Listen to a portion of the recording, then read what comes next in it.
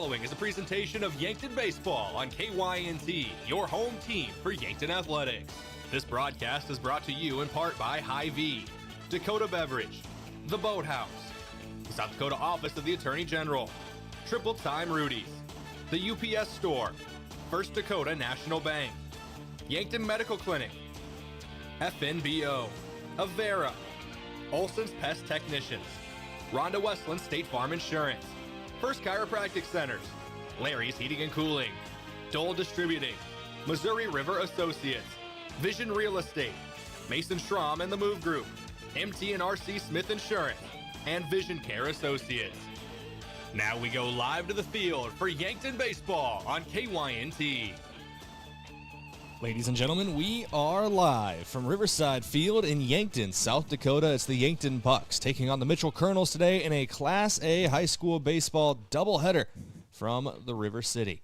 I'm Brayden Butler, joined by Josh Boelter, as always, here on the broadcast. It wasn't originally scheduled that way, but these games were originally scheduled for last night, moved to today, and we get to work together again. It was going to be Tell Tanner in my place when they originally scheduled these games, but no, kick Tell to the curb. No, I'm kidding. Tell does a great job. You'll hear him for Mount Marty games coming up later this week as well. But, you know, it's just nice to be out here again at Riverside Field. Is that why I saw Tell at the curb the other day? No, I'm just kidding. Yeah. No, it ended up working out better weather-wise to play today, and so now we're going to get some beautiful Sunday afternoon matinee baseball. Yeah, high in the upper 50s, low 60s, depending on who you ask and which weather service you believe. The weatherman is never right, nor is he wrong. He just kind of is there. So we'll figure it out as we go along. Wind's pretty calm as I was setting things up with the camera out in center field. It does look like it's blowing a little harder now, so we'll see how that affects things today from Riverside Field here in Yankton. You are listening and watching the Hy-Vee pregame show. Hy-Vee with his helpful smile in every aisle. Today's broadcast live on KYNT 102.1 FM, AM 1450. Also audio streaming live on KYNT1450.com. And we're streaming video over KYNTV. That's on YouTube, on Facebook, or on the KYNTV app. Also online at KYNTV.com. Josh, expecting some fun games today between Yankton and Mitchell. Yeah, this is one of those looking two teams that, as it stands, are towards the top of the class here, kind of separate here, you know, where you start kind of I don't want to say thin out the herd, but kind of maybe starting to separate things from the pack, depending on what happens today. So going to be some fun games and two teams off to good starts. The cream rises to the top, Josh. Remember that. Macho Man Randy Savage. Oh, yeah. Oh, yeah. But I digress. This is a Hy-Vee pregame show once again. We're live from the broadcast booth, courtesy of the Fairfield by Marriott and Holiday Inn Express in Yankton. Get great rates and flexible reservation changes by calling either hotel direct. Going to take our first break here of the pregame show, but before we go, thank you to some of our sportscaster partners, including America's Best Realty. If you're ready to stop renting and start owning, whether you're looking to upgrade or buy your first home, America's Best Realty is here to help you unlock the American dream. Call them today at 260-1600. And Elwood Family Dental Care, where they take care of the entire family and are always welcoming new patients. We're coming back in a couple minutes. We'll start breaking down how these two teams look so far in their seasons. That's coming up in a couple minutes. This is Yankton Bucks Baseball, KYNT, KYNTV. Looking for the perfect pair of glasses? At Vision Care Associates, we've got you covered. Step into our showroom and discover our vast selection from timeless classics to the latest trends. With several styles to choose from, you're sure to find the perfect match for your look. Experience personalized service and expert care, whether you need help finding the right frame or adjusting your new glasses for the perfect fit. Vision Care Associates, where the health of your eyes comes first. Save time when you shop online with Hy-Vee. Hy-Vee makes it easy to order groceries online through our app or Hy-Vee.com. Pickup is always free. And if you have a Perks Plus membership, you get free delivery and free express pickup. Shop online with Hy-Vee and you can create and save grocery lists, shop the sales, and get fuel savers. Talk about convenience. Order groceries online today. Check out Hy-Vee.com or download the Hy-Vee app. Ready to build your next project, but can't get anyone to show up or even give you a quote? Call John Kopp, owner of Kopp Building Innovations. He will show up and he will make sure you are happy with your project. Trust in Kopp Building Innovations. KBI is an authorized WIC builder offering custom solutions. Whether you need a residential garage, an agricultural pole barn, or a commercial building, we will work with you. For more information or to get a quote, visit copbuildings.com. Spring is here and the games are just getting started. From baseball season in full swing to NHL and even golf, At the Bar has it all on. Add in local matchups and more, and there's always a game worth watching. With TVs everywhere and a welcoming hometown feel, it's the perfect place to kick back and enjoy the game. So bring your friends, settle in, and be part of the crowd, where every cheer feels a little louder and every moment a little better together. You can watch the game anywhere, but the real fans gather at the bar in downtown Yankton. Midwest Insurance Agency in Yankton is a proud supporter of the Yankton Bucks and Gazelles. Hi, this is Whitney Devine. If you're looking for protection that fits your life, call me or Travis. We make coverage simple. Whether it's your home, car, or farm, we take time to understand your needs and find the right plan at the right price. You'll get personal service, trusted advice, and peace of mind knowing we're right here in Yankton.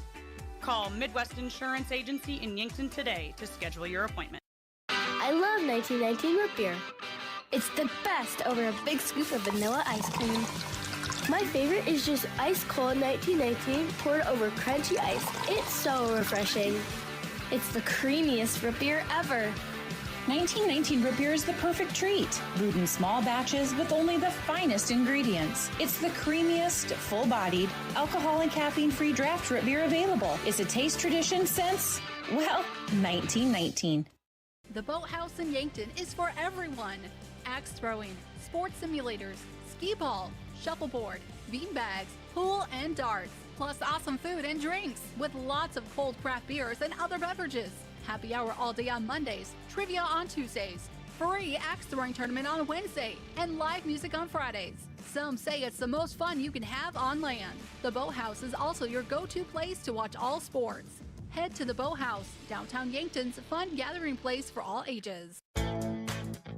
Being wiser means peace of mind, especially when it comes to your home's comfort. Today's heating and cooling systems are advanced with technology designed to work smarter. Peace of mind means knowing the company you call understands that technology and has the experience to get it right. For nearly 80 years, Kaiser Heating and Cooling has been trusted with knowledgeable technicians and a commitment to doing the job right. So be the wiser and go with Kaiser Heating and Cooling of Yankton. Inheritance, romance, and investment scams continue to plague South Dakotans with high dollar amount losses. They prey on vulnerable adults and swindle consumers out of their funds. Scammers befriend the victim, making it difficult for them to see the reality of what's happening. If you have a loved one susceptible to this type of scam, sit down and talk with them about these issues before it happens to them. If you or a loved one have been scammed in this manner, please reach out to the South Dakota Office of Attorney General's Consumer Protection Division at 800-300-1986. What if your next big adventure isn't out there on the road? What if it's already waiting right at home? That kitchen you've been dreaming of, extra room to grow, or the family trip you've pictured long ago. Your home's equity can fuel it all. When your plans become a must, Explorers Credit Union. Built steady, built for us. Insured by NCUA. Call 800-491-4309 and put your equity to work for you today.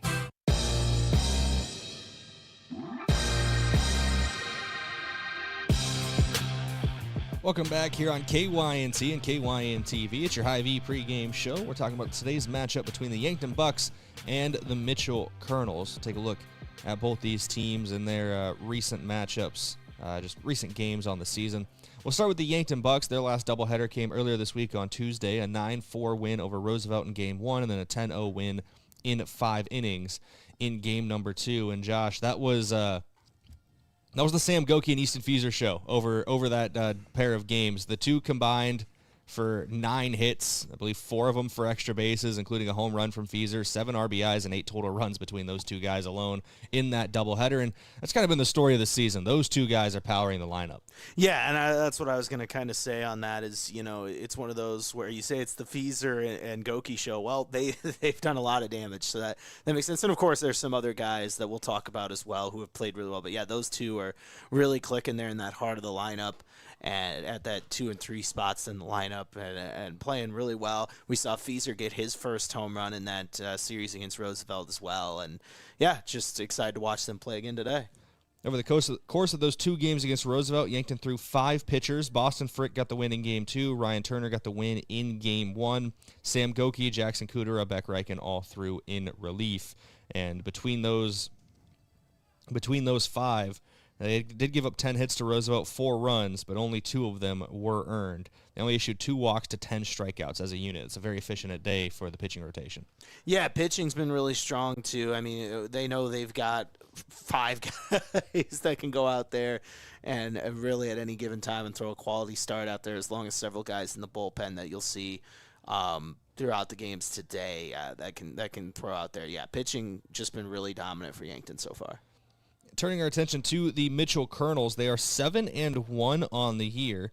Their only loss coming in a 4-0 shutout to O'Gorman last Tuesday. They did play games recently, back on Thursday. So it's been 3 games in the same amount of time. It took Yankton to play 2, but also a couple on Thursday. We'll see how that affects the pitching rotation for Mitchell. Last 2 games for the Kernels, 5-1 win over Huron and then a 2-1 win over Huron to sweep that doubleheader with the Tigers. So that is a similar opponent. Yankton hasn't played O'Gorman yet, but obviously did have a doubleheader sweep over Huron earlier this season for Yankton. So we'll see what today has in store for the Mitchell and what they bring to the table. Yeah, obviously, pitching looked really good earlier this week. We'll see what they, like you said, they bring today on the bump against Yankton, a team that, once again, trying to separate themselves towards the top here in the class. And Yankton, they've been impressive offensively this season, but it still feels like there's parts that there's a couple guys in the lineup, and Coach Lawrence even mentioned it in our post-game last time, that still are just a little bit of a slump to start the season. He's got confidence that his guys are going to figure it out, and I have no reason not to believe him. It's usually some guys who are struggling at the plate right now are traditionally very good hitters for this Yankton squad. So we'll see if today can be a day for a turning point for some of those guys and just the lineup as a whole as they try to keep things going. Yeah, and that's something they're looking for. But I also look at it as I've noticed a lot of Yankton games so far, when they score, it's kind of coming in bursts, where like you take the last set against Roosevelt, they score 7 runs in that last inning. Earlier in the year against Pierre, they score, I think it was 4 or 5 in the first inning, and then kind of go quiet the rest of the game. So it's one of those, I think they're just going to kind of look for a little more consistency across instead of some of those giant outbursts, which they'll take those too. But I think they want maybe a couple decent innings in there in between some of those bursts as well. Old saying, beggars can't be choosers, but Yankton doesn't want to have to beg. They want that consistency like you talked about, Josh. Let's go to our sportscaster partners who help make this broadcast possible real quick before going back to break, including Kaiser Heating and Cooling. When it comes to heating and cooling, be the wiser and go with Kaiser. That's Kaiser Heating and Cooling of Yankton. They're at 808 West 23rd Street. And thank you to Explorers Credit Union. They serve Northeast Nebraska and Southeast South Dakota. Discover the difference with them at explorerscu.com. We're coming back in a couple minutes. We're taking a look at the Class A standings for the South Dakota High School Baseball Association. Back after this break on KYNT, KYN-TV. There's a difference when a convenience store is locally owned, and you feel it the moment you stop at Triple Time Rudy's. You'll get great quality fuel to keep you on the move, plus local and regional favorites like Dimmick Cheese and premium meats from the Kaler and Renner Lockers. It's the kind of place that's convenient and connected to your community. Conveniently located at 17th and Broadway, Triple Time Rudy's, fueling your day, fueling your community. Recently, a woman came into the UPS store to make some color copies for a project. As we were finishing up, she asked if we could help her design and print graduation announcements for her daughter. The answer? Of course we can! At the UPS store in Yankton, we've been helping families with everything from basic copies to beautifully customized graduation announcements. Come see us at the UPS store in Yankton today and let us help make your special occasions even more memorable. Is it the competition that keeps bringing you back? The long-standing rivalries? Or is it seeing friends again and cheering on your favorite team? At First Dakota, we're here for it all. We appreciate the fans, the players, the coaches and officials, the concessions crew. The shared community experience is part of what makes life here great, and we're here for it. See you at the game. First Dakota National Bank, member FDIC. Life doesn't slow down for injuries, and neither should your care. With Yankton Medical Clinic Orthopedic Walk-In Care, you can be seen quickly, Monday through Friday from 8 to 5. No referrals, no long waits, just experienced, highly trained surgeons ready to help you heal and get back to what you love. And because we live right here in Yankton, your care stays close to home. I'm Dr. Jeremy Kudera, orthopedic surgeon with Yankton Medical Clinic. I'm proud to call Yankton home. We're your orthopedic team, and we're here for you. Your money's valuable, but so is your time. FNBO free checking helps you save on both. Bank online and tap to pay means more time back in your day. No monthly fees means more for you to enjoy. More for lattes, takeout, and tickets to the show. More time for the party, friends, and a new adventure. No fees, no hassles. FNBO free checking. One that's free. One with more room for the good stuff. Learn more at fnbo.com/free checking. Member FDIC. In Yankton, community means everything, and at Wilson Trailer, it's the heart of what they do. They're more than manufacturers, they're your neighbors. From sponsoring the Bucks and Gazelles to supporting the next generation of farmers and builders, they're proud to give back to the place they call home. For over a century, Wilson Trailer has stood strong, steady, and rooted in community. Because when Yankton thrives, we all move forward. Wilson Trailer in Yankton. Learn more at wilsontrailer.com. Are you on track to retire? I'm Adam Boelter, a certified financial planner with Vantage Financial, born and raised in Yankton, South Dakota. My team and I pride ourselves on building trust through clear, honest advice tailored to your unique goals. From retirement planning to smart tax strategies, we'll create a personalized plan to help you feel confident and secure about your financial future. Visit vfplanning.com or search Adam Boelter, Vantage Financial, to schedule a 15-minute call today. Vantage Financial Partners is a registered investment advisor. SEC registration does not constitute an endorsement of Vantage by the SEC, nor does it indicate that Vantage has attained a particular level of skill or ability. If you want a job where your work matters, you belong at Avera. Here, we've invested in our workforce because every Avera team member drives our health ministry forward, making a difference in lives and communities every day. We offer competitive pay, great health insurance, and even career opportunities. We're putting people first, including you. Search for local job openings and apply at avera.org/careers. In nearly every family's lineage, there's a tie to agriculture. It's a legacy reflected in how we raise our kids, help our neighbors, and respect what we have. Farmers Union Insurance was built on that legacy. And while our roots are in agriculture, our protection has grown to include home, auto, business, health, and life. Protect your legacy. Farmers Union Insurance. Have a craving for wings or delicious burgers or pivo fries? Come sink your teeth into the mouth-watering burgers and wings at Checkers Sports Bar and Grill in Yankton. With a menu that's flavor frenzy, there's something for every fan. Grab your friends, bring your family, and head down to Checkers. Checkers Sports Bar and Grill is Yankton's favorite spot for food, friends, and sports. Open Tuesday through Sunday. Your game days belong at Checkers.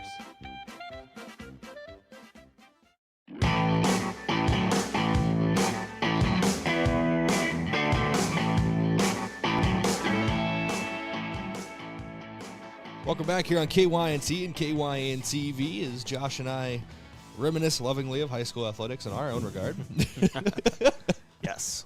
But that's one way to put it, yeah. That's exactly what we were doing. Don't look into it too much. But anyway, we're going to get back to things here for your pregame show, courtesy of Hy-Vee, where there's a helpful smile in every aisle. It's time for your standings review, courtesy of Rhonda Westland State Farm Insurance. Let Rhonda review your current home, auto, or life insurance. See if she can help you save some money. That's Rhonda Westland State Farm. Josh, we got a battle of 4 against 5 in the Class A standings right now. Yankton 4th at 8-0. Mitchell 5th at 4-1. Only 1/10 of a seed point separates these two teams. It's South Dakota baseball's Class A equivalent of the Lakers and Rockets last night. And hopefully Yankton today is the Lakers based on last night's results. But yeah, two teams towards the top end of the standings here to start the season. And once again, this is just about separating from the pack and finding a way to continue to climb up those standings as we get closer to the state tournament and regionals and whatnot. So who's going to be the Luke Kennard of the day?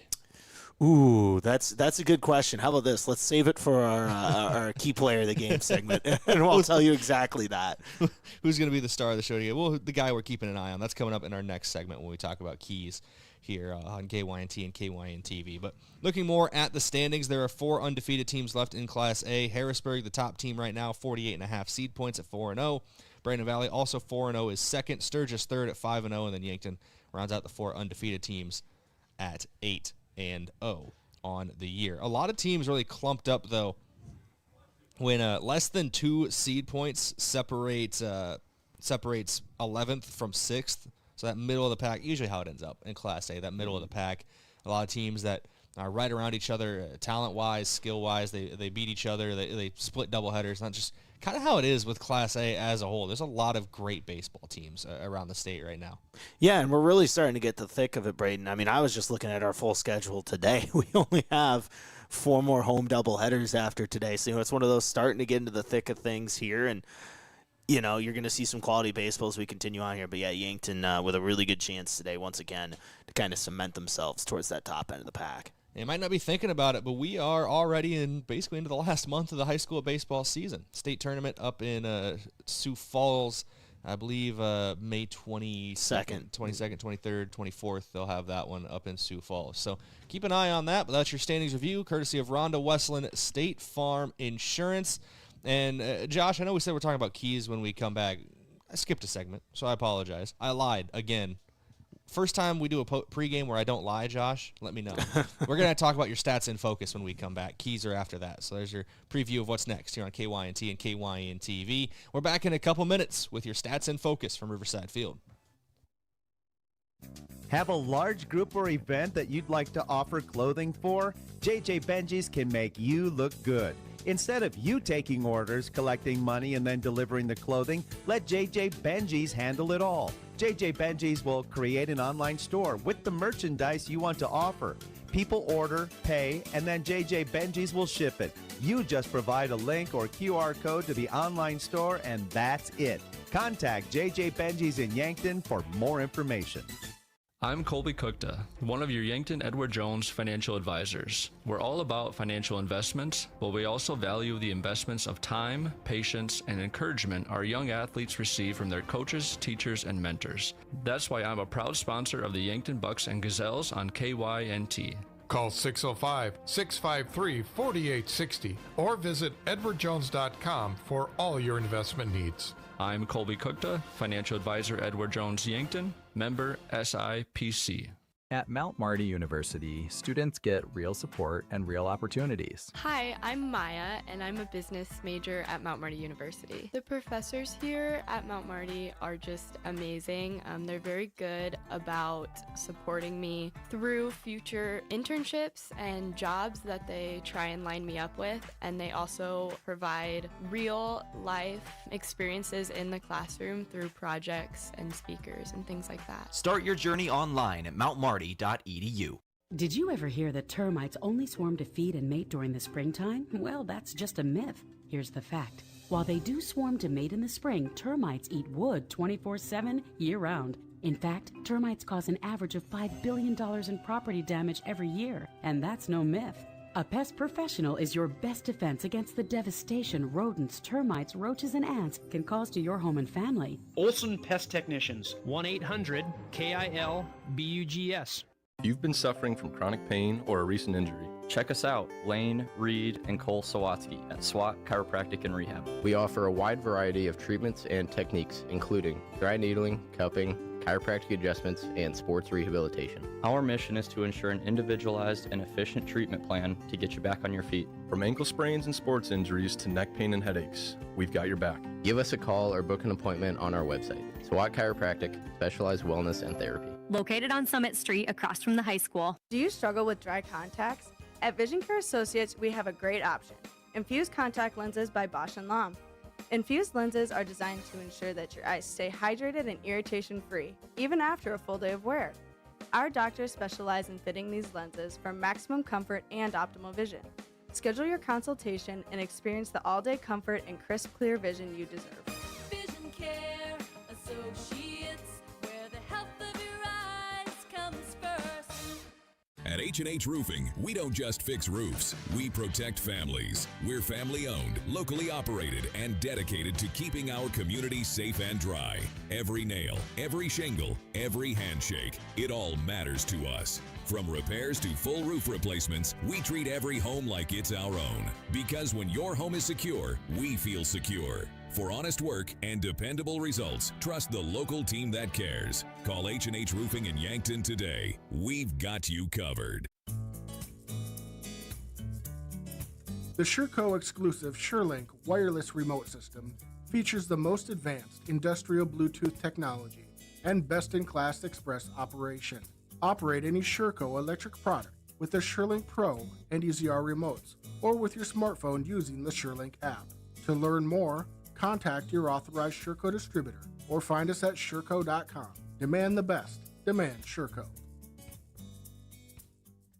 When you make the right decision, it feels good. Like picking the perfect accent rug or choosing a good night's sleep over an all-night crime show binge. It feels really good to make the right insurance decision too. That's why State Farm agent Rhonda Westland is right here in Yankton to help you select the right protection at the right price. Rhonda will make sure you understand your State Farm coverages so you'll know what to expect if the unexpected happens. With State Farm agent Rhonda Westland, it's easy to make the right choice. Just call her. When you want the real deal, like a good neighbor, State Farm is there.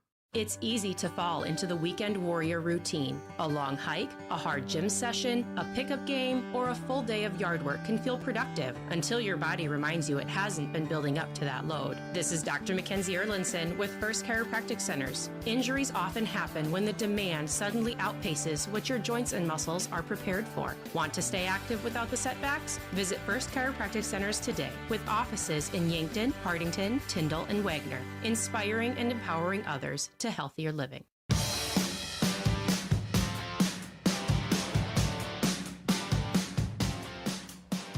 Welcome back here on KYNT and KYN TV. It's time to look at your stats in focus, courtesy of Vision Care Associates, where the health of your eyes comes first. You can see them on your screen if you're, some of them on screen if you're watching on KYN TV. But Josh, just looking at like the team total stats for batting and pitching, how's Yankton been looking here early in the year? Yeah, things are looking healthy. I mean, starting with the bats. I mean, they're hitting 278 as a team. That's pretty good right there. An on-base percentage of 444, OPS at 800. All numbers you want to see. They're also doing a good job drawing walks at 50 on the season. 24 stolen bases on the season as well. That's at 92%. A stolen base success rate this season, only caught twice on the base path. So offensively looking really good, and honestly the pitching's looking just as good. They've got a team ERA of 1.23 this season. I mean, that's impressive right there. You look at it, 56 strikeouts as a team, only giving up 9 earned runs in 8 games. So, I think they're doing something right there. 13 runs total. So, yeah, overall, just the numbers looking good, but you should expect that from a team that's 8-0. And look at it, some of the individual stats as well. Easton Fieser really carrying the torch for the Yankton Bats. Just under a 520 batting average, a 1.432 OPS, which is on base plus slugging for those at home. 14 hits, and of those 14 hits, 6 of them for extra bases, including 4 doubles, a triple, and a home run, and a team-high 13 RBIs. All the stats I just listed for him are team highs. He leads the team in batting average, OPS, slugging, hitting, doubles, triples, home runs, total extra base hits, and RBIs. Just a fantastic season for him so far this year. Carter Boomsma, another guy to keep an eye on when he's on the base pads, especially. A team-high 8 steals. A third of Yankton's stolen bases this season belong to Carter Boomsma.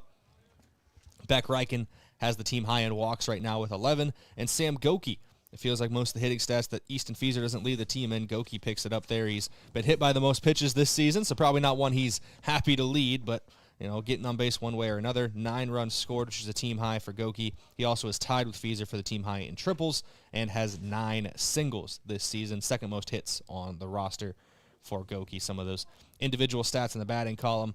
And looking at the pitching side of things, I guess it's an easy way to transition into the starter today for Yankton in game number 1. Beck Reichen will get the start on the mound as we take a look at his individual stats, if you got him, Josh. Yeah, he's making his 4th appearance today, his 2nd start on the season. Has not given up an earned run yet, only 1 run total. Also had a save throughout the season so far, and that's in 10 innings of work, once again, over 3 games. So Beck Reichen, just like the rest of the staff, has been great to start. 10 strikeouts to 2 walks as well for Beck Reichen, so very efficient there. A 0 ERA with no earned runs allowed, a .9 whip, which is walks plus hits per innings pitched, and a 194 batting average against. He's pitched incredibly well this season, but Yankees pitching staff as a whole hasn't really found themselves in too many bad spots early on in the year. Right. They've been great, and, they've had some tight jams, but they've been able to battle out of those spots in certain moments, and are looking to do that again today. But, yeah, pitching, has just been on point so far this season. We're going to go back to break, come back in a couple minutes. We'll have your keys to the game and your key player today from Riverside Field. This is Yankton Bucks Baseball, KYNT, KYNTV. The sky is falling. The sky is falling. Hi, this is Larry from Larry's Heating and Cooling. No, the sky isn't falling, but the price of central air conditioners are. Get a new 2-ton Lennox or Carrier Central Air with a new thermostat for only $39.90, or a Lennox gas furnace for as little as $29.95. Or if you want to get both, we'll do the insane and take another $500 off. Installed Lennox or Carrier system for as little as $64.85. Financing available? Call us for a free estimate. I am John Marquardt, and I'm running for District 18 State Representative. I'm currently chair of the Yankton County Commission. I was born and raised in rural South Dakota and have an ag business background. I am a conservative that fights to keep taxes low, supports law enforcement, and I'll look out for the best interests of District 18. Vote for John Marquardt for District 18 State Representative in the Republican primary, paid for by friends of John Marquardt. Yankton fans, every drive, every rebound, and every fast break lights up the gym, and Sparkling Ice is here to keep that game day spirit buzzing. With bold fruit flavors, zero sugar, and a cool burst of refreshment, it's the perfect companion whether you're in the stands or celebrating a big win on the way home. Fuel the roar of the crowd and the rhythm of the court with Sparkling Ice. Grab yours today and cheer on the Bucks and Gazelles all season long. Sparkling Ice, flavor that plays hard. At Elwood Family Dental Care, they believe you should understand your dental health, not just receive it. They'll show you your x-rays and photos, explain the why behind any treatment, and make sure you feel confident about your care. And if you have dental insurance, it's a good time to use it. New patient exams and x-rays are often covered at 100%. Learn more at elwoodfamilydentalcare.com, where they take care of the entire family. Ever have one of those days? Your car breaks down, your dog decides your couch is a chew toy, and oh yeah, a tree falls on your roof. Don't worry, Missouri River Associates has you covered. Auto, home, pet mishaps, we're here for all of life's little oops moments. Call 665-6885 for your free quote, because life happens, and we're ready for it. Are you looking to buy or sell a home but not sure where to start? I'm Deb Speck with Vision Real Estate, and I'm here to guide you every step of the way. With 20 years of experience and a passion for finding the perfect match, I'll work hard for you, answer all your questions along the way, and make it stress-free. Call me at 605-664-5555, and let's get moving. If it's time to review the look of the signage of your business, let Mayor Signs help. They offer all types of signs, including exterior and interior signage, fleet wraps, digital signs, and much more. They also do logo creation and vehicle wraps. Their technicians arrive on site fully equipped to get the installation done with quality workmanship. With the latest tools and technology, Mayor Signs provides high-quality installation service for any sign. Contact Mayor Signs today on 4th and Broadway in Yankton. Moody Motors in Niobrara has done it again.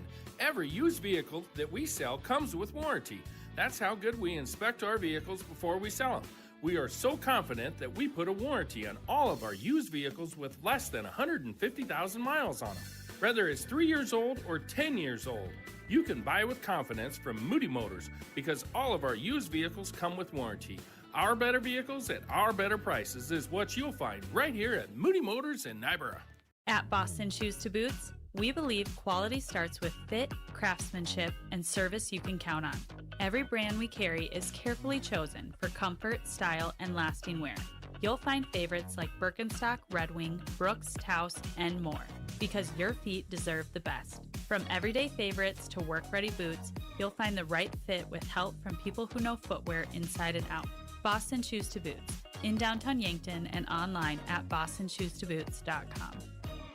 Play here, live here. If you vacation in Yankton and love to boat, tube, or fish in our lakes and river, you already know what makes this place special. But here's something to think about. Everything you love about visiting Yankton, you could enjoy more often by moving here. Yankton has plenty of jobs, a great school system, and health care. And it's a community that's safe, friendly, and welcoming. So next time you vacation in Yankton, why not stay a little longer and make it your home? Learn more at visityanktonsd.com. Welcome back here on KYNT and KYNTV. It's your pregame show courtesy of Hy-Vee with a hopeful smile in every aisle. Get things rolling with your keys to the game now, courtesy of Vision Real Estate, where their focus is always on you. And Josh, first and foremost, base running always going to be important for Yankton with how aggressive they are on the base paths, limiting extra bases to their opponents, whether that's good throws from the outfield or just keeping the ball on the ground from their pitchers, and of course bringing runners home. It feels like at times Yankton's left quite a few runners on base. It hasn't really bit them yet, but that's something I know Drew Lawrence wants to bring those runners home, especially from scoring positions. Yeah, and really, Brayden, I think what you just described there is the regular Yankton win, right? You know, they want to play good defense, and they want to take advantage on the base paths when they can. I mean, we talked about it. They've stole 24 bases on 26 attempts so far this year at 92%. At a stolen base success rate this season. So, you know, they want to take advantage of that. And really, when they have been able to do that, put some pressure on the pitchers and walk away with victories. And now, speaking of stolen bases, that leads perfectly into our key player of the game. He's the team leader in stolen bases, and Carter Boomsma, the left fielder today. He's elite. He has some elite speed. He's a smart runner, and he's got excellent defensive range out in the outfield as well. On the season, a .412 batting average and a team-high 8 stolen bases. Yeah, and, you know, and if I were some of the other guys in that team, like, hey, you might have the most bases, but you got caught one time, right? he is one of the catch. He's one of the two. But, no, I mean, he's been awesome this year, Brayden. He's seeing the ball well, hitting well. You talked about a .412 batting average, 5 RBIs, and like you said, those stolen bases at 8 leads the team, and really just had a great start to his season. Yeah, Carter Boomsma, expecting another good performance from him today. While we're here, Josh, I don't want to put you on the spot. We'll talk about starting lineups as well, courtesy of First Chiropractic Centers, making life better one adjustment at a time. And, Josh, if you're ready for either of them, just let me know, and you can go ahead and take it away. Yeah, let's start with the hometown boys today, hear how Yankton will take the field today. Over at first, Easton Fieser. At second base today, Brett Taggart. At third is Sam Goki. Over at short, Jackson Kudra. In left field, Carter Boomsma. At center, Tate Bestie. And over in right field, Brennan Gilmore. Behind the plate today, Gavin Johnson. And on the bump, Beck Reichen. That's traditionally basically how they set up. Usually when Beck's stepping away from the shortstop spot, Jackson Kudra comes in. Slight change on the right side of the field. Brennan Gilmore goes from playing second base recently now to right field. Brett Taggart comes in from right field to play second base. How will Mitchell come to the plate here as we get things rolling on the top of the first? Yeah, taking a look at their lineup, batting first is the center fielder, Carter McCormick. Batting second, the designated hitter, Brennan Penn. At batting third and playing over in left, it's Jackson Hartman. Batting in the cleanup spot and playing right field is Caden Allen. Batting fifth over at the hot corner today is Lincoln Bottom. Batting sixth and playing shortstop, Stratton Forst. Batting seventh and playing catcher today, Baylor Christensen. Batting eighth over at first base is Cannon Moeller, and then batting ninth and playing second, Ian Weber. So your starting lineups, once again, courtesy of First Chiropractic Centers. I want to give a thank you to our umpires of the game as well. They are brought to you by the South Dakota Office of the Attorney General. They're the law on the diamond. We're going to go to break for the national anthem. Come back in a couple minutes here on KYNT. Car troubles never happen at a convenient time. Whether you find yourself with a flat tire, dead battery, breakdown, or in an accident, call Gary's Towing. They've been helping drivers in the Yankton area for over 50 years with light, medium, and heavy towing. Family-owned and operated Gary's Towing is the name you can count on, day or night. Call Gary, Mike, or Mason at 605-665-4351. Gary's Towing, where experience means reliability. Finding water in your basement is never good. But if you do, you should call FloorTech Cleaning and Restoration. They clean it up and fix the damage the right way. The sooner you call, the better. For water damage cleanup and restoration, trust FloorTech. Available 24/7 and proudly serving Yankton, Mitchell, Norfolk, Sioux Falls, and beyond. If your home or floor is wet, call FloorTech. Imagine paid vacation, sick leave, holidays, and full medical coverage the moment you start a new job. Plus, quarterly profit sharing, 5% 401k match, and a company-paid retirement plan. your first day on the job. With Parker of Yankton, you don't have to imagine, because all these benefits begin day one. We are hiring assemblers, material handlers, and line operation techs for both shifts. Don't mind working nights? Enjoy a pay differential of $235. If you're looking to upgrade your career and have day one benefits, apply today at parker.com. Parker, engineering your success. Small businesses are the backbone of our community. CoreTrust helps your business thrive with checking, online bill pay, small business loans, credit card processing, local approval and support for government grants and loans, investments to grow your hard-earned assets, and insurance to protect them. All from CoreTrust, the community bank that's right down the street and everywhere you want us to be. Visit CoreTrustBank.com today. Member FDIC. Introducing the all-new Glow Vitality Bar at Glow Aesthetics Med Spa. Quick, effective in-office injections and IV therapies designed to support energy, immunity, recovery, and overall wellness in minutes. From NAD Plus and glutathione for cellular support and glow to B complex boosts, hydration drips, and fast-acting nausea or pain relief. We make feeling better simple and convenient. Need a quick energy reset, recovering from travel or a long week? It's time to glow. Glow Vitality Bar at Glow Aesthetics Med Spa.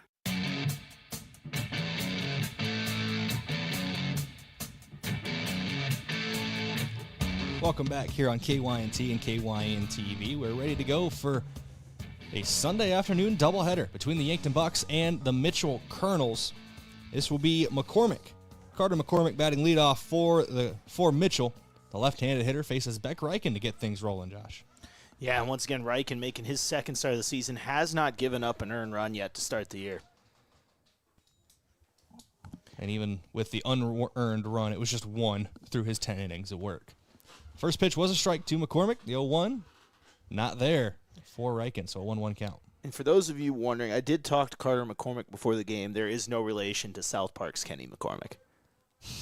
You looked at me like you had no idea where I was going with that either. I love it. I was really confused. I'm like, you're like, no, you didn't. I haven't seen you leave this booth since we got here. 2-1 count to McCormick. New record for fastest trip off the rails after first pitch. 2 pitches.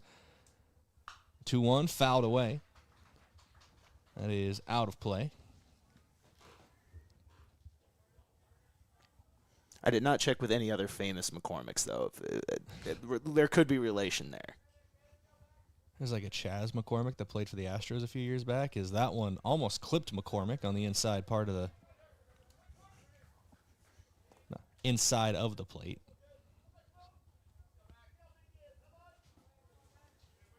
Payoff pitch coming from Reichen. McCormick pops this one up. It's playable. In foul territory, Goki's going to shade underneath of it near the third base bag and glove it for out number 1.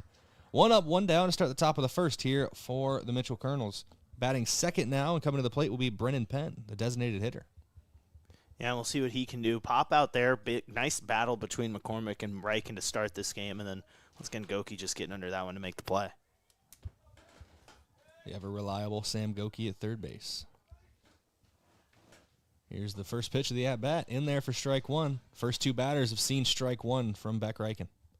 Yeah, and it really can, Brayden, set the tone for an at-bat there if you're able to attack early and throw strikes like Reichen has early on. 0-1 outside for a ball. Make it a 1-1 count now. Gavin Johnson, ever present behind the plate. Stop that one from getting by through the left-handed batter's box. 1-1 into right field near the foul line, and it will drop for a base knock. Brennan Gilmore slides down to a knee to get it. A 1-out single for Mitchell here. Brennan Penn on first. That's going to bring Jackson Hartman to the plate with 1 down. Yeah, and just there, looking at Penn, just able to put that one in play, and it gets down. Nice hit to start his afternoon. Now we'll see if Mitchell can capitalize here in the first. Keep forgetting to invest in sunglasses, Josh. See, as a man who wears glasses literally all the time and needs them to drive, sunglasses have just been a thing that I have not been able to use really since middle school when I got glasses. I just grow up and have good vision. I wish. That was the plan. It didn't work out for me. Us Boelters are, if you look down the line, glasses. My mom's side of the family, though, not really. So you can tell which side I took after. It's an 0-1 count from Beck Reichen after the first pitch was a strike to the 3-hitter, Jackson Hartman, left fielder. The 0-1 home. in there for strike 2. Yeah, something that probably is an irrelevant thing, but still kind of fun to look at. Their outfield, 3 out of their first 4 hitters here for Mitchell today. It is funny how that works. Sometimes I like looking at that where I'm like, the whole outfield was the first 3 batters or 3 out of the first 4 or whatever. 0-2 fouled into the net. So we'll do it again with another 0-2 count from Riken here. 1 down in the inning after the 1-out knock from Penn. Caden Allen, the right fielder in the on-deck circle, would round out the run of outfielders we've seen to start things off. And Penn is the designated hitter, so an off-fielder, I guess. I don't know. Making up words as we go along. The 0-2 doesn't hit the zone. Ball 1 here from Riken.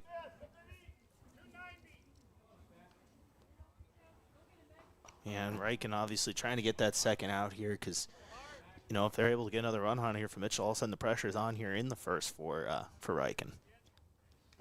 Here's the 1-2 home. Half-hearted cut. He held up. Didn't go around. They appeal down. No. Say he didn't break the plane. It was close, but Hartman held up in time. Ball 2. 2-2 count now from Riken. Got to stay switched on the plate even when a call doesn't go your way.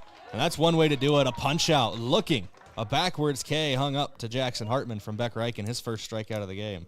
Yeah, nice spot there from Beck Riken. He gives the hit up, and how does he respond? By striking out the 3-hole batter there in Hartman. Now just 1 out away from getting out of the top of the first.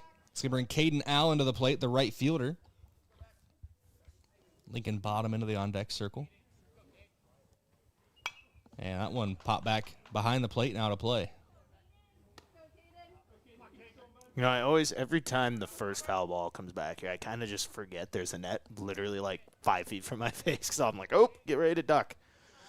I can't remember which major league team it was as the 0-1 is grounded to the shortstop. Kudera backhands it deep in the hole, lost his footings. He was trying to throw it. And the runner taking off from second to third, throw over to third. They got him on the tag. Out at third to end the inning, trying to stretch it. Yankton able to end things here in the top of the first. 3 outs, 1 runner technically gets left on base, and no runs come across. We go to the bottom of the first here on KYNT and KYN-TV in a 0-0 ball game. We're back in 1 minute from Riverside Field. Buying a home isn't just about real estate. It's about investing in yourself. At the Move Group, we believe the best time to buy is when it makes sense for you. Our expert agents put people before transactions, meaning we listen first, provide honest guidance, and help you make a confident decision. No pressure, no gimmicks. Markets change, but the right home is about more than just numbers. It's about finding the right fit for your life and your future. When you're ready, we're here to help. Contact the Move Group today. Loading the kids in the car, brokering peace in the back seat, mastering the snack handoff without even looking. Why are simple things sometimes so complicated? Thankfully, with auto owners, insurance doesn't have to be one of them. We work with independent agents who keep insurance simple, so you can worry about more important things, like figuring out what's growing in that cup holder. That's simple human sense. Don't gamble. Insure with MT and RC Smith Insurance in Yankton, your independent agent for home, business, auto, life, and bonds. Visit mtrcsmithinsurance.com. FM 1021 and AM 1450. KYNT. Yankton.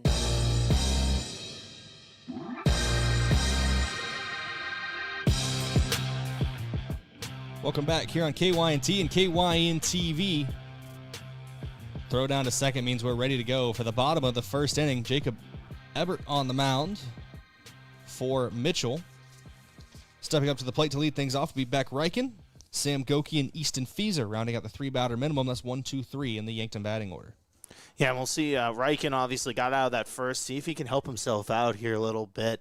Obviously looking to get the bat going. Only 1 hit so far, but at the same time, a healthy on-base percentage at almost 400 at 395. Ebert goes into the windup for the opening pitch of the bottom of the first. In there for strike 1. Missed it in the top of the first, but your opening pitch courtesy of the Boathouse. The Boathouse in Yankton offers axe throwing, mini bowling, darts, pool, and more. Plus, of course, all the TVs to watch all sports. 0-2 count here to Riken to lead things off. Ebert not wasting pitches out of the gate. Some batters like to take some time and get a feel for a pitcher, and Ebert taking advantage of that here. Yeah, attacking early here on Yankton's leadoff man. Like you said, already down 0-2 in the count. That one outside for a ball. 1-2 count now to Riken.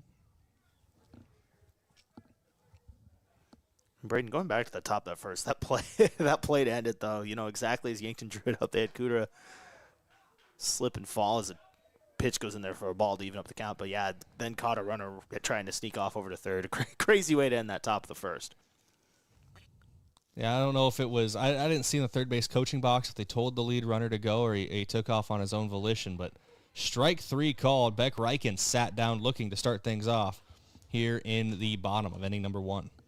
Yeah, and once again, his struggles at the plate kind of continue. He's going to figure out at some point, but just so far to this point, not really able to get anything going with the bat.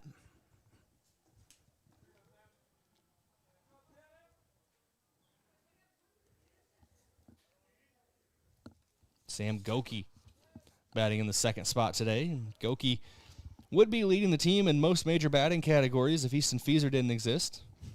Yeah, hitting .478 to start the year, Brayden. He's been just as good as we expected this year. He is the reigning Class A Player of the Year. That's something that Coach Lawrence, when we talked preseason, mentioned. It's rare you get to bring the Class A Player of the Year back into your lineup. It's traditionally, not traditionally, but it tends to be a senior-heavy award. So 1-2 count now to Sam Goki as the third pitch of the at-bat's in there for strike 2.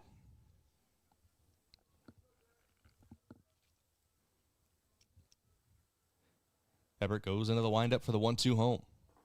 Bounces that one off the dish. It's a 2-2 count now to Yankton's third baseman. What I like so far, though, Brayden, from these Yankton at-bats with both Goki and Riken is they've forced a good amount of pitches here on Everett these first couple at-bats. This one poked into right field. That'll be a base hit. A one-out single for Sam Goki. Mirrors what Mitchell did in the top of the first inning. It was a one-out single for Brennan Penn. We'll see if Yankton can take advantage of the base runner here with Easton Fieser stepping to the plate, and he does lead the team in average, OPS, slugging, hits, extra base hits, home runs, RBIs, and I think that's it. I ask you this every broadcast. Is that good? Yeah, he's been awesome this year, but shout out to Sam Goki there. Just puts one in play and slaps it out to right field, and all of a sudden a runner on here for Easton Fieser. That's a good two-strike piece of hitting, too, as Fieser takes strike 1. You're not really looking for one of the power gaps. You're trying just to get on base at that point, especially with nobody out there to really drive home. Here's the 0-1 to Fieser. Outside for a ball. Fieser, the first lefty that Everett has faced today. And one thing, some of my favorite hitters to watch with two strikes, talking about the pros. I mean, they're former Cubs and Yankees, both Rizzo and Cody Bellinger.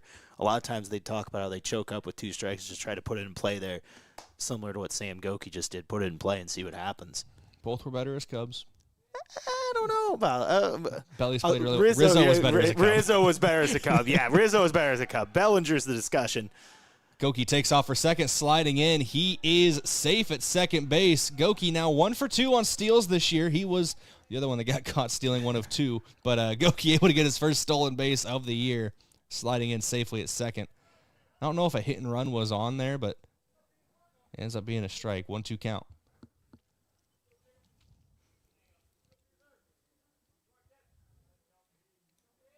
Everett comes set, taking a look at Goki on second base. First time a runner's been in scoring position today as Fieser sends this one foul into the left field bullpen. Yeah, obviously looking to bring Goki home here, but Yankton with a runner in scoring position. We'll see what Fieser can do.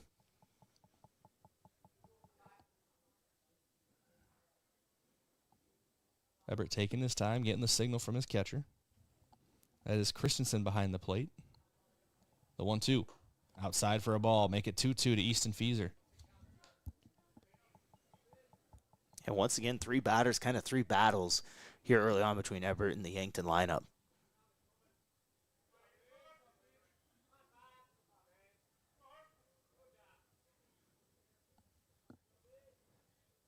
Everett comes set for the 2-2 home. And Fieser fouls that one off down the first base line. We'll redo it.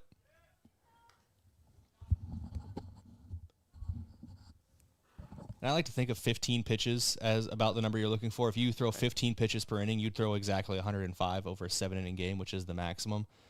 With 1 out, Everett already over the 15-pitch mark here in the first inning. So Yankton has been working these counts like you said multiple times, Josh. And, and that's good for not just the batters we've seen so far, but the ones that are coming up. They can kind of see what this guy's offering.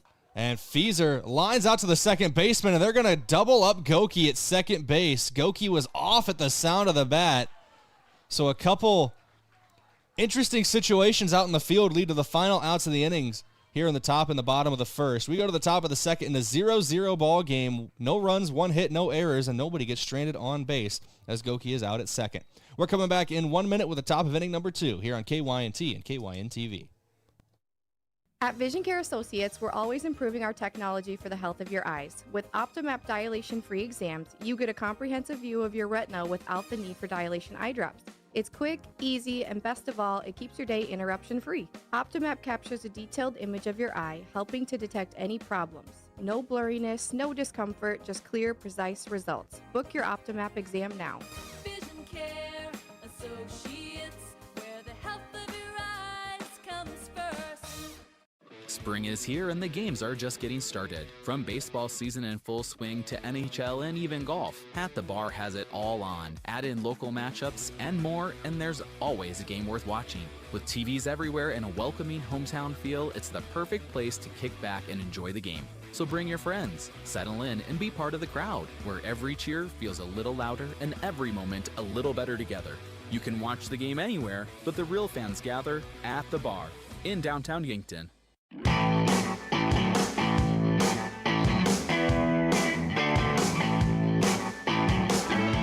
Welcome back here on KYNT. KYN-TV is the top of inning number 2. Throw down to second. We're ready to go.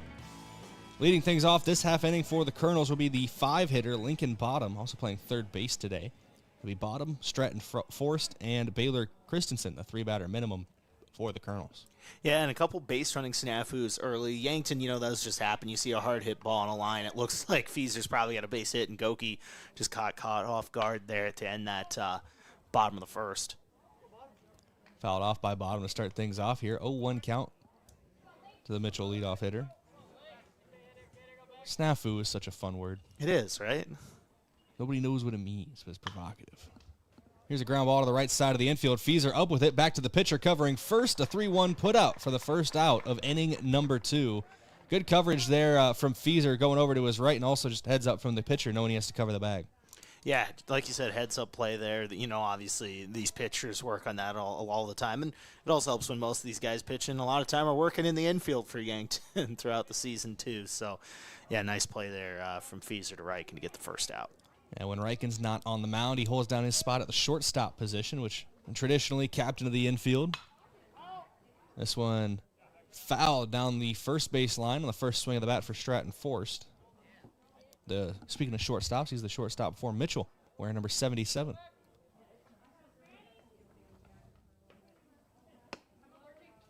The 0-1 misses outside for a ball. 1-1 count now. And I think Reichen's looked really smooth out there. There's been some battles for both these pitchers, but overall, both are doing a good job of getting outs early. The 1-1 off the top of the helmet of Forrest. He's going to go to first after being hit by a pitch. Reichen just kind of released that one too early on what I assume was intended to be a breaking ball front door. If you're going to get hit anywhere, might as well be the helmet on an off speed. So, yeah, right there, getting down to first on that. But, yeah. I'll never forget Lance Lynn took about a 90-mile-an-hour back off the bat, off the side of his head when he was pitching for the Cardinals. In his post-game interview, he was like, I'm fine, it hit the hat. And his runner takes off. It's back-to-back pitchers. Or back-to-back players hit by a pitch as Christensen will go to first. Reichen struggling a little bit on these inside pitches. He's got to dial it in, but go back to the Lance Lynn thing. Hit off the side of the hat, basically in the head. And they're asking him about it in the post-game press conference, and he goes, I'm fine. It hit the hat. It's like, the hat's not a protective piece, Lance. It's a hat. It's a hat. And I imagine, having that happen at 98 or whatever at the time, not as fun. But, now 2 runners on here for the Kernels. Yeah, 2 on, 1 out, and a 0-1 count now to Cannon Moeller, who steps into the batter's box. Yankton had this happen a couple times against Roosevelt too, Brayden, where there was back-to-back hit by pitches, put themselves in a little bit of a pickle. We'll see if they can get out of it again like they did against Roosevelt. Here's the 0-1 home. Swung through there. Good battle back so far from Reich, and we'll see if he can put it away. 0-2 count now to the Mitchell first baseman. Ian Weber on deck, and then it's back to the top of the order. Carter McCormick in the hole for Mitchell. Here's the 0-2 home. Couldn't get him to take a swing at that one. Misses the spot. 1-2 count now from Reichen.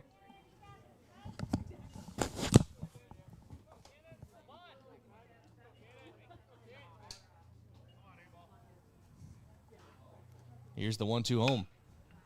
Moeller puts this one up. It's playable on the right side of the infield. Brett Taggart calls off Easton Fieser at the last moment there. Yeah, and you always got to make sure to call it out. I was watching the Yankees play the Royals yesterday, and Kyle Isbell and Jack Caglione out in right and center for the Royals. Two guys right underneath the ball, either called for it, ran into each other, dropped it, led to a 5-run inning for the Yankees yesterday. So, always a heads-up thing there to make sure you're calling a ball and not colliding or anything like that. Be the second time it happened to an AL Central team this year. Didn't Tigers, a couple players come together, and one of those guys ended up breaking his leg or something? Yeah, I think it was his arm. His arm. Was that the arm is the legs of the upper body. Yeah, I think it was Parker Meadows. Parker Meadows and the legs. But I think that was Parker Meadows and Riley Green who collided up in Minnesota one day. It's a 1-0 count from Beck Reich, and this one ground ball left side of the infield. Shortstop Kudera up with it, goes short to the second baseman for the out. A 6-4 putout ends the inning. The 2-run threat does not come to pass for Mitchell. We're still tied up at 0 as we go to the bottom of the second. We're back in 1 minute here on KYNT and KYN-TV.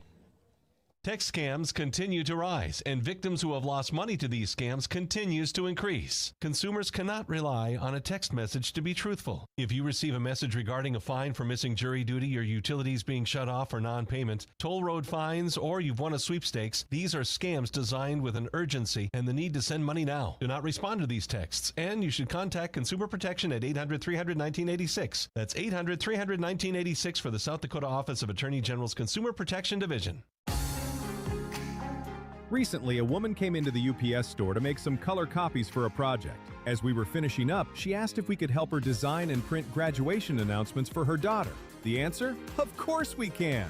At the UPS store in Yankton, we've been helping families with everything from basic copies to beautifully customized graduation announcements. Come see us at the UPS store in Yankton today and let us help make your special occasions even more memorable.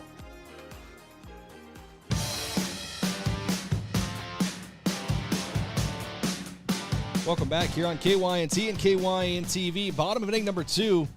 Jacob Ebert back out on the mound for his second inning of work. Was able to get the double play ball to end the last inning, a line out to the second baseman, and then pick the guy off at second. So we'll see what Yankton has here. Is technically it was 3 up, 3 down in the first. Gavin Johnson, the cleanup man, will lead off the second. Yeah, take the gear off, and you're right back out there, Gavin. We'll see what he can do to lead off this inning for the Yankton Bats, who had a couple nice plays. Goki had a nice hit, and Fieser put one on a rope, but it went right to a glove and ended that inning real fast for Yankton in the bottom of the first.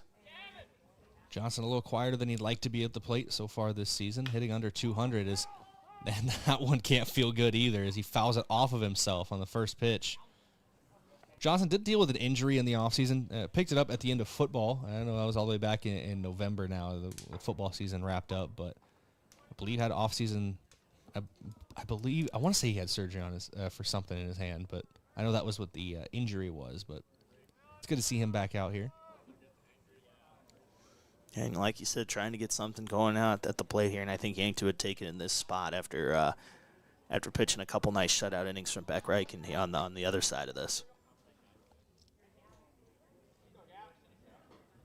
After the delay, as Johnson gets settled back for the 0-1, outside for a ball, 1-1 count now to the Yankton catcher. It is Johnson, Bestie, Boomsma, your 3-batter minimum. That's the 4, 5, 6 hitters. Brett Taggart waits in the wings. As Johnson puts this one playable deep into center field. Center fielder has to turn around and grab it, and over-the-shoulder grab out in center. Great play from Carter McCormick. Almost lost it while tracking it for a moment, but able to bring it in on the warning track. About 4 more feet would have been really nervous out there. That was headed straight for the outfield cam. Johnson got his bat underneath that one, was able to put some good drive onto it, just fell a little bit short from the fence there. And we mentioned the batting average being a little lower than Gavin Johnson wants it early on in the season. He's had multiple instances of that. He's got a good hit ball to the outfield. Unfortunately, it's just covered up by one of the outfielders pretty well. Great play from McCormick out in center for the first out of the inning. Brings up Tate Bestie.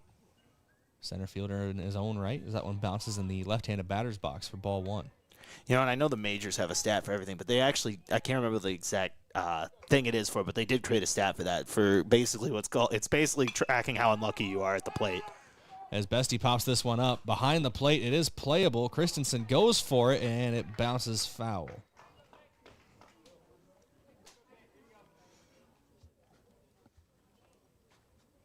But yeah, it literally looks at like how hard you hit the ball versus outs or whatever. It's baseball stats are goofy. One of those made up metrics. Like, it took me a long time to figure out how OPS was calculated, which is embarrassing to say out loud, but it's all right. I know what ERA is, but now they got ERA plus, Josh. What's the plus do? It's kind of like, I assume, like Disney Plus or or any of those sites, ESPN Plus, all the pluses in there. This is just me venting now about how many different streaming services I have to pay for. 2-1 count to Bestie. And this one in the field of play out to left center. And it looks like the left fielder will glove it, calls off McCormick. That's Hartman with the glove out and left.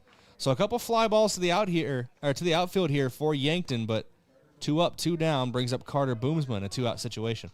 And once again, just another decent drive on it, and just fell into a glove at the end of the day. But yeah, you like to see that, though, an encouraging sign. Bestie being able to put a little bit of pop behind the ball there. Here's the opening pitch to Boomsma. He's our key player of the game heading into today. Takes ball 1.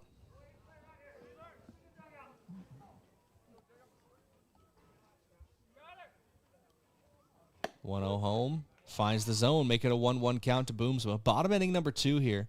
Mitchell and Yankton tied at 0. 2 outs now for the Yankton batters. Here's the 1-1 home to Boomsma.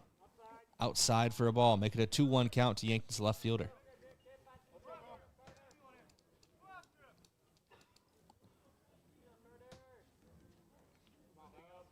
Ebert taking his time on the mound. Now goes into his windup.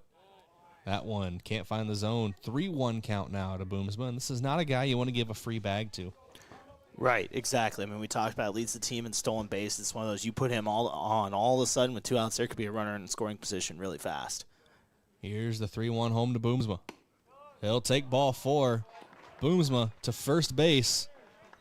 And the best on the team at stealing bags statistically. Now let's start the clock. How long will he be over at first base? You know, I wouldn't be surprised if we also see Ebert maybe throw down over there a time or two just to kind of keep him in check over there at first. Every time you say how start the timer, it reminds me of just Ricky Henderson stories. Ricky gone. Ricky gone. Ebert taking his time, now fires home. This one popped up from Taggart in foul territory, and it will be out of play. They were actually, I was listening once again, this was in the same Yankee game I was watching the other day. They were telling stories about him, and when that year he stole all those bases, they were talking about how nobody talks about it. He got caught 40 times. It's the 100 and something successful steals or whatever it was, the exact number. But throw it to first, not there in time as Boomsma slides in safely. One of my favorite stories anybody ever told, I can't remember who it was, but it's the one year in the 80s Ricky Henderson didn't lead the league in steals because he was hurt. And the league leader in steals was a thrower to first, not there in time, had 60 stolen bases. And apparently Ricky Henderson called him, and Ricky Henderson talked in the third person. And he goes, 60 stolen bases? You should be ashamed. Ricky would have had 60 at the All-Star break. Click. Oh, man. All-time speedster in the game. All-time character. Yeah. Ricky Henderson. Yeah. It's a 1-1 count as Ebert throws home after a couple of pickoff attempts at first base. Missed the zone for a ball to Taggart. Again, Boomsma moving down there. 1-1 misses high for ball 2. And that's what the speed a speedster on the base paths can do. It can get in the head of the pitcher a little bit. Obviously, Ebert has to put a lot of focus on Boomsma at first base to not give up a free bag, and that can take away from what he's trying to do at the plate. Here's the 2-1 home. Misses high for a ball. 3-1 count now to Taggart. And if he draws a walk, that puts Boomsma in scoring position for Brennan Gilmore. And once again, you can tell it has impacted things a little bit. These last couple pitches from Everett have been high, almost in the same spot. Here's the 3-1 home. Ball 4. Taggart will take first base. Boomsma moves to second. That brings Brennan Gilmore to the plate. The right fielder today, batting 8th in the lineup. Jackson Kudera glides into the on-deck circle, and that means top of the order in Beck Reichen is in the hole. And you wonder here, Brayden, once again, I know some decent speed over there on first base as well with Taggart. He's stolen a bag this year. Could the double steal be on as well, potentially? Not really holding Boomsma at second either. And as soon as I say that, the second baseman's flashing towards the bag, but fires home high for ball 1. And a long look down there over at second base, too, from Everett, the pitcher. Really kind of took his time on that one. So we're going to get a mound visit here. Breaking the action courtesy of Kaiser Heating and Cooling. Be the wiser. Go with Kaiser. That's Kaiser Heating and Cooling of Yankton. And head coach for Mitchell, just reading body language. I think he's basically just telling him focus on the hitter. It's a 2-out situation. We need to get this guy out. You walk him, and you put yourself in a very dangerous situation loading the bases. It was a quick conversation on the mound, so. Well, another thing it's doing, we talked about these Yankton batters, even though they haven't had really much success hitting the ball so far today. They've been forcing a lot of pitches here, and 2 walks, even in a 2-out situation, could be big later on here. It could force Mitchell potentially at some point to go to their pen. Yeah, 35 pitches already for Everett. Boomsma getting a big lead. Throw over to second. Not there in time. Boomsma able to slide back in safely.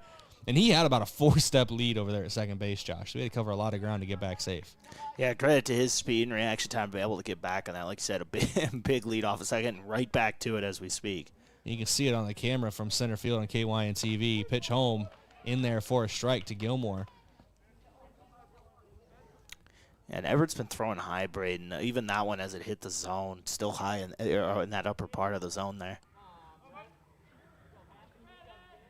Boomsma was almost blocking the batter on our center field cam with how big of a lead he's getting as that one misses the zone. Ball 2 to Gilmore here. Jackson Kudera in the on-deck circle, the 9-hitter. Hitting just under 300 on the year. 4 hits, including a double, has driven in 6 runs. See if Gilmore can bring him up one way or another. Here's the 2-1. Gilmore swings through that one for strike 2. 2 balls, 2 strikes, 2 down in the inning with 2 runners on base. It's the bottom of the second, Josh, so deuce is wild here at Riverside. A whole lot of 2s.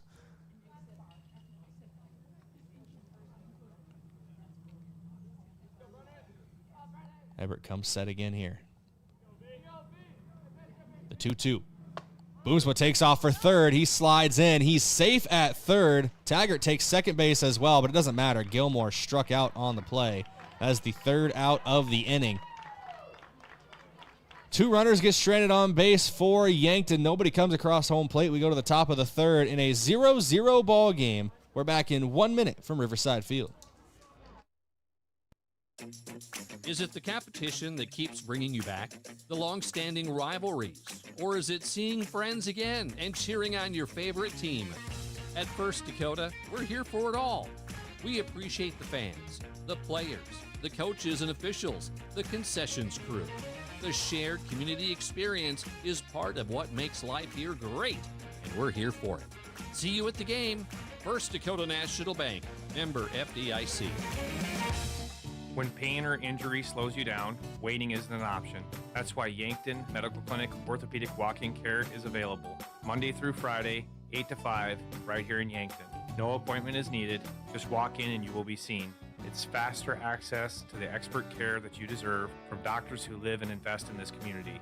We're not just your doctors, we're your neighbors. I'm Dr. Brent Adams, orthopedic surgeon with the Yankton Medical Clinic. I'm proud to call Yankton home. We're your orthopedic team and we're here for you.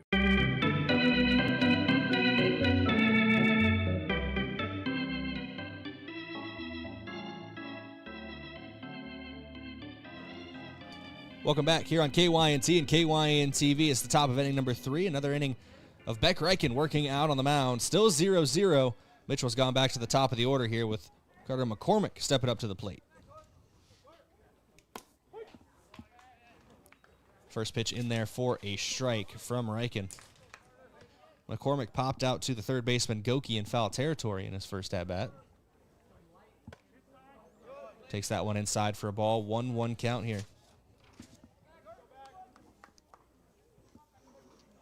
And both teams so far, Brayden, guys are pitching well, but still been able to get some guys on the base paths as well.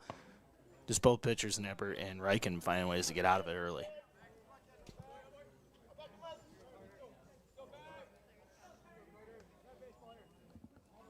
Two-one count here from Beck Reichen to McCormick. Low for a ball. Ball 3 to McCormick now.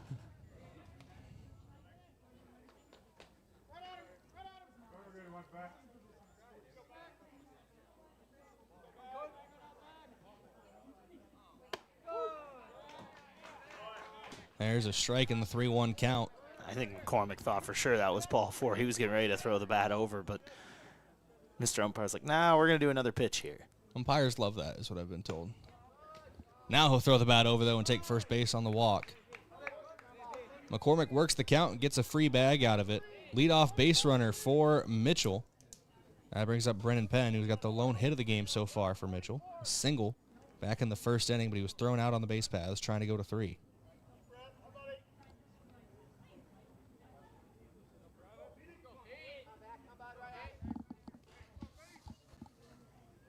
That is the 3rd walk of the year issued by Beck Reichen as well in his 10 innings of work.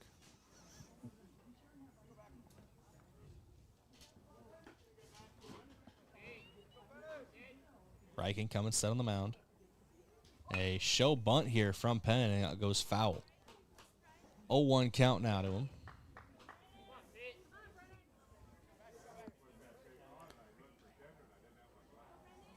Yeah, now you see it, Goki kind of creeping up there over at third in case he tries it again.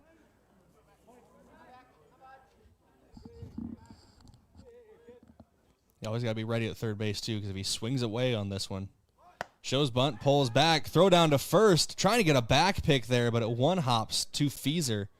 Able to slide in safely as McCormick.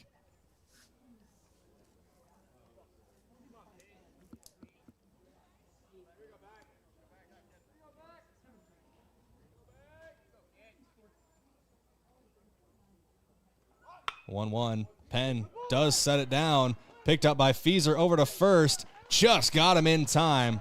It's a 3-1 put out to retire Penn, but McCormick advances to second, which is the goal of a sacrifice bunt in that situation. And that was a heck of a bunt there, Brayden. It was kind of in a weird spot where Feezer really had to turn on the jets and flip that one over to Reichen to get that out. But like you said, did his job and got McCormick over to second.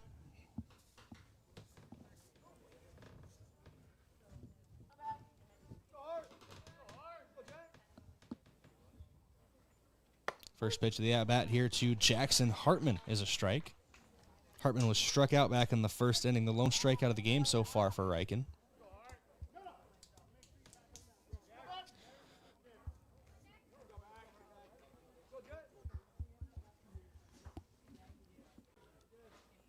Reichen checks the runner at second. And we talked about Carter getting a big lead in the first inning, kind of the same over there from McCormick here in his top of the third. As I say that, I realize I need to update our scoreboard. For those of you watching on KYN TV, it is the top of the third, not the bottom of the second.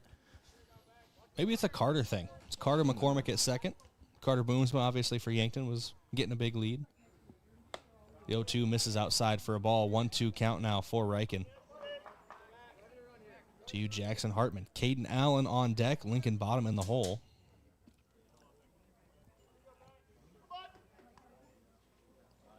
One down here in the top of the third. Reichen with the 1-2. This one back up the middle for a base hit. We'll see if they send the runner home. They are. Bestie with a throw from center field. Not gonna get him. An RBI single for the first run of the game. McCormick scores, and Hartman puts Mitchell up 1-0.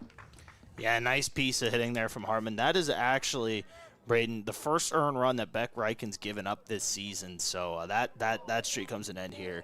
But, yeah, good piece of hitting there from Mitchell to take the lead here in this one. Now, realistic thinking, you knew it was going to come to an end at some point, but the opening 10 innings of the season, the opening actually opening 12 innings of the season for Beck Reichen on the mound without giving up an earned run. Runner takes off for second base as well. Hartman is gunned by Gavin Johnson. Great play from Johnson there on the throw down to second. Hartman caught stealing, clears the base paths, and 2 outs now for Caden Allen. Yeah, and that's a good start there for Gavin Johnson to be able to respond, or a good response there from Johnson. Your pitcher struggling a little bit this inning, able to get it out there on the pick or on the throw down to second.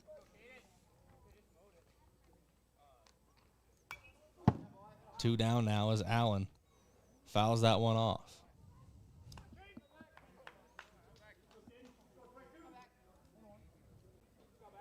Feels like a lot of stuff's happened in this half inning, Josh, and this is still just the fourth batter. Well, because a lot has happened here as that one gets sent back up the middle for a hit. Yeah, very similar to the RBI single we just saw from Hartman. This one had a little more of a liner out to center field, but a base knock for Caden Allen to bring up Lincoln Bottom.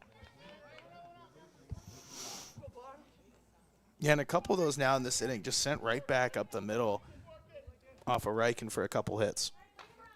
Now that throw down to second that got the runner stealing seems even more important as this one popped into right field down just in front of Brennan Gilmore. He gets it back in quickly. Runners just move station to station, but if you don't catch that runner stealing second, Josh, one of those hits would have scored him. Yeah, absolutely, and that's just a big play from the Yankton catcher here. You see Reichen kind of out here laboring a little bit. Now still an out away from getting out of this jam, but giving up back-to-back hits on 2 straight pitches. The positive for Reichen is neither of them have really been driven. They've been really well placed, but that's not something you want to make a habit of. Stratton forced to the plate. Yeah, especially here where a hit probably drives in a run. Oh, misses the zone to Forrest, make it 1-0. The Yankton coaching staff has a lot of faith in Beck Reichen. They'll let him work out of this as the 1-0 sent away foul.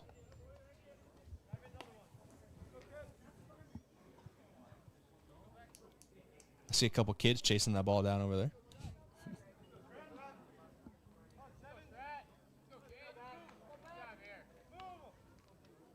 The 1-1 from Reichen. This one fouled off as well. Also out of play. Higher arc, but similar spot to where the last one ended up, down the first base line.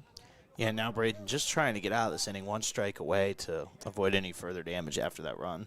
Considering the amount of people who have been on base this half inning, if Reichen's able to get out with just 1 run across, that's a successful inning in the end, even though Yankton has given up the lead here in the top of the third. 1-2 pitch is fouled off by Force, so we'll do it again.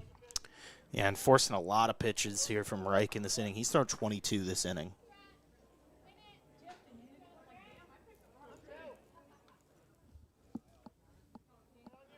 Almost doubling his pitch count just this inning alone. Timeout taken by the batter, Forced, just to reset.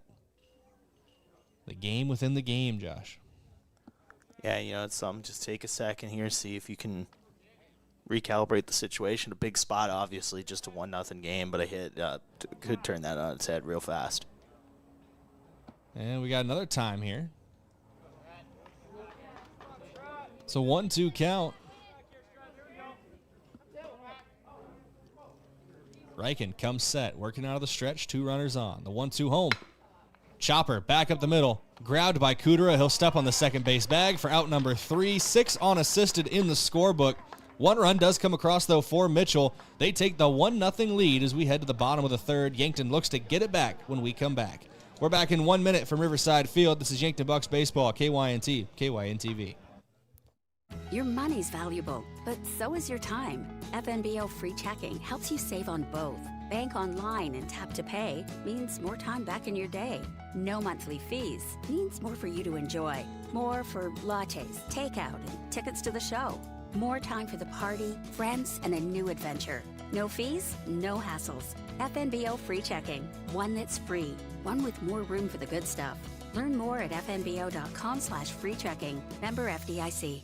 Are you on track to retire? I'm Adam Boelter, a certified financial planner with Vantage Financial, born and raised in Yankton, South Dakota. My team and I pride ourselves on building trust through clear, honest advice tailored to your unique goals. From retirement planning to smart tax strategies, we'll create a personalized plan to help you feel confident and secure about your financial future. Visit vfplanning.com or search Adam Boelter, Vantage Financial, to schedule a 15-minute call today. Vantage Financial Partners is a registered investment advisor. SEC registration does not constitute an endorsement of Vantage by the SEC, nor does it indicate that Vantage has attained a particular level of skill or ability.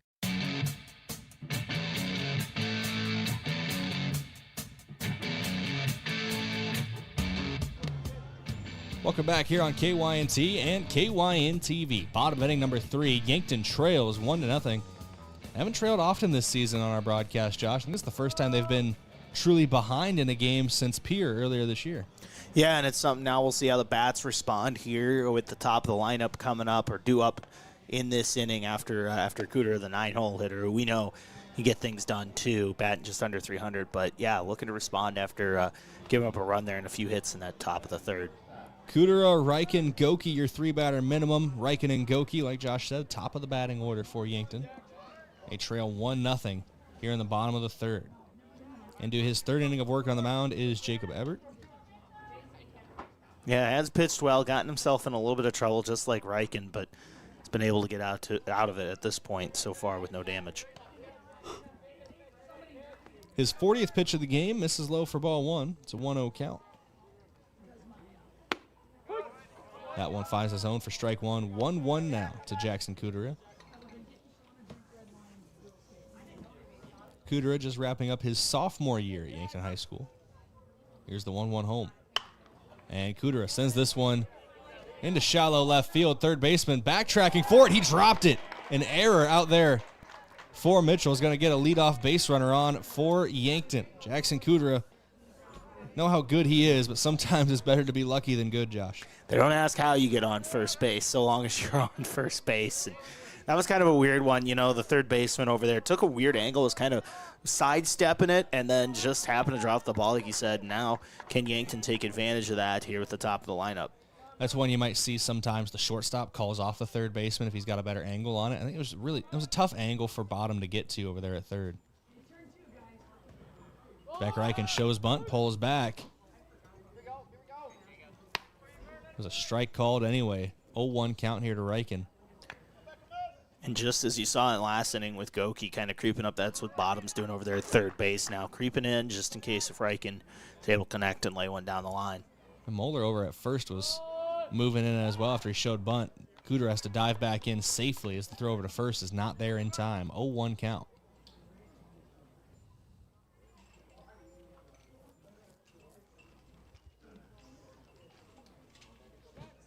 Ebert set for the 0-1. This one put on the ground by Reichen.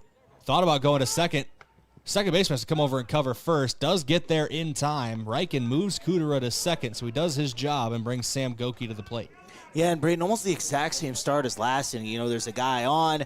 You get that bunt situation here. It's kind of crazy how these two pitchers have kind of gone through very similar games here going into this third inning. I always love writing down the putouts when they're unusual in the sense that they don't happen often. The 1-4 putout over at first base. Big 1-4 fan. Surprised there's not a Twitter account for that. There's one for everything nowadays. First pitch to Goki misses inside for ball 1. Yeah, there's even a fan account for Cutter Crawford. among many other Red Sox players. Devers Enjoyer was another elite one that I enjoyed back in the day too. I know a couple guys who ran a Davis Mills fan account. Here's the 1-0. Inside for ball 2. Davis Mills. That's a deep pull at this point. There's like people out here listening who all I'll say is NFL quarterback, maybe the longest neck you'll ever see. It's like a giraffe. Stanford legend. Yeah. Shout out to Tavin and Brock. They don't run the count anymore. I can out them for it. Oh man, never out somebody for their burner. That's messed up. That's messed up. It wasn't a burner. It was more of a historical piece, It's like Michelangelo. A moment in time. It's like watching them run that account on draft night was watching the Mona Lisa get painted. 2-0. Throw back to second base. Not there in time. Diving back in safely is Kudera. And speaking of the Mona Lisa, that's also like watching Sam Goki with a bat. I mean, he's just been so good. Brayden hit 480 coming into today, had a base hit in that first inning. Obviously, another one here would probably bring in Kudera. It's a 2-0 count to Goki as well. Everett comes set on the mound. He'll fire home, misses low for a ball, and a 3-0 count here usually guarantees a red light for Yankton. Said it before, I can count on one hand how many 3-0 swings I've seen from the Bucks in my time. Yeah, that's a sign of good coaching there. You're telling your guys, look, as much as you want to swing at something, because it's probably going to be a strike, you know, if you can take a pitch and get on base, that's a big spot there. So to have that discipline, it's just a good sign of coaching. Is, like you said right there, Goki takes the strike, not swinging at 3-0. Everett's got one on him now, 3-1 count. Mitchell's got 1 run on 4 hits, 1 error as well against the Kernels. No runs on 1 hit, no errors for Yankton so far. Kudera leads off a second base. Reached on an error and then was moved to second on a sacrifice bunt, and Goki will join him on the base path. It's a 1-out walk, puts 2 on for Easton Fieser. Yeah, who Brayden, you look at his last at bat, put some nice pop on the ball, just landed right in the glove over there at second base and led to a double play, but it really was a well-hit baseball his last time out. Ian Weber made that catch, by the way, in the first, we should mention, but now Fieser with a chance to do some damage here. Everett comes set on the mound again. Fires home and misses the zone. Ball 1 to Fieser. Gavin Johnson into the on-deck circle as well. Tate Bestie in the hole for Yankton.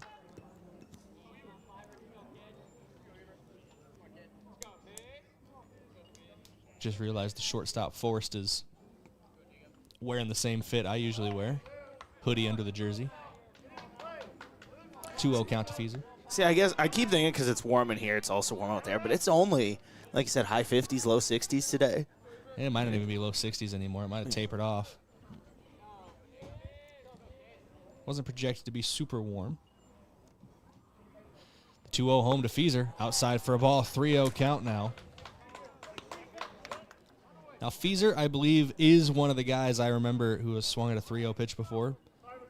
It worked for him, if memory serves me correctly. So we'll see if that is the case here, but most likely taking all the way. It was either him or Matthew Sheldon last year. I couldn't remember which one. Here's the 3-0 home. And no choice on the matter. Yeah. Bases loaded there off the hit by pitch. All of a sudden, Everett, Brayden, once again, in a lot of trouble here. And it continues to just be similar situations that both these pitchers find themselves in after, you know, pretty uneventful first inning for both pitchers. There's a little bit of trouble in the second inning, and now more trouble in the third inning. As we are getting a mound visit here, but Gavin Johnson coming to the plate, Brayden, he gave one a ride his first time up all the way out to the warning track in center field. I swear I didn't plan that. I swear I didn't plan it. If it's not coming over the radio, yeah. John Fogerty's center field, which played in my car on the way over here because I chose to. Saw him live in Sioux City at their Saturday in the Park show 3 or 4 years ago. Really fun show. Don't mind me, just checking the update on the NASCAR race out at Kansas. Who's winning that? Kyle Larson. Okay. Any good circle racing fans out there? Ye doggy. Ain't been the same since Dale died. Here's the first pitch home. Misses the zone for a ball to Gavin Johnson. I say that facetiously, but I want no smoke with the Dale Earnhardt fans. I am one. The Dale fans, they will come after you. I got a funny story about that if we got time on the broadcast at some point. The 1-0. Where you've been attacked by Dale fans? No, I almost attacked someone in the name of Dale. Oh, in the name of Dale. Okay. And it was Bree's grandma. Shout out Granny McClatchy, man. That could have ruined the wedding right there. I hope you know. Like why didn't the wedding happen? I got in a fight with the bride's grandma over Dale. Worth it. Hey, Bree said they understood, man. Fair enough. 2-1 count now to Gavin Johnson. Granny McClatchy is a big fan of Davey Allison back in the day. For those who are interested in NASCAR, and you know Dale dumped him a couple times. Wasn't a Dale fan. Here's the 2-1 home.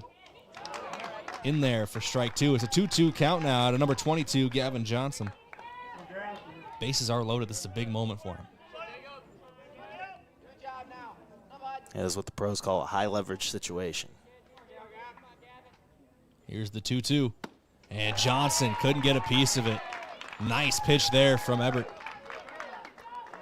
Much needed punch out brings up Tate Bestie with 2 down and bases loaded. Yeah, and Ebert, 1 out away from getting out of this. What a big spot for him if he's able to avoid any damage here after loading up the bases.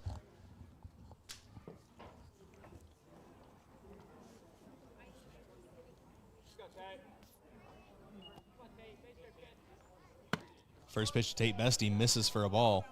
And despite the bases being loaded, Josh, Yankton does not have a hit this inning. A walk, a hit by pitch, an error. They've reached base in quite literally every way possible except the hit. Except the hits, yeah, we'll see.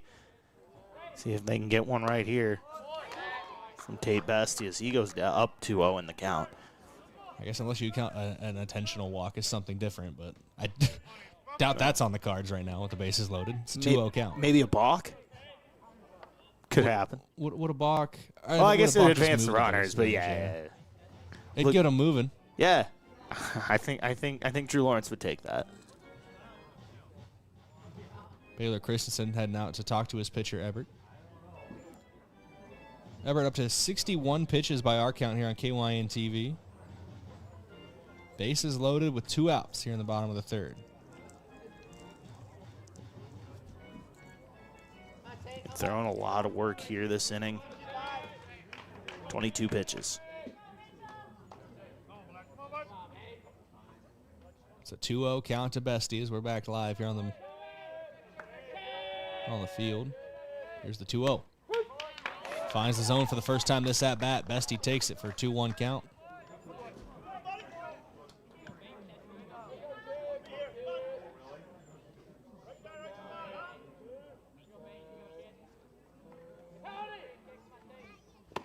And Bestie swings through that one for strike 2. It's a 2-2 count now.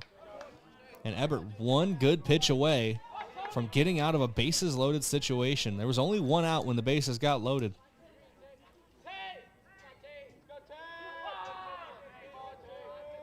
Here's the 2-2.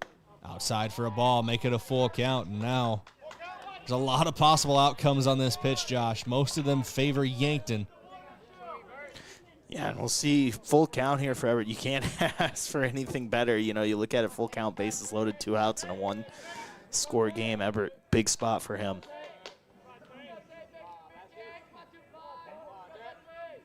And Bestie pops this one into left center field.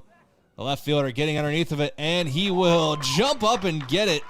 Almost going over his head in left field. I think misjudged a little bit by Hartman, but able to recover. Great play defensively, great pitching from Ebert to work out of a bases-loaded situation. No runs come across, no hits, 1 error, and 3 runners get left on base. We go to the top of the 4th in a 1-0 ball game here on KYNT, KYN TV. If you want a job where your work matters, you belong at Avera. Here, we've invested in our workforce because every Avera team member drives our health ministry forward, making a difference in lives and communities every day. We offer competitive pay, great health insurance, and even career opportunities. We're putting people first, including you.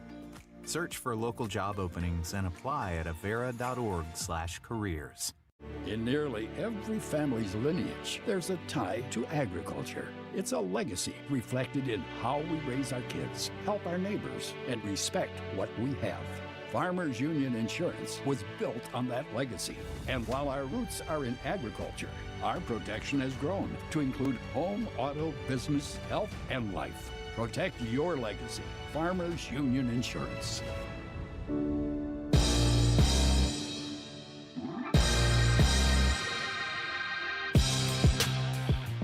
Welcome back. For the top of inning number 4, Beck Reichen back out on the mound for his 4th inning of work for the Yankton Bucks. They trail by 1 to Mitchell here in the 4th inning. Yeah, and Beck did a good job being able to limit damage. That last inning got roughed up a bit, but still only resulted in 1 run for the Kernels.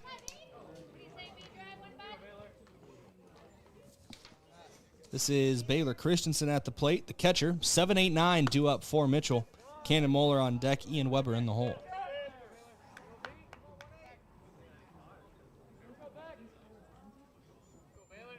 One count here now to Christensen. Make it 2-1. That one misses just a touch outside.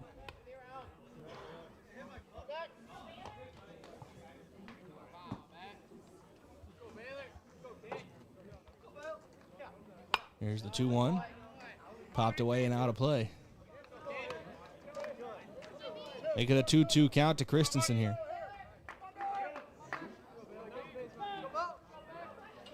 Here's the 2-2 home. Outside for a ball. Misses in the left-handed batter's box. Full count now for Christensen. Yeah, and that one just released at a weird spot for Reich and uncharacteristic for him. Here's the 3-2. Payoff pitch, popped up, foul territory, and not playable. We'll do it again.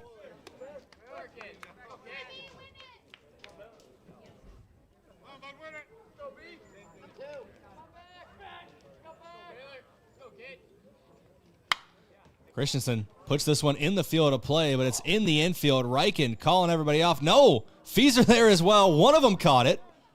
It was Reichen. It was Reichen. I thought Reichen was calling him off, but Fieser must not have heard him. Dangerous situation. And that's what I was talking about earlier with calling it. It's why it's important. You almost saw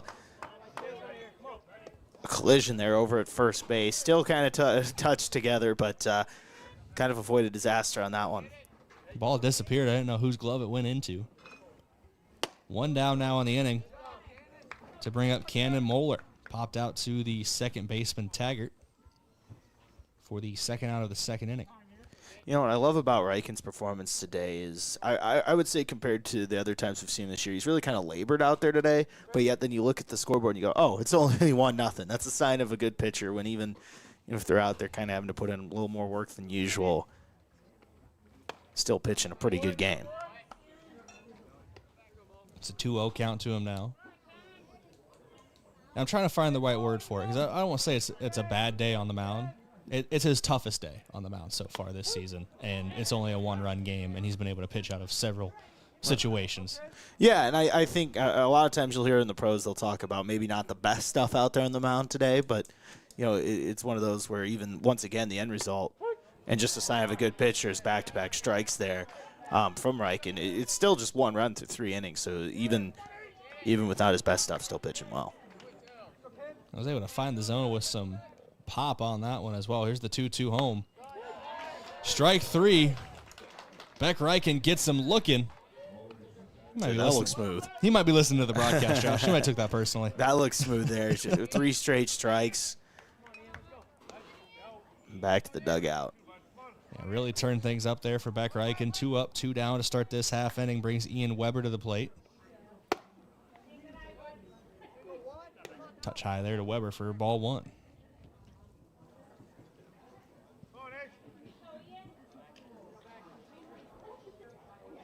Here's the 1-0 home.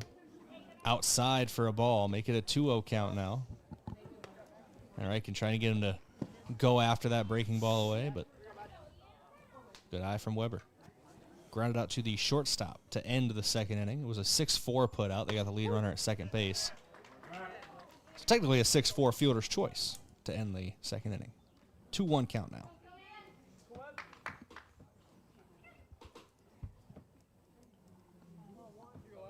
Here's the 2-1 home. In play, into left center field. Bestie and Boomsma converging, and that's going to drop just in front of Bestie. It was a long run for the center fielder. Plays it off the hop to keep the runner at first, but a 2-out base hit for Mitchell. Brings up the top of the order, Ian Weber with his first knock of the game. Just kind of in a weird spot there, Brayden. We've seen a few of those today. Bestie not able to get underneath that one. It's going to bring Carter McCormick to the plate. He's the lone run of the game so far. Walked back in the third inning, and then came around to score. Was driven in by a single from Jackson Hartman.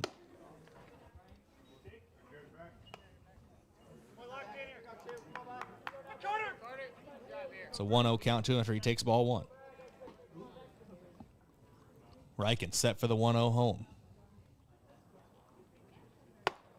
He'll fire in there for strike one. It's a 1-1 count now to the Mitchell center fielder.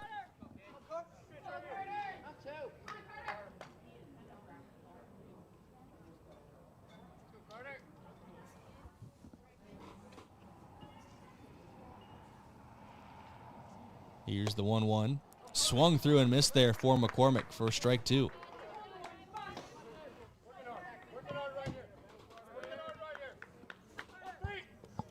Runner with 2 outs, sending the runner obviously on this, you'd think, with on contact, but try to make something happen.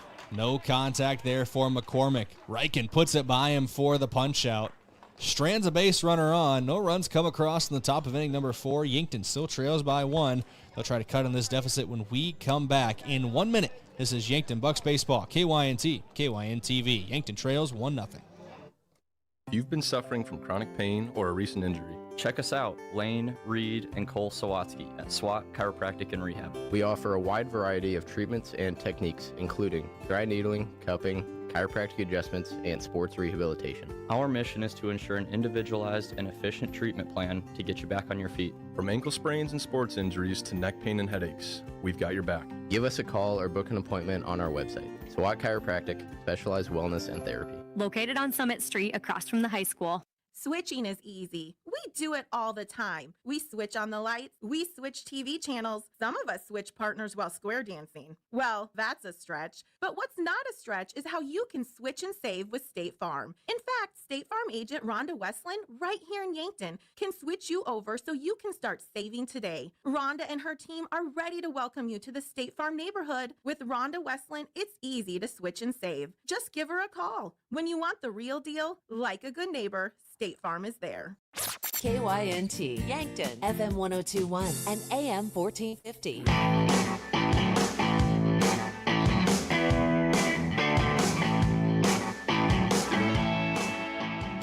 Welcome back here on KYNT and KYN-TV. Yankton trails 1-0 heading into the bottom of the 4th here at Riverside Field. Carter Boomsma will lead things off this half inning for the Bucks, followed by Brett Taggart and Brennan Gilmore, your 3-batter minimum.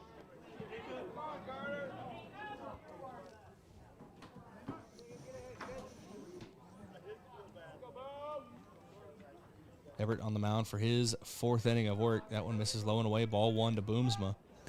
Yeah, and Everett, he's kind of labored out there too, but done a really good job of getting out of some jams. We talked about it last inning. Got that strikeout on Johnson. Got Bessie to pop out to end a bases-loaded situation. This one into the glove of our third baseman across the diamond in time for out number 1. 1 up, 1 down here for Everett to start the 4th inning. Yeah, just found a glove there. Well hit, had some pop on a loud noise off the bat, but just once again found a glove over there at third base for a quick out. 5-3 put out brings up Brett Taggart. Yankton, scoreless on the day, has stranded 5 runners on the base paths. It's almost like, Brayden, that was one of your keys to the game right there. Sometimes we know what we're talking about here, Josh. On occasion. That is what Yankton needs to get. And 3 of those runners have been in scoring position when they've been stranded as well, as Taggart fouls that one back into the netting. Yeah, and game obviously very much still in reach, only being 1-0. But yeah, got to be able to capitalize off those runner in scoring position situations. Everett nearing the 70 pitch mark. That was number 68 for him.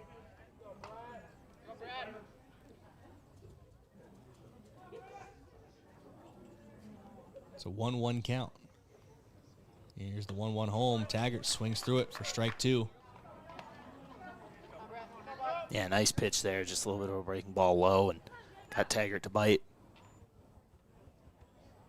Everett might be able to start this inning 2 up, 2 down. Here's the 1-2 home. And Taggart thought it was outside. Umpire saw it differently. Strike 3 looking. 2 up, 2 down here for Everett in the bottom of the 4th. That brings Brennan Gilmore to the plate. Gilmore struck out in his first at-bat. That was to end the 2nd inning.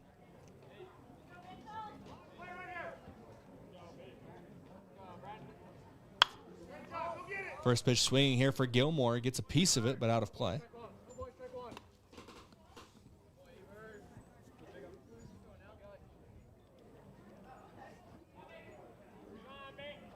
Here's the 0-1 home. Half swing there. Did he go around? They say no. 1-1 count now to Gilmore. Yeah, almost got him button on that, but Gilmore did a good job of checking up there and avoiding getting down early in this count 0-2. Here's the 1-1. In there for a strike. Found the outer part of the plate. 1-2 count now. And Everett up over 70 pitches. Almost at 75 here with the 1-2. 73 to be exact. Gilmore got underneath this one. It's playable in the infield. Forrest calls off the second baseman, and he'll glove it for out number 3. 3 up, 3 down in the bottom of the fourth go the Yankton Bucks. 1-0 lead here for Mitchell as we go to the top of inning number 5. We're back in 1 minute here on KYNT and KYN-TV. It's easy to fall into the weekend warrior routine. A long hike, a hard gym session, a pickup game, or a full day of yard work can feel productive until your body reminds you it hasn't been building up to that load. This is Dr. Mackenzie Erlinson with First Chiropractic Centers. Injuries often happen when the demand suddenly outpaces what your joints and muscles are prepared for. Want to stay active without the setbacks? Visit First Chiropractic Centers today with offices in Yankton, Hardington, Tyndall, and Wagner, inspiring and empowering others to healthier living. Turning 65 or new to Medicare? Navigating your options can feel overwhelming, but we're here to help. At Missouri River Associates, we make it easy to find the right plan for your health and budget. From Medicare supplements, Advantage plans, and prescription drug coverage, we'll guide you every step of the way. Plus, our services are completely free. Call Missouri River Associates today, 665-6885. Let us help you find peace of mind and the coverage you deserve.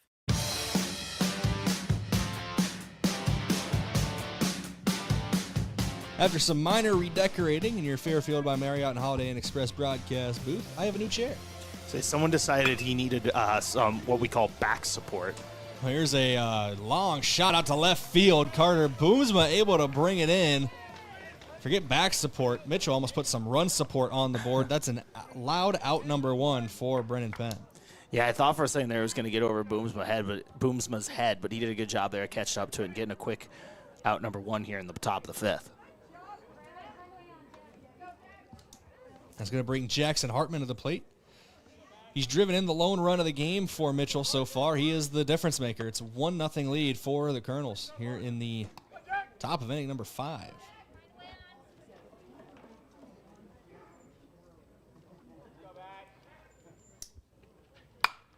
This one potentially playable in foul territory. Feeser giving chase, but it is out of play. Rolls off the roof of the dugout down the first baseline.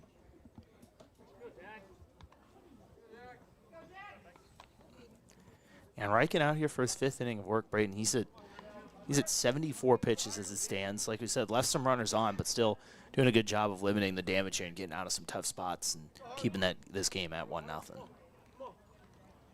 Riken into the windup for the 1-1 home. He'll kick and deal, leave it high and away for ball 2. Hartman a strikeout, an RBI single. Was then caught stealing after that RBI single back in the 3rd. 2-1. Can't find the zone low. 3-1 count now from Riken to Hartman. And you mentioned getting caught trying to steal earlier. Couldn't have been on a better throw from Gavin Johnson on that play either. Yeah, great throw from the Yankton catcher. And a great pitch from Beck Riken there. Makes the count full. 3-2 to Hartman. 1 down in the inning, so no matter what, we will see Caden Allen in the on-deck circle, whether it's with 1 or 2 outs. Here's the 3-2 home. High for a ball. It'll be with 1 out and a runner on as Hartman draws the walk. Caden Allen up to the plate now. Lincoln Bottom into the on-deck circle. Yeah, Mitchell obviously here. We're starting to get towards the late stages of this game, trying to add some insurance here as they're looking to take this first part of this doubleheader this weekend. Expect Riken to work low in the zone here, try to force a double play ball. This one is going to be anything but. It's a line drive out to left field for another base hit. 2 runners on for the Kernels now. A walk and a single bring Lincoln Bottom to the plate with another runner in scoring position for Mitchell. We should mention man warming up in the pen for Yankton as well with 2 on here in the 5th. Got a number on that? I do not. Just looking at, getting to know these guys enough, covering the team enough, just by how he looks, it looks like Boston Frick out there. And as there's strike one from Beck Reichen. And Coach Lawrence did say that Boston was available to pitch today, even though he did throw, I think he threw 40 on Tuesday. And one of the days of the week. And that would check out. I thought I saw a 3 on the back of that jersey. So. And Reichen's going to clip the batter here and put Lincoln Bottom on first base. Bases loaded with 1 out. You got to wonder if this is the time maybe to make the move.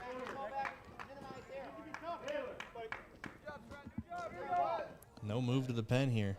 They're going to let Reichen try to work out of it here. Yeah, I think a ground ball to second base would be his best friends. Now we are getting a mound visit here. I wonder if they're going to make the decision now to pull him. Yeah, Coach Creer, one of the assistant coaches, Trey Creer, came sprinting out of the dugout, calling time real quick. Wanted to make sure that everybody was on base or on plan, on schedule out there in the field. The entire infield having a meeting on the mound. It's breaking the action courtesy of Kaiser Heating and Cooling. Be the wiser and go with Kaiser. That's Kaiser Heating and Cooling of Yankton.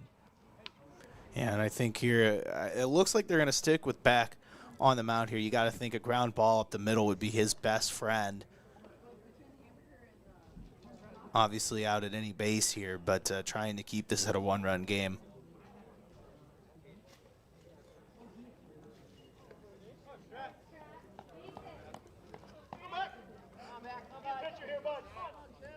I was checking everybody for a moment. There was a couple smiles. I don't know if Coach Creer told a joke. I was checking everybody's glove to see if there was to be a hidden ball trick or something, but Beck Reichen does have it on the mound.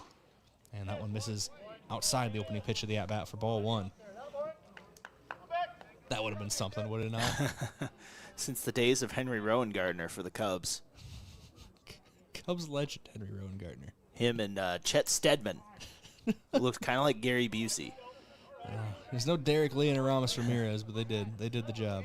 That and their assistant coach, who also terrorized small children in Chicago, played by Macaulay Culkin.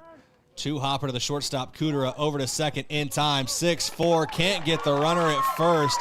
2 runs are going to score. It's a 6-4 fielder's choice. But on the pass ball at first, another one comes across home plate. Mitchell now leads 3-0 over Yankton. A couple runs coming across in the top of the 5th here. Yeah, it was going to be tough to make the double play there, Brayden. You're hoping just to keep it to 1. Unfortunately, kind of a little bit of an errant throw there puts another run on the board here for the Kernels, and all of a sudden that lead creeping up to 3.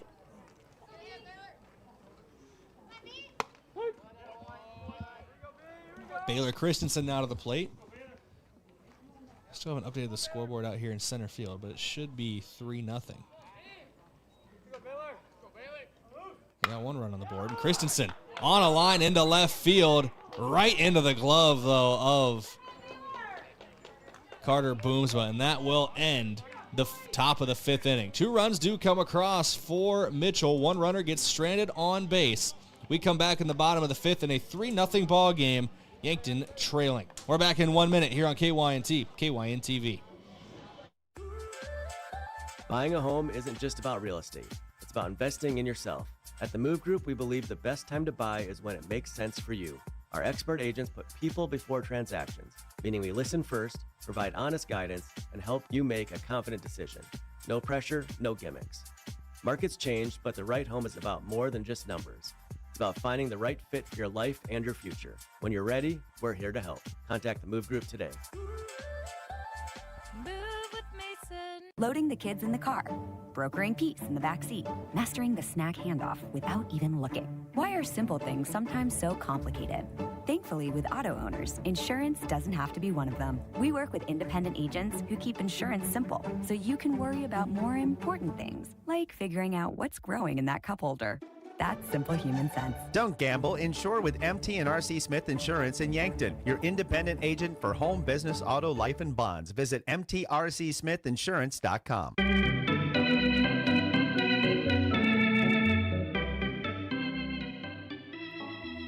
Welcome back here on KYNT and KYN TV. Jackson Kudera will lead off this half inning for the Bucks as they trail 3-0 in the bottom of the 5th. They're staring down the barrel of their first loss of the season here in the final 3 innings. Yeah, and I think just the story of this game, Brayden, is not being able to capitalize off of Ebert in some situations where Yankton's had some runners on base and just haven't been able to capitalize on that. I look back at the bottom of the third there, bases loaded, 1 out, get a strikeout, and a pop-up out to left field, just not able to capitalize so far on that today. Looking at Yankton so far, they have stranded 5 runners on the base paths. Of those 5 runners, 3 of them in scoring position. See if Jackson Kudera can get him going. He did have that pop-up over to third that was dropped and eventually led to that bases-loaded situation. He was the man stranded on third. Outside for a ball there from Ebert. It's a 1-0 count. Ebert did have Yankton go 3 up, 3 down last half inning. Here's the 1-0. Inside for a ball. Make it a 2-0 count now to Kudera. And Ebert's had a heavy workload on the mound, too. We talked about Beck Reichen throwing a lot of pitches. Not as much damage done to Ebert, but nearing the 70 pitch mark here in the 5th inning. Yeah, I was just saying, he's done a really good job of getting out of those situations, but just like Reichen, kind of labored through this game as it's continued to go on. That 4th inning was huge for his pitch count. 3 up, 3 down, able to minimize his workload and get strike 1 by Jackson Kudera there in a 3-0 count, make it 3-1. Top of the order, Beck Reichen on deck, Sam Goki in the hole.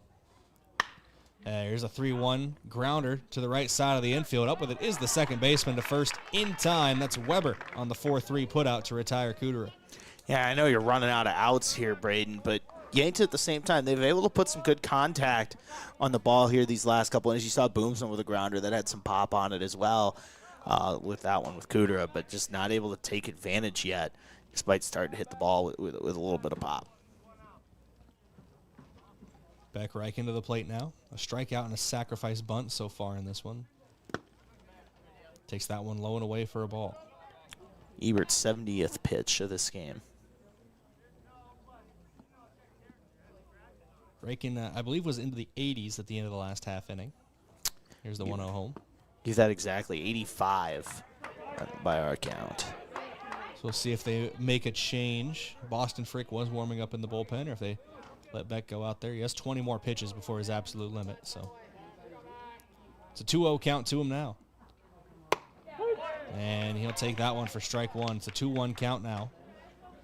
This is the top of the order for Yankton. Sam Goki on deck. Easton Fieser in the hole. That's another thing I've noticed from Ebert. He's gotten himself in some early holes, but still able to battle back and get that punch out or a ground out. He's done a good job of that today. Ebert with a 2-1. On the ground to the shortstop. 3-hopper to him. Across the diamond. Good stretch at first. Got him in time.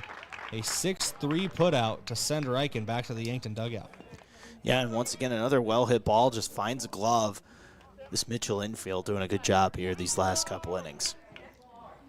Since the bases were loaded, Josh, that is now 6 straight batters who have been retired by Ebert. Yeah, and you wonder if they're still reeling from that, even though they're hitting the ball, making contact well. It's one of those where it can be deflating. And Goki to the left side of the infield. Shortstop forced up with it. Hard throw, not in time. Goki immediately breaks that trend with an infield single. And maybe that's what Yankton needs here. Now you got Easton Fieser coming up, and we've talked about him at length. We know he leads this team in just about every major category. Lone 2 hits here for Yankton are from Sam Goki, and now he's hoping that his power-hitting first baseman can send him home. Outfield is shifting more towards right field. So there's quite a gap in left center if Fieser can put it there.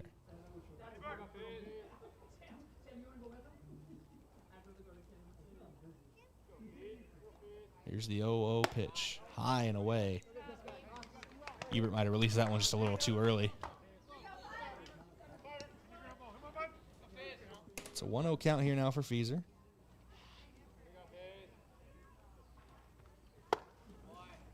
Outside for a ball, make it 2-0. You know, it's one of those, I wonder almost if Ebert got the direction, hey, maybe pitch around this Fieser guy. He's pretty good. 2 pitches that are well out of the zone to start. You got to be careful, though. You don't want to put the tying run at the plate in the form of Gavin Johnson. If you walk Fieser here, that one misses inside for a ball. It's a 3-0 count to him. And Fieser did have a line out to the second baseman, a hard hit ball back in the first inning, and then was hit by a pitch in the third inning, his only 2 plate appearances so far.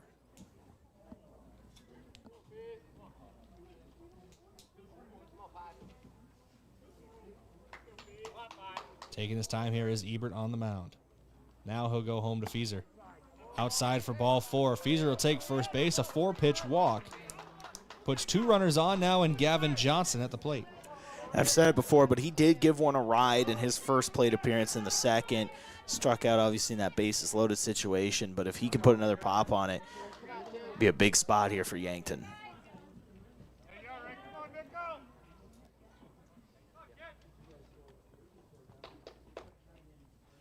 Ebert taking his time here. Now he'll come set on the mound.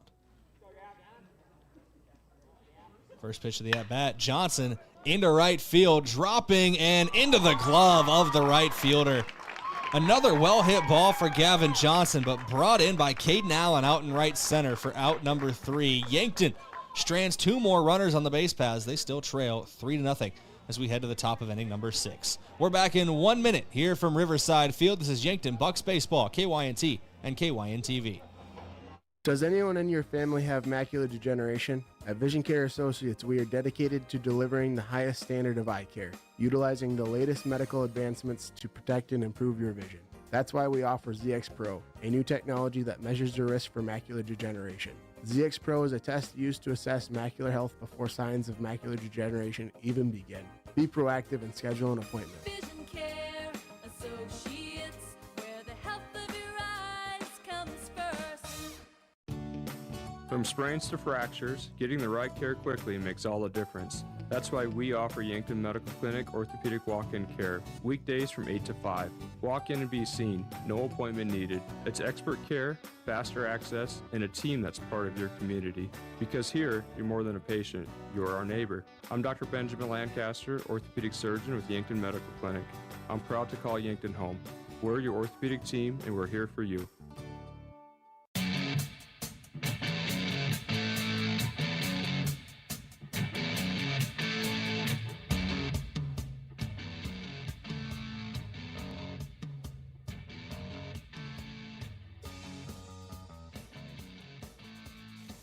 Welcome back here on KYNT and KYN-TV. Updating my scorecard because there's been some changes out on the field. Boston Frick steps onto the mound. We'll talk about his stats in a moment. But Jackson Kudera moves over to second. Beck Reichen stays in the game. He will go over to shortstop, and I believe everybody else stays par for the course. Yeah, no, that's one of those we saw Frick warming up last inning, coming in now. He has made 3 starts so far this season, has a 2.1 ERA, so pitching well in his starts, but this is his first appearance in relief this season, Brayden. There's a different mindset between starting the game and coming out of the pen, I guess. Bright side here is you're coming out with no runners on, so it is a similar situation to just starting the game. Yeah, kind of a weird, well, it's almost a different, obviously, kind of warm-up for a pitcher, and it's one of those, you see a lot of, even at the majors, you see a lot of those stars you think would come in and tear it up, and relief kind of struggle with that. One of the lone things I think of when I was a kid was Royals fans, close your ears, you didn't hear this, that World Series where Madison Bumgarner came in Game 7 and kind of tore it up in relief. Oh, Mad Bum was a special moment in time, man. As this one's fouled off on the third base line by Moeller. And it's a quick 0-2 count. Frick got the first strike by him to open this at-bat. Cannon Moeller at the plate. Ian Weber on deck. And then in the hole is Carter McCormick back to the top of the order. That's your 3-batter minimum for Mitchell this half inning. Here's the 0-2 home for Frick. A 3-pitch punch-out out of the pen for Boston Frick. You know, and that's got to feel good. You come out, you get 3 straight pitches for a strikeout right there. Like I said, that's got to feel good coming out of the bullpen. Ian Weber to the plate now, a single and a 6-4 fielder's choice so far in this one.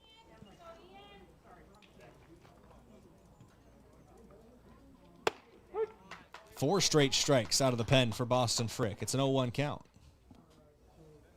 And once again, coming in, throwing strikes, looking good here for Boston Frick early. Coming into today's game, Boston had 11 strikeouts on the season. There's his first ball. Now he's at 12 after the opening strikeout in this half inning. The immaculate inning is off the table, unfortunately, for Frick here. Here's the 1-1 home. High and a little tight for ball 2. He's probably thinking to himself, can I go back to doing that thing where I strikes? Let's get back to the strike throw.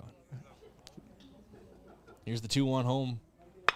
And this one, a grounder to Goki at third. Long throw across the diamond in plenty of time. A 5-3 putout for out number 2. Boston Frick comes out of the bullpen and immediately goes 2 up, 2 down to start this inning. Yeah, 2 quick outs there, obviously in relief, and looking good so far for Boston Frick. Carter McCormick stepping up to the plate now.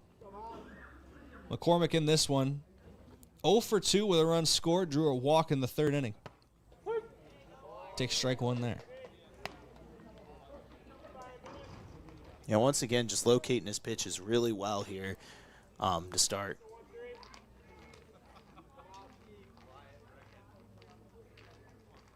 Frick with the 0-1 home. Outside for a ball, make it a 1-1 count.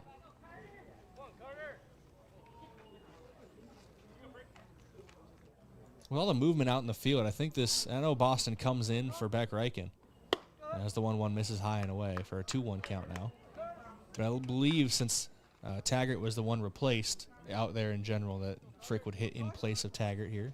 Yankton did not have a DH coming into today's game. Well, it's insane the amount of defensive depth this Yankton team has where you look at it, where you trust Goki and obviously Reichen and Cooter are out there right now. But then you could also throw out Kampshoff. You can throw out Taggart, Gilmore as well at second base. You'll see a lot of different guys that they trust with that, and it shows. The 2-2, high and away for a ball. It does feel like, and I haven't confirmed this with head coach Drew Lawrence, but it does feel like a philosophy of the program to have guys be as versatile as possible. Payoff pitch, gets it by him, swinging strike 3. Boston Frick comes in, out of the bullpen, gets 2 strikeouts, and goes 1-2-3 through the Mitchell order. No runs, no hits, no errors, nobody left on base. 3-0 your score. Yankton trails by 3. We're back in 1 minute with the bottom of inning number 6.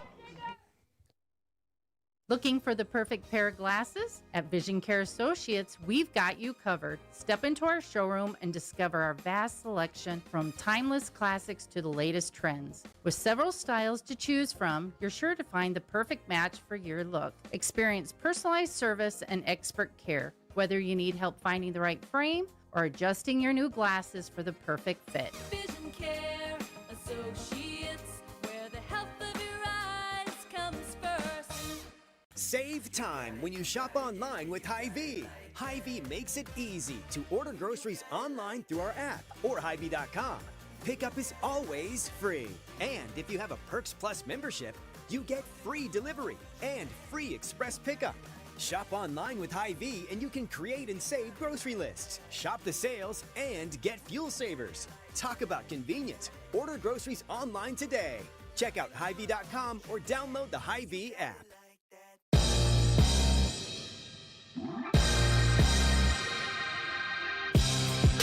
Welcome back here on KYNT and KYN-TV. Jacob Ebert on the mound for his 6th inning of work for the Mitchell Kernels.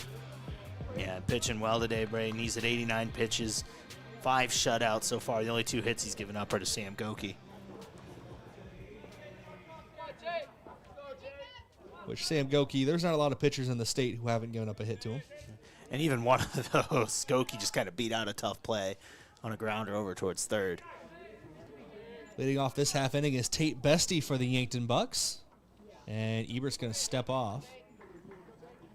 We were talking a little bit, I know he's up there in the pitch count, about a potential change at pitcher or when Mitchell might go to the bullpen. There is no action in the bullpen. That one bounces in the left-hand batter's box for a ball. And that is his 90th pitch of the day, by the way. He's 15 away from the limit. Once he hits 105, he can finish whatever batter he started at that point, but that is on the mind of the Mitchell coaching staff. There's strike 1. It's a 1-1 count now to Bestie. And the fact that there is no movement in the bullpen, Josh, makes me believe that whoever takes over for Ebert on the mound is already out there in the field. Yeah, very possible there as Bestie puts one out in the field. First hit for anybody besides Sam Goki today. Bestie with a single to left field. A leadoff base runner for Yankton brings up Carter Boomsma. Yeah, can that be the spark here for this Yankton offense? A nice piece of hitting there from Yankton's settler fielder here in the 6th. You know what they say, better late than never, and that's what Yankton's hoping for. And Bestie coming into today, a little slower of a start to the season than he wanted. Batting 154, but His first hit of the day, his third hit of the season. Yeah, but something encouraging for him along with that hit is he's made contact every single time he's been up there. This one in the outfield, but Boomsma got a little too far underneath of it, and one center fielder will fly out to the other. McCormick grabs it in center for out number 1. I wish we had one of those like graphics they have where they go route to the ball, because watching McCormick, he was moving all around out there, gets to it at the end of the day, but yeah, it was all over the place running after that one. Simon Kamshoff picking up a bat here, Brayden. Yeah, good call there. Simon Kamshoff coming in to hit. This would be in place of Brett Taggart.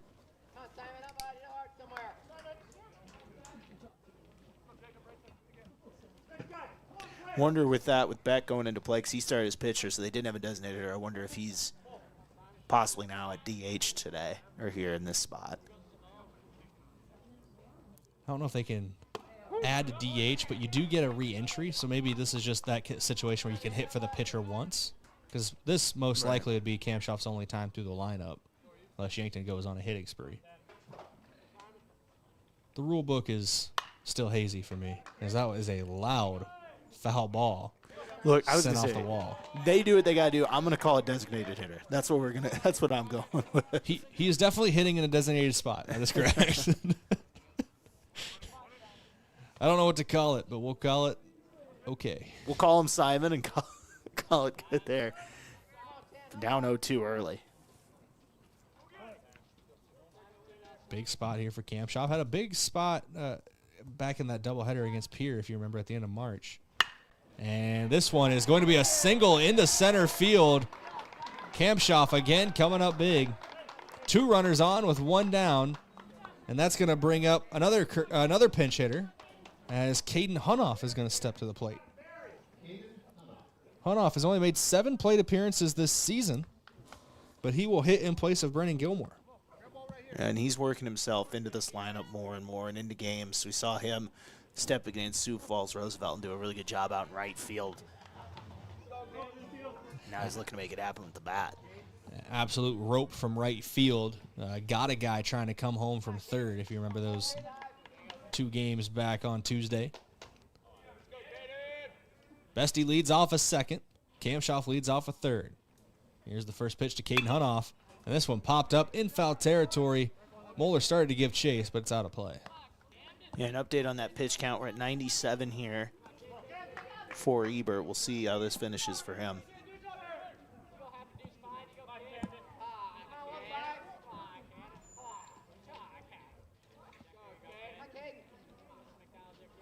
Here's the 0-1. Hunoff back into the net right in front of us for strike 2. Yeah, same spot that Kamshoff just had. We'll see. Obviously, Hunoff here looking for the same result. And Bestie's got some wheels at second. I would not be surprised if it's hitting a similar spot, even though it was shallow center field, if they try to send him.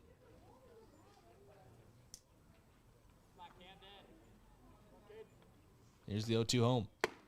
And Hunoff caught looking at strike 3 there. He sat down on the punch out. 2 down now in the inning. And here comes Jackson Kudera, the 9-hitter. Yeah, now big spot here. Hunoff gets caught looking like he said. And now Ebert 1 out away from getting out of this jam. At 99 pitches, too, so he's got a couple pitches to work with.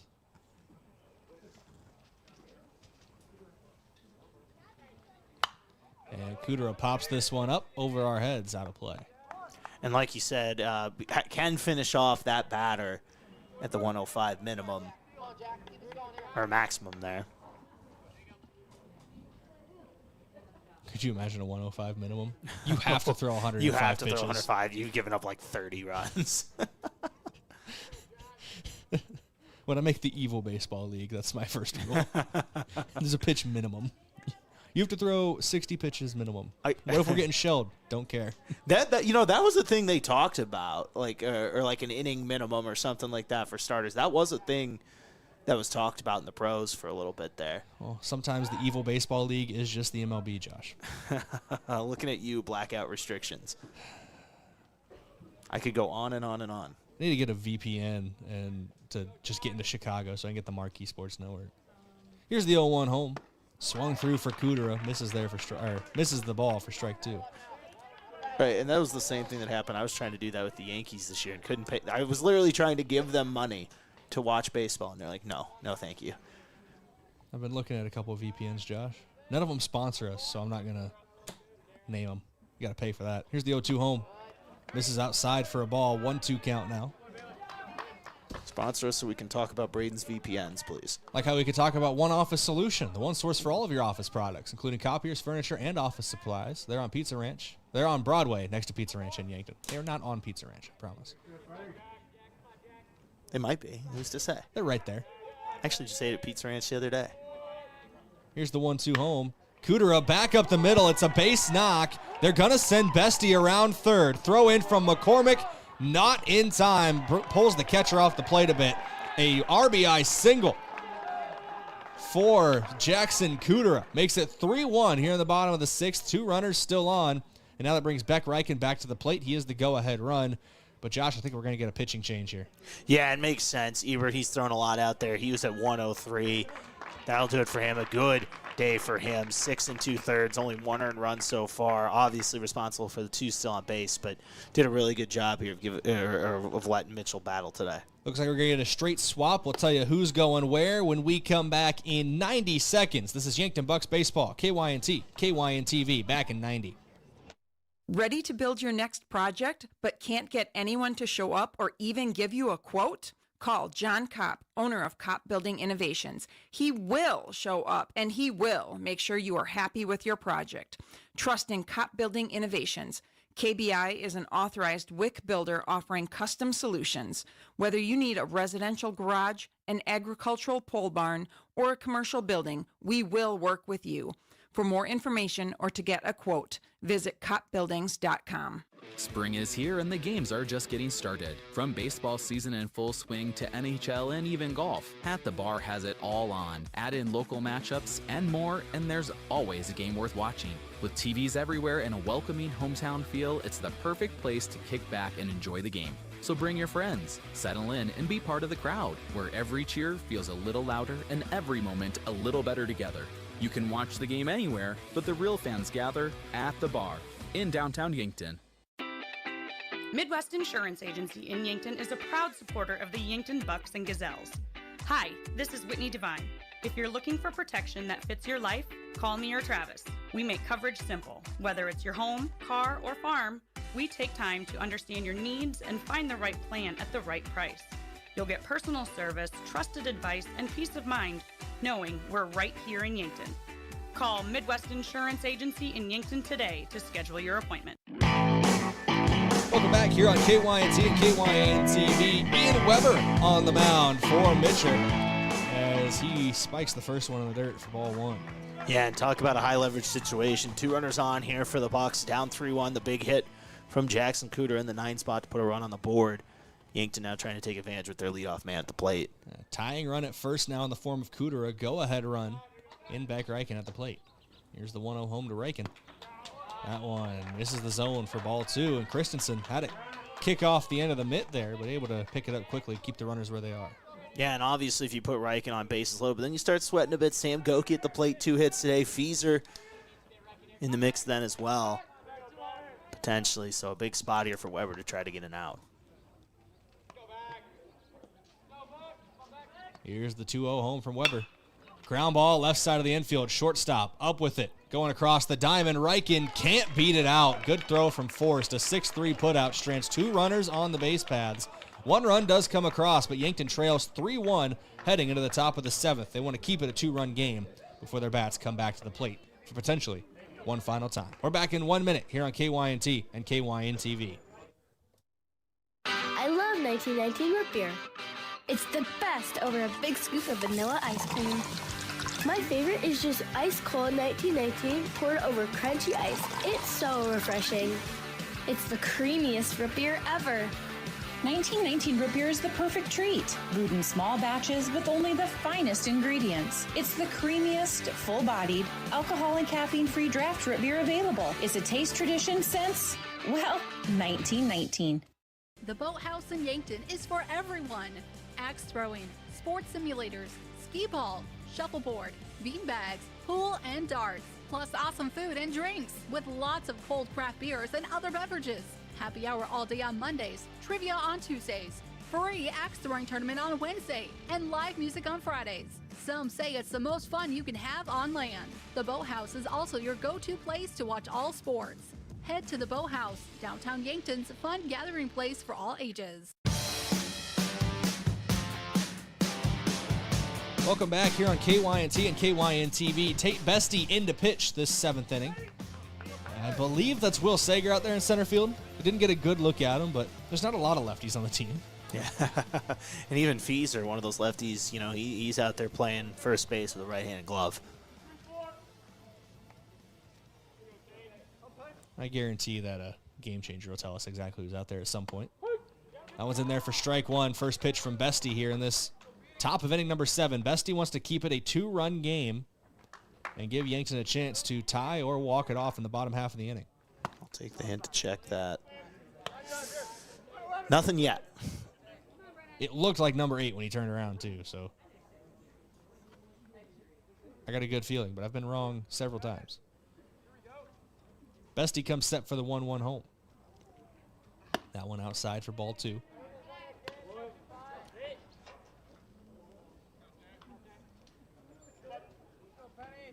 Here at the plate now for Mitchell is Brennan Penny.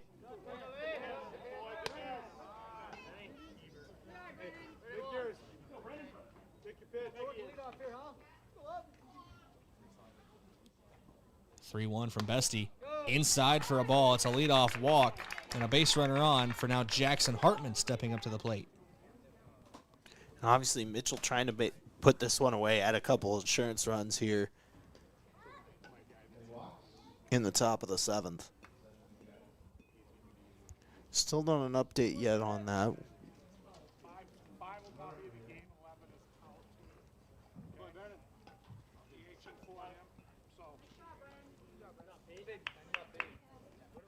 New runner in at first.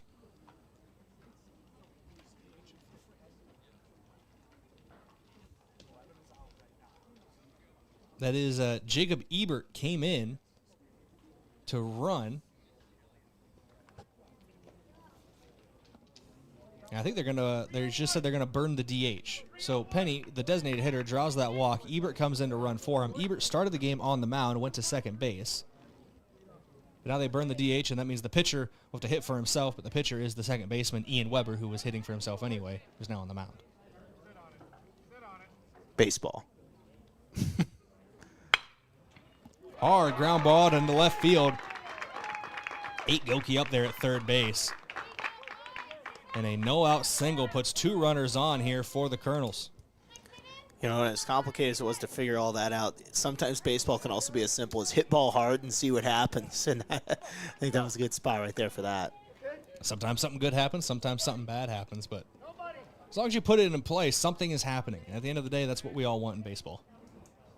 Something to happen. I like it.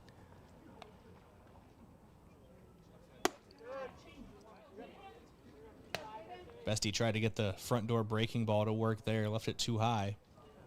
Caden Allen had a duck out of danger. Here's the 1-0. Front door breaking ball. Can't find the zone there. 2-0 count. Bestie laboring out here early, Brayden.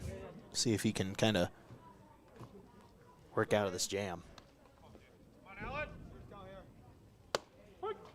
And there's a strike for Bestie. 2-1 count now. And Bestie usually a steady force out of the pen. Well, his bullpen usually being center field. Here's the 2-1 home. Way to battle back there for Bestie. Make it a 2-2 count. Yeah, obviously need to get this first out here any way you can. Don't want to load the bases up with no outs. Bestie battling back. 2-2 outside for a ball.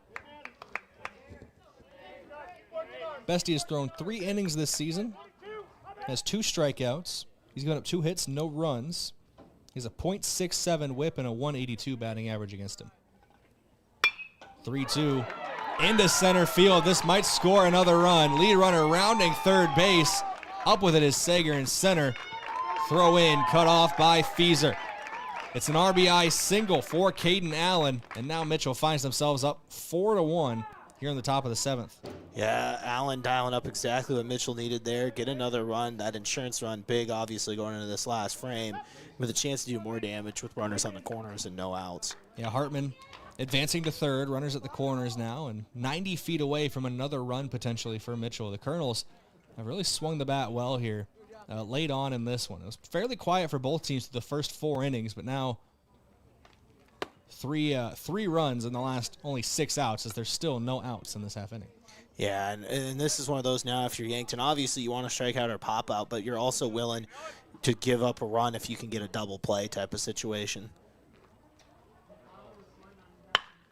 This one, another base knock, another run's going to score. This one into left field. Boomsma up with it. They'll hold the runner at second, but Hartman comes across home plate.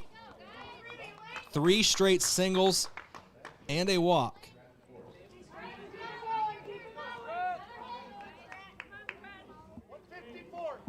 He brought 2 runs across here in the top of the 7th inning. Hartman scores on that single. Allen now at second, Bottom on first, and that brings Stratton Force to the plate.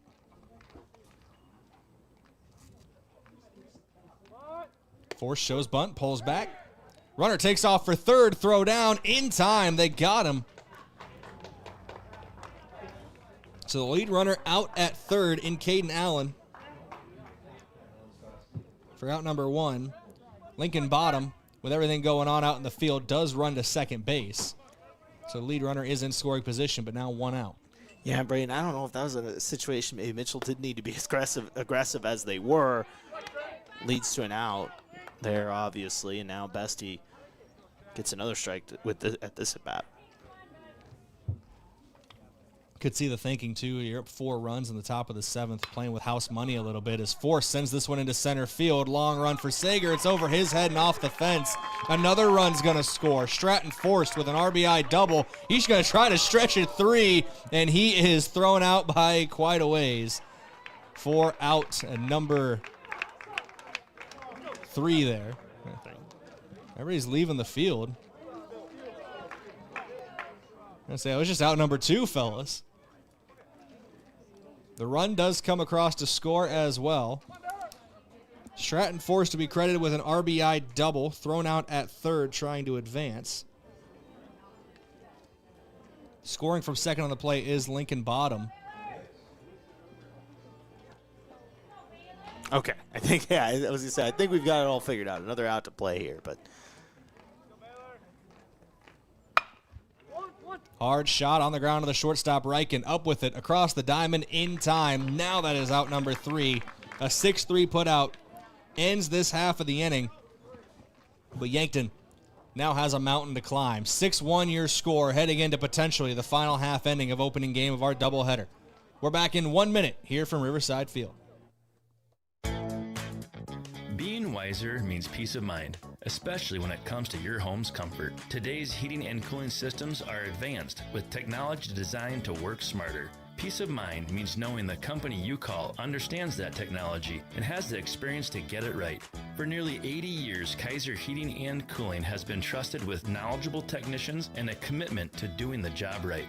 So be the wiser and go with Kaiser Heating and Cooling in Yankton. Inheritance, romance, and investment scams continue to plague South Dakotans with high dollar amount losses. They prey on vulnerable adults and swindle consumers out of their funds. Scammers befriend the victim, making it difficult for them to see the reality of what's happening. If you have a loved one susceptible to this type of scam, sit down and talk with them about these issues before it happens to them. If you or a loved one have been scammed in this manner, please reach out to the South Dakota Office of Attorney General's Consumer Protection Division at 800-300-1986.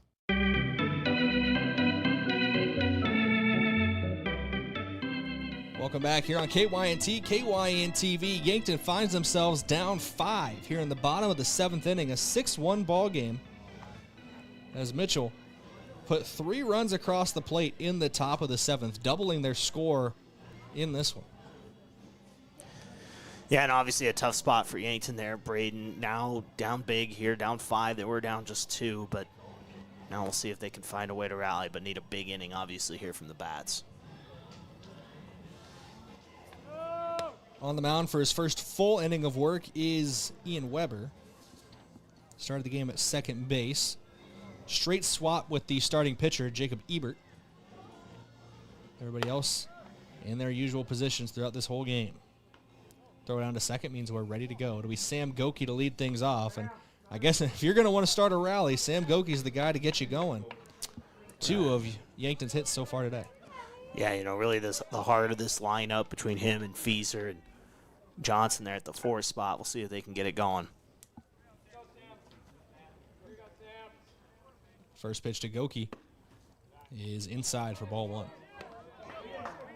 That's what I'm saying. If you're Coach Drew Lawrence down there, just one thing at a time. You can't score 5 runs on one play. Literally, there's no way in baseball. So you gotta just take it one thing at a time. As Goki takes another ball there. The super grand slam.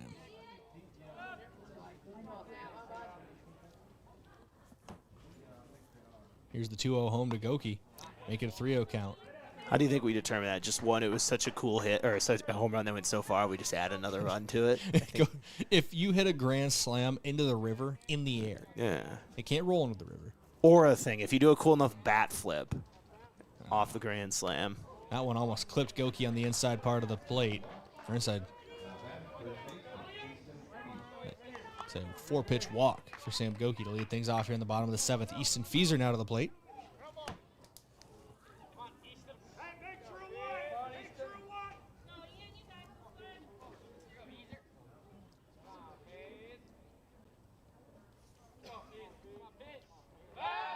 Throw over to first, keeping Goki close to the bag, not there in time.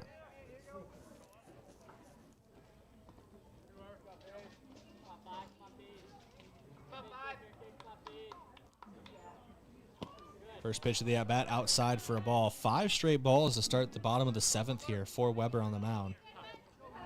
He's got a lot of room to play with, but definitely needs to settle in, and I think Baylor Christensen knows just that. He's going to go out and have a conversation with his pitcher on the mound. Yeah, really struggling to keep command of his pitches so far. Like you said, 5 straight balls to start the inning, and maybe just a little too amped up here trying to close this one out.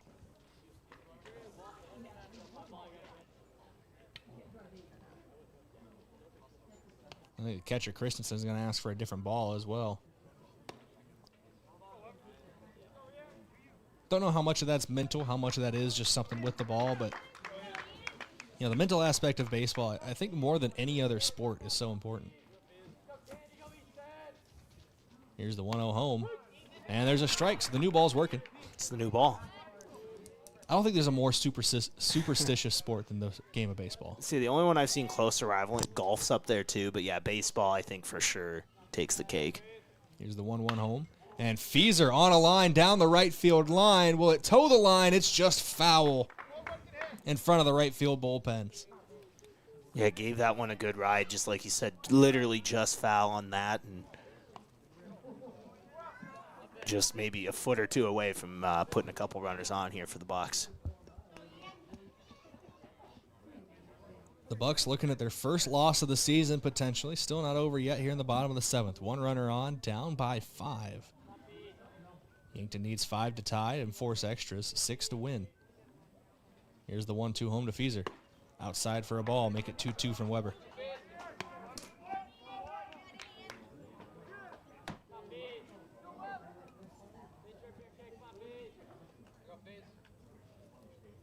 Weber checks the runner at first as he comes set on the mound once again. 2-2 count.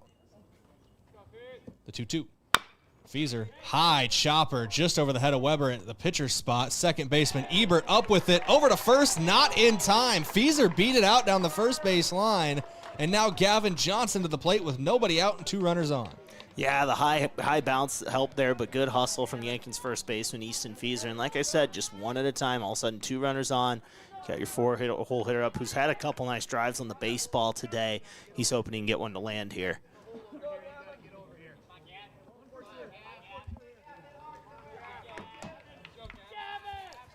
Chicago Cubs, after trailing most of the game to the New York Mets, now in extra innings with the Mets, 1-1. The Mets, who have lost 10 in a row, I believe. Or maybe it's 11 now, but it will be.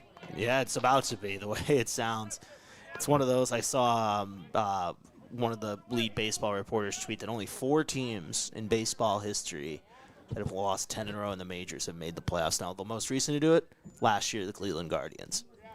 Well, the Guardians never make sense. They get the power of friendship going. And they just casually have probably the best third baseman in baseball. That does help. That does help.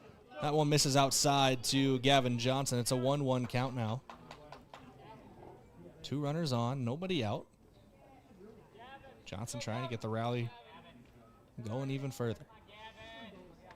Weber set for the 1-1. That one misses the zone for ball 2. 2-1 count now to Johnson. And all of a sudden you can feel the momentum changing just a little bit here. You get those 2 lead runners on. If Johnson's able to find a way on base or put down a hit or something, all of a sudden this game kind of turns on its head just a little bit.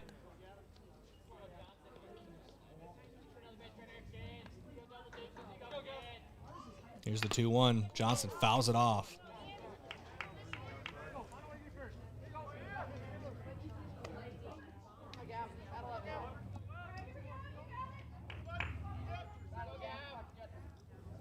Talked about it in the pregame, Josh. Yankton being very good at scoring in bursts. That's a lot where their scoring output has come this year. They'd love for that burst to be right now. Yeah, I think they'd take a 5-run burst here at least if they can get it. And Johnson here battling with a 2-2 count.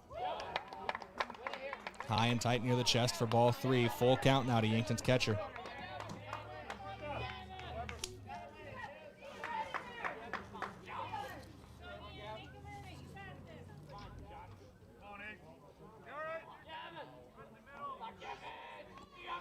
Weber comes set. The payoff pitch. Johnson, line drive right at the shortstop, and it's gloved it short for out number 1. Got a good piece of it, but unfortunately right at a defender for Gavin Johnson, and feels like that's the story of his day so far. A fly out to center field, a line out to left field, and now a line out to the shortstop. Yeah, just three really well hit balls. That one may be a little slower than the other 2, but still a well hit ball that just found a glove again for Yankton's catcher. Tate Bestie at the plate. Lone run of the game for Yankton right now. Reached on a single to lead off the 6th inning. And came around to score. Was brought in by Jackson Kudra. Takes a ball 1 for a 1-0 count. And looking to get something going here. Needs to find a hit, obviously. Want to avoid the grounders as well to avoid any double play situation. 1-0 fouled off for strike 1.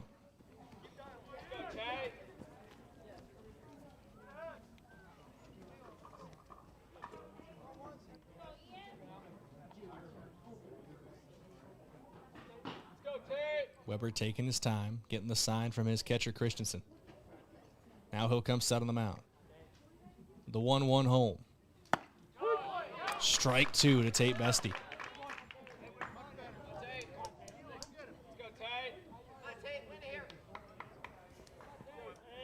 Big moment here for Bestie.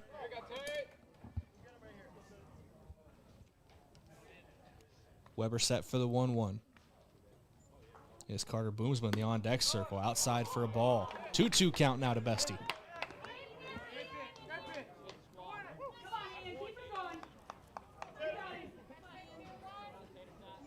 You got to assume you need base runners, no double steal on potentially here, but Yankton once again just trying to get something here with Bestie.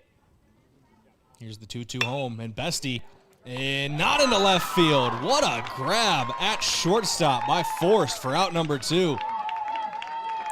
Yeah, heck of a play there, diving out. Probably saved a run on that, too. Nice catch. Now Yankton down to their final out of game number 1. An opening game of our doubleheader that is about to hit the 2-hour mark.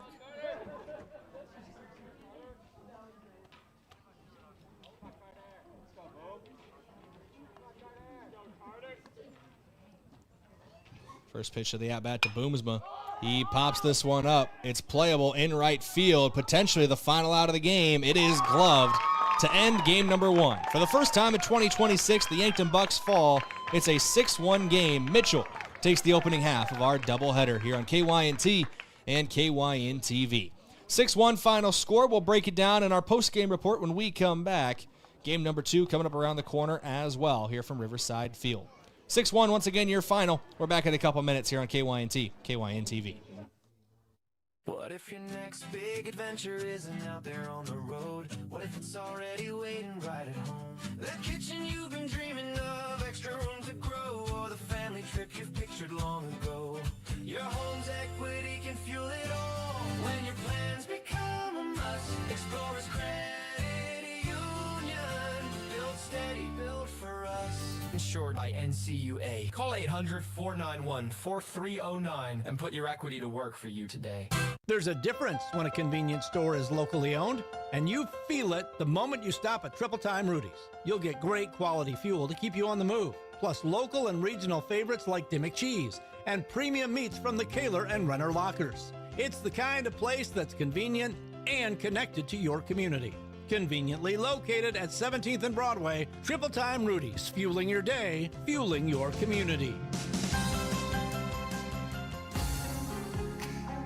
Recently, a woman came into the UPS store to make some color copies for a project. As we were finishing up, she asked if we could help her design and print graduation announcements for her daughter. The answer? Of course we can! At the UPS store in Yankton, we've been helping families with everything from basic copies to beautifully customized graduation announcements. Come see us at the UPS store in Yankton today and let us help make your special occasions even more memorable. Is it the competition that keeps bringing you back? The long-standing rivalries? Or is it seeing friends again and cheering on your favorite team? At First Dakota, we're here for it all. We appreciate the fans, the players, the coaches and officials, the concessions crew. The shared community experience is part of what makes life here great, and we're here for it. See you at the game. First Dakota National Bank, member FDIC. Life doesn't slow down for injuries, and neither should your care. With Yankton Medical Clinic Orthopedic Walk-In Care, you can be seen quickly, Monday through Friday from 8 to 5. No referrals, no long waits, just experienced, highly trained surgeons ready to help you heal and get back to what you love. And because we live right here in Yankton, your care stays close to home. I'm Dr. Jeremy Kudera, orthopedic surgeon with Yankton Medical Clinic. I'm proud to call Yankton home. We're your orthopedic team, and we're here for you. Your money's valuable, but so is your time. FNBO Free Checking helps you save on both. Bank online and tap to pay means more time back in your day. No monthly fees means more for you to enjoy. More for lattes, takeout, and tickets to the show. More time for the party, friends, and a new adventure. No fees, no hassles. FNBO Free Checking. One that's free. One with more room for the good stuff. Learn more at fnbo.com/freechecking. Member FDIC. In Yankton, community means everything, and at Wilson Trailer, it's the heart of what they do. They're more than manufacturers, they're your neighbors. From sponsoring the Bucks and Gazelles to supporting the next generation of farmers and builders, they're proud to give back to the place they call home. For over a century, Wilson Trailer has stood strong, steady, and rooted in community. Because when Yankton thrives, we all move forward. Wilson Trailer in Yankton. Learn more at wilsontrailer.com. Are you on track to retire? I'm Adam Boelter, a certified financial planner with Vantage Financial, born and raised in Yankton, South Dakota. My team and I pride ourselves on building trust through clear, honest advice tailored to your unique goals. From retirement planning to smart tax strategies, we'll create a personalized plan to help you feel confident and secure about your financial future. Visit vfplanning.com or search Adam Boelter, Vantage Financial, to schedule a 15-minute call today. Vantage Financial Partners is a registered investment advisor. SEC registration does not constitute an endorsement of Vantage by the SEC, nor does it indicate that Vantage has attained a particular level of skill or ability. If you want a job where your work matters, you belong at Avera. Here, we've invested in our workforce because every Avera team member drives our health ministry forward, making a difference in lives and communities every day. We offer competitive pay, great health insurance, and even career opportunities. We're putting people first, including you. Search for local job openings and apply at avera.org/careers. In nearly every family's lineage, there's a tie to agriculture. It's a legacy reflected in how we raise our kids, help our neighbors, and respect what we have. Farmers Union Insurance was built on that legacy. And while our roots are in agriculture, our protection has grown to include home, auto, business, health, and life. Protect your legacy. Farmers Union Insurance.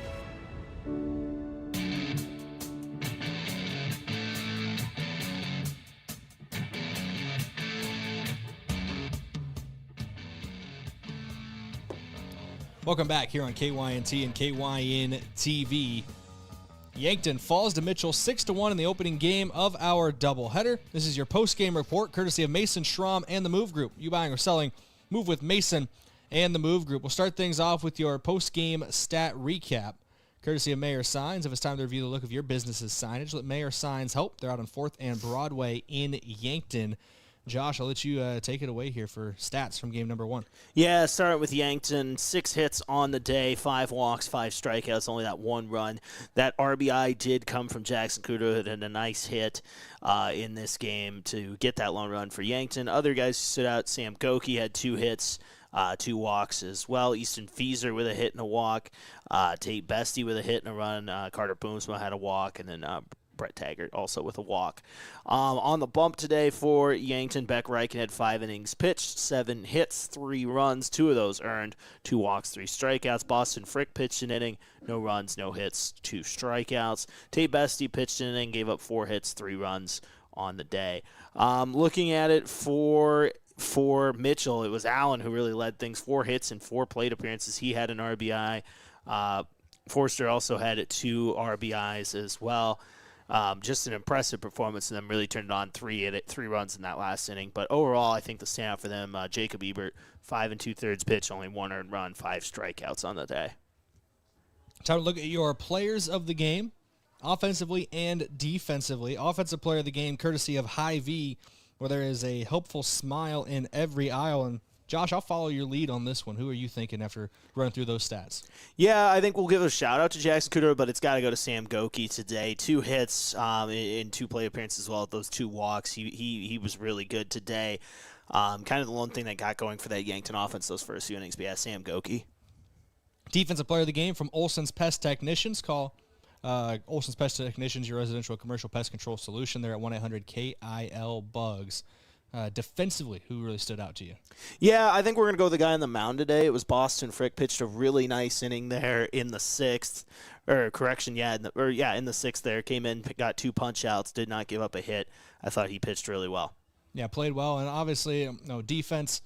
6 runs given up against him. There were some guys who made some good plays out in the field, but Boston deserves some recognition for that 6th inning. I thought he pitched very, very well. So defensive player of the game, courtesy of Olson's Pest Technicians. It's going to do it for your post-game report here, courtesy of Mason Schramm and the Move Group. Schedule preview quick from Parker Hannafin of Yankton. 10, 15 minutes. We're going to have game number 2 of our doubleheader.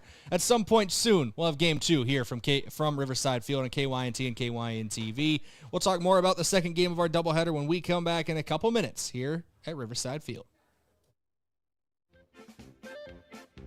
Have a craving for wings or delicious burgers or Pivo fries? Come sink your teeth into the mouth-watering burgers and wings at Checkers Sports Bar and Grill in Yankton. With a menu that's flavor-frenzy, there's something for every fan. Grab your friends, bring your family, and head down to Checkers. Checkers Sports Bar and Grill is Yankton's favorite spot for food, friends, and sports. Open Tuesday through Sunday. Your game days belong at Checkers. Have a large group or event that you'd like to offer clothing for? JJ Benji's can make you look good. Instead of you taking orders, collecting money, and then delivering the clothing, let JJ Benji's handle it all. JJ Benji's will create an online store with the merchandise you want to offer. People order, pay, and then JJ Benji's will ship it. You just provide a link or QR code to the online store, and that's it. Contact JJ Benji's in Yankton for more information. I'm Colby Cookta, one of your Yankton Edward Jones financial advisors. We're all about financial investments, but we also value the investments of time, patience, and encouragement our young athletes receive from their coaches, teachers, and mentors. That's why I'm a proud sponsor of the Yankton Bucks and Gazelles on KYNT.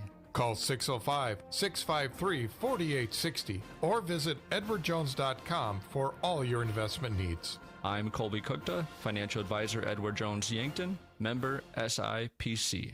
At Mount Marty University, students get real support and real opportunities. Hi, I'm Maya, and I'm a business major at Mount Marty University. The professors here at Mount Marty are just amazing. They're very good about supporting me through future internships and jobs that they try and line me up with, and they also provide real life experiences in the classroom through projects and speakers and things like that. Start your journey online at mountmarty.edu. Did you ever hear that termites only swarm to feed and mate during the springtime? Well, that's just a myth. Here's the fact. While they do swarm to mate in the spring, termites eat wood 24/7 year-round. In fact, termites cause an average of $5 billion in property damage every year, and that's no myth. A pest professional is your best defense against the devastation rodents, termites, roaches, and ants can cause to your home and family. Olson Pest Technicians, 1-800-KIL-BUGS.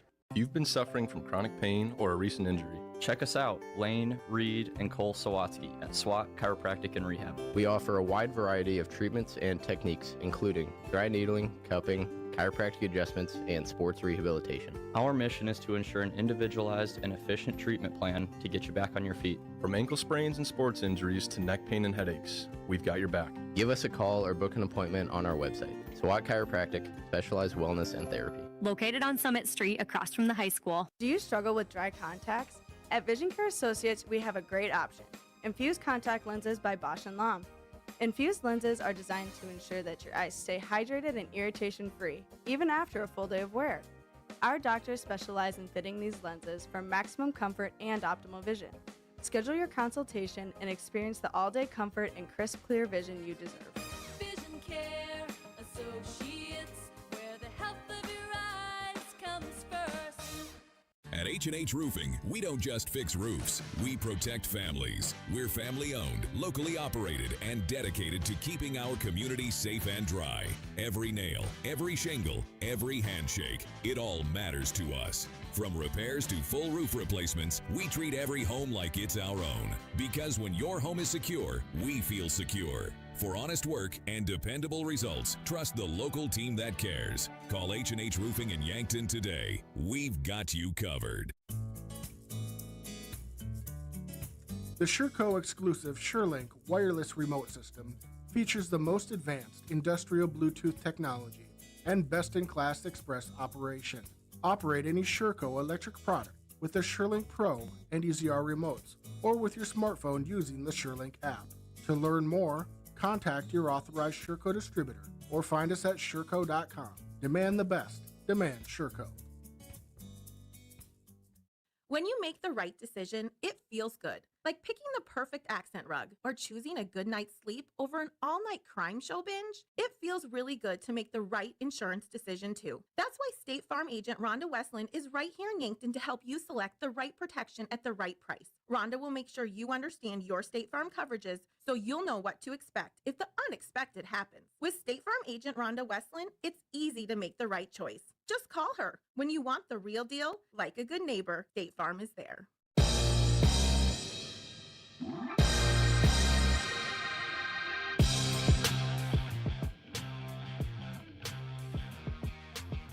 Welcome back here on KYNC and KYN TV. Ready for pregame for game number 2 of our doubleheader today. It's courtesy of Hy-Vee with a helpful smile in every aisle. Your matchup breakdown, well, Yankton just fell in game 1 to Mitchell, 6-1. Here, the first meeting between these two teams this season. Mitchell and Yankton both came in top quarter of the Class A right now. 20 teams in Class A. Yankton came in 4th. Mitchell was 5th.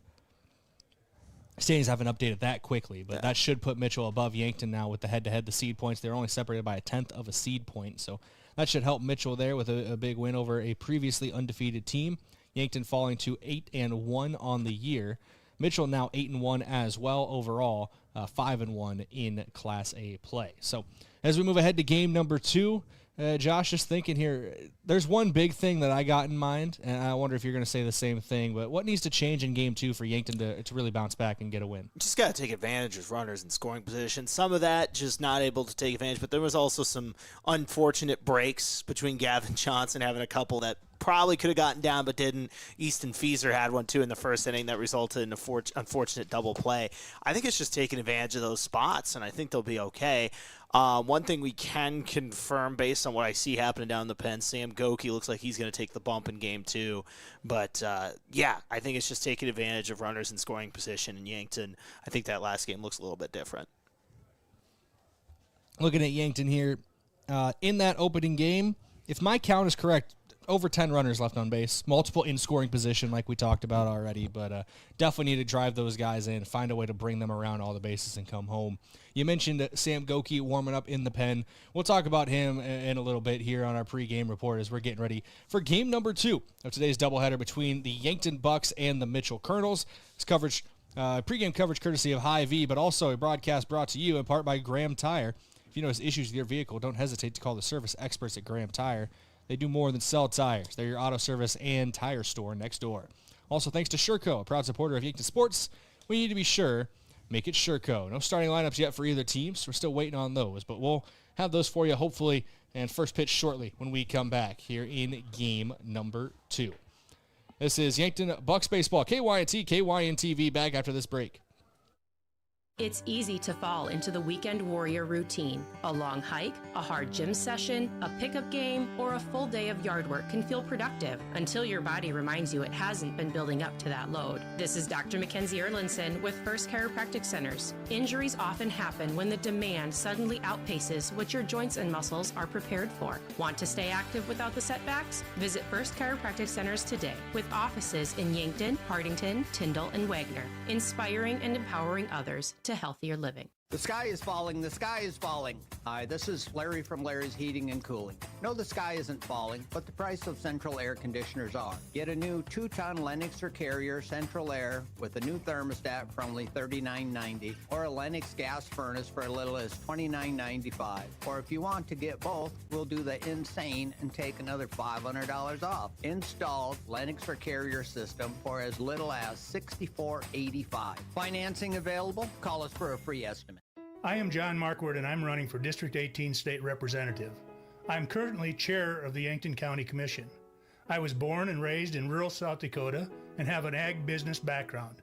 I am a conservative that fights to keep taxes low, supports law enforcement, and I'll look out for the best interests of District 18. Vote for John Marquardt for District 18 State Representative in the Republican primary, paid for by friends of John Marquardt. Yankton fans, every drive, every rebound, and every fast break lights up the gym, and Sparkling Ice is here to keep that game day spirit buzzing. With bold fruit flavors, zero sugar, and a cool burst of refreshment, it's the perfect companion whether you're in the stands or celebrating a big win on the way home. Fuel the roar of the crowd and the rhythm of the court with Sparkling Ice. Grab yours today and cheer on the Bucks and Gazelles all season long. Sparkling Ice, flavor that plays hard. At Elwood Family Dental Care, they believe you should understand your dental health, not just receive it. They'll show you your x-rays and photos, explain the why behind any treatment, and make sure you feel confident about your care. And if you have dental insurance, it's a good time to use it. New patient exams and x-rays are often covered at 100%. Learn more at elwoodfamilydentalcare.com, where they take care of the entire family. Ever have one of those days? Your car breaks down, your dog decides your couch is a chew toy, and oh yeah, a tree falls on your roof. Don't worry, Missouri River Associates has you covered. Auto, home, pet mishaps, we're here for all of life's little oops moments. Call 665-6885 for your free quote, because life happens, and we're ready for it. Are you looking to buy or sell a home, but not sure where to start? I'm Deb Speck with Vision Real Estate, and I'm here to guide you every step of the way. With 20 years of experience and a passion for finding the perfect match, I'll work hard for you, answer all your questions along the way, and make it stress-free. Call me at 605-664-5555 and let's get moving. If it's time to review the look of the signage of your business, let Mayor Signs help. They offer all types of signs, including exterior and interior signage, fleet wraps, digital signs, and much more. They also do logo creation and vehicle wraps. Their technicians arrive on site, fully equipped to get the installation done with quality workmanship. With the latest tools and technology, Mayor Signs provides high-quality installation service for any sign. Contact Mayor Signs today on 4th and Broadway in Yankton. Moody Motors in Niobrara has done it again. Every used vehicle that we sell comes with warranty. That's how good we inspect our vehicles before we sell them. We are so confident that we put a warranty on all of our used vehicles with less than 150,000 miles on them. Whether it's 3 years old or 10 years old, you can buy with confidence from Moody Motors because all of our used vehicles come with warranty.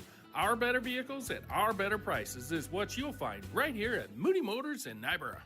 At Boston Shoes to Boots, we believe quality starts with fit, craftsmanship, and service you can count on. Every brand we carry is carefully chosen for comfort, style, and lasting wear. You'll find favorites like Birkenstock, Red Wing, Brooks, Taos, and more, because your feet deserve the best. From everyday favorites to work-ready boots, you'll find the right fit with help from people who know footwear inside and out. Boston Shoes to Boots, in downtown Yankton and online at bostonshoestoboots.com.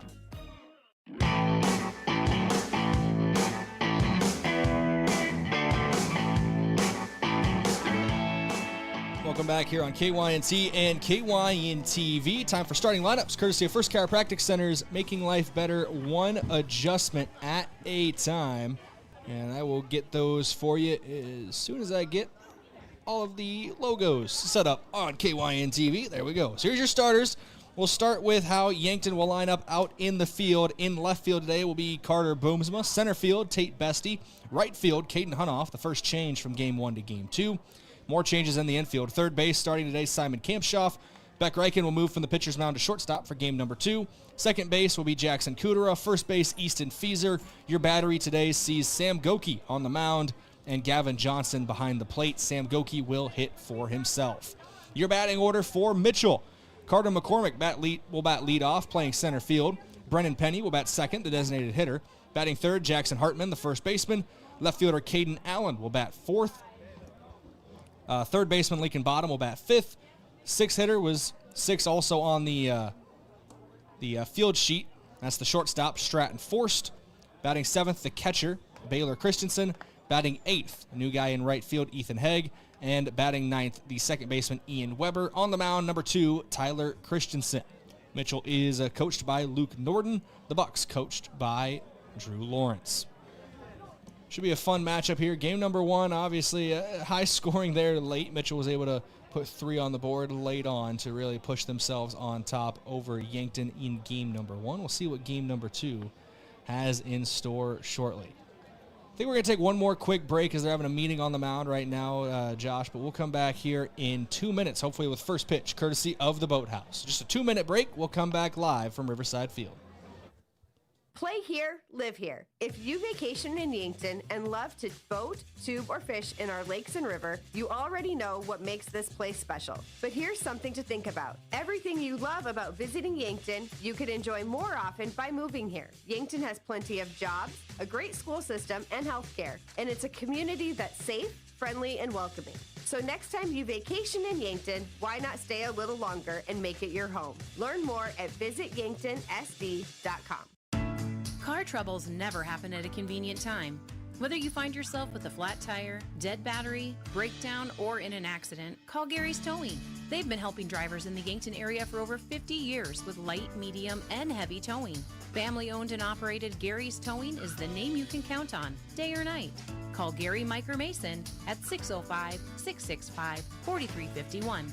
Gary's Towing, where experience means reliability. Finding water in your basement is never good. But if you do, you should call FloorTech Cleaning and Restoration. They clean it up and fix the damage the right way. The sooner you call, the better. For water damage cleanup and restoration, trust FloorTech. Available 24/7 and proudly serving Yankton, Mitchell, Norfolk, Sioux Falls, and beyond. If your home or floor is wet, call FloorTech. Imagine paid vacation, sick leave, holidays, and full medical coverage the moment you start a new job. Plus quarterly profit sharing, 5% 401k match, and a company-paid retirement plan your first day on the job. With Parker of Yankton, you don't have to imagine, because all these benefits begin day one. We are hiring assemblers, material handlers, and line operation techs for both shifts. Don't mind working nights? Enjoy a pay differential of $235. If you're looking to upgrade your career and have day one benefits, apply today at parker.com. Parker, engineering your success.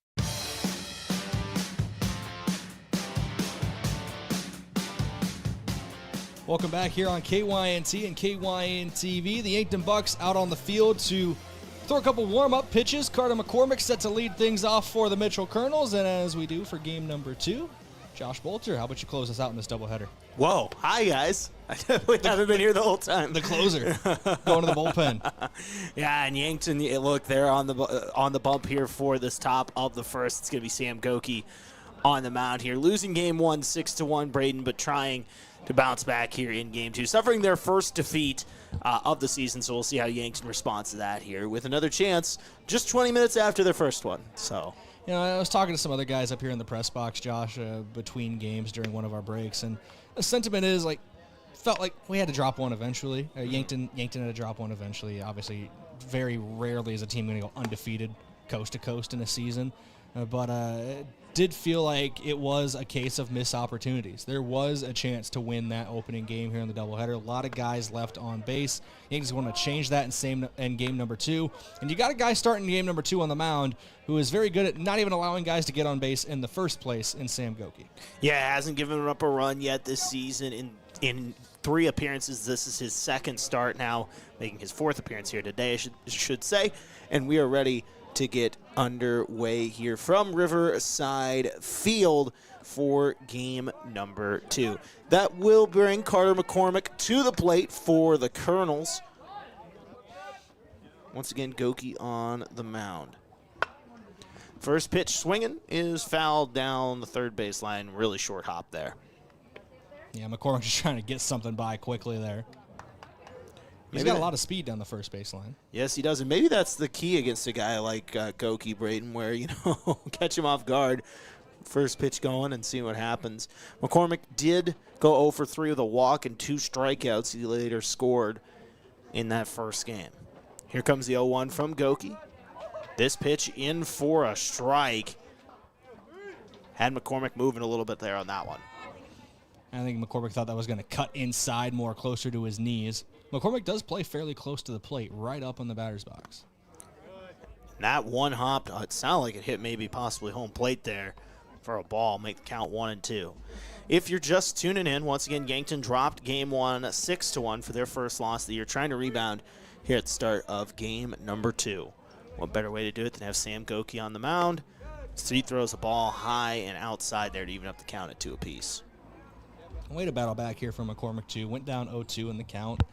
It's very easy just to fall into a lull in the first at-bat of the game. So being able to battle and still forcing Goki to work early on.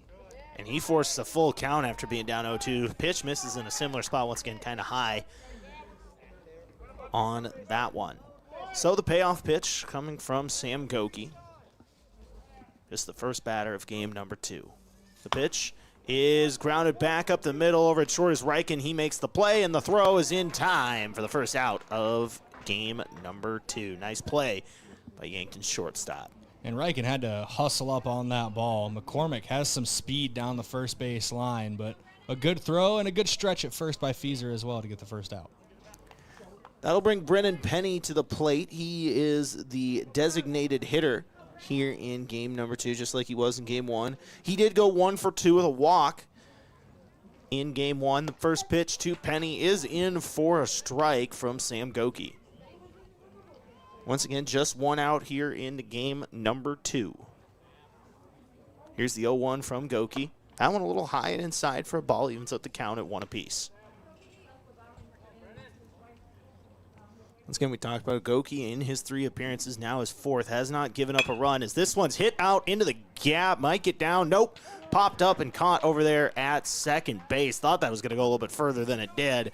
Caught by Jackson Kudra over at second base for the second out of the top of the first. Yeah, sometimes I don't know if it's how the bats are constructed, but the way some of these bats sound, it sounds like it's going about 150, 200 feet out into one of the gaps, and then that one ends up in the glove of Cooter at second. And that one looked like it had a little more pop on it, too, a little bit more of a drive out there, as that first pitch is in for a strike. At the plate now is Jackson Hartman over at first base here in Game 2. Hartman in Game 1 had a couple singles, an RBI, 2 runs scored, and a walk, so impressive day for him. And he's down 2 quick strikes here to Sam Goki, trying to make quick work here in the first. The pitch, high and inside for a ball. Hartman did play left field in Game 1, playing in at first here in Game 2. Playing at one of the corners in one way or another. As that pitch hits him, that'll put a runner on here with 2 outs for the Kernels in the top of the first. So 1 on, 2 outs. Sam Goki trying to get out of this first inning of work. That can be frustrating as a pitcher as well. You're quite literally 1 pitch away from getting out of the inning, and now you have to reset with a whole new batter and a runner on. And you saw that happen to Beck Reichen in the first game, too. 2 outs, hit a couple batters and put a couple guys on. But now at the plate is Caden Allen, as that first pitch is fouled off. Make the count 0-1. Positive note, the run in that first game came in the second inning when Reichen hit a couple batters there with some outs on the board. Was able to work out without giving up any runs. Goki looking to do the same here as gets him swinging for strike 2. Yeah, down 0-2, and that's something Goki's been doing here today, making quick work of those first 2 strikes. Trying to put away Allen here, though, and retire the side. He checks down. Going to make sure Hartman stays on first base over there. And he's going as Hartman. This one hit back up the middle for a base hit right towards center. Hartman's rounding, heading for third, and he will be safe on that one. So runners at the corners all of a sudden for the Kernels. A hit from Caden Allen, the cleanup man. And all of a sudden it went from 2 outs, 2 strikes, and looking like Goki was going to get out of some trouble here, to all of a sudden runners in the or getting out of the inning clean. All of a sudden runners on the corner here for Mitchell. And a perfectly executed hit and run for the Kernels as well. As the lead runner, Hartman's not taken off on that one. I don't know if he makes it to third base in time, so that's just perfectly executed. Runner goes from second. Pitch is in for a strike. No throw down, so now runners in scoring position here for Mitchell. Lincoln Bottom is at the plate. He had 2 hits in Game 1, including an RBI and a run in that first game. Here's the pitch. Swing and a miss. Strike 2. 0-0. Top of the first. Runners on second and third with 2 outs for Lincoln Bottom and the Mitchell Kernels. Sam Goki out on the mound for Yankton. He's thrown 17 pitches here in inning number 1, and it looks like we're getting a mound visit. Possibly. Nope. Okay, Drew Lawrence has decided against it. He walked halfway out. Coach Drew Lawrence out there decided against it, and just going to let Goki throw. Should be giving some instructions out to his guys. Here's the pitch, low and in the dirt for a ball. And this is something, Brayden. Now all of a sudden, 3 straight batters that Goki's got it to 0-2 and just not able to get out of the inning yet. And it's something you don't want to make a habit of right now, but the big thing right here is just trying to get out of this inning unscathed, even though you got 2 runners in scoring position. Here's the 1-2, and swing and a miss. So Sam Goki gets out of some trouble after the top of the first 2 runners left on by the Mitchell Kernels. It's 0-0. Brayden Butler, Josh Boelter here on KYNT and KYN-TV. When we come back, Beck Reichen and the Yankton Bats. Small businesses are the backbone of our community. CoreTrust helps your business thrive with checking, online bill pay, small business loans, credit card processing, local approval and support for government grants and loans, investments to grow your hard-earned assets, and insurance to protect them. All from CoreTrust, the community bank that's right down the street and everywhere you want us to be. Visit CoreTrustBank.com today. Member FDIC. Introducing the all-new Glow Vitality Bar at Glow Aesthetics Med Spa. Quick, effective in-office injections and IV therapies designed to support energy, immunity, recovery, and overall wellness in minutes. From NAD+ and glutathione for cellular support and glow, to B complex boosts, hydration drips, and fast-acting nausea or pain relief. We make feeling better simple and convenient. Need a quick energy reset, recovering from travel or a long week? It's time to glow. Glow Vitality Bar at Glow Aesthetics Med Spa.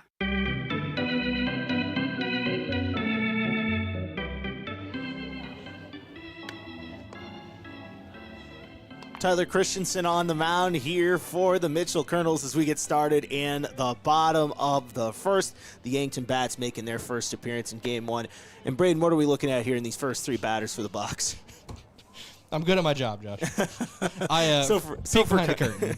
I unmuted the wrong pod. I unmuted the wrong mic for Josh. So, whoops, my bad. But look at who's due up for Yankton. Beck Reichen will lead things off. Sam Goki will bat second. Easton Fieser bats third. That's your three-batter minimum for Yankton. Gavin Johnson will be the cleanup man if it gets to him. So just as usual for these Yankton Bats here to get started, we'll see what they can do. Looking to have a better Game 2 in this second leg of the doubleheader, now only scoring one run. Leon, I think you said, what was it, 10 runners stranded on base in that first game? By my count, it ended up being 12. I'm going to say tentatively 10. So either way, a lot, and obviously trying to do a little bit better this time around. And it'll start with Beck Reichen, the leadoff man, playing shortstop. He went 0 for 3 with a strikeout in Game 1. He'll deal with Tyler Christensen, who throws a first pitch swinging strike to get his day started. If you want the exact breakdown as well, by my count, 2 runners stranded in the second, 3 runners stranded on in the third of Game 1, 2 more stranded in each of the 5th, 6th, and 7th. Count even at 1 apiece. A ball there to Reichen.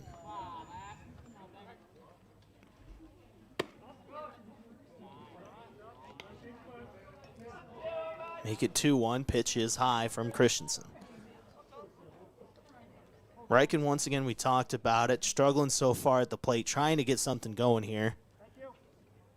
As he gets an early 2-1 lead in the count, and it's one of those, I think just making contact consistently will help him. He is doing a good job, though, we should mention, getting on base still. Leads the team with 11 walks as he fouls off a pitch there to even it at 2 apiece. Yeah, coming into today's game, Beck Reichen hitting under 100 on the season, but his on-base percentage was still just a couple ticks under 400. So he is doing his job as a leadoff hitter, just not really in a traditional way. Here's the 2-2. This one grounded down the third base line. It's going to go foul. Count will stay at 2 even.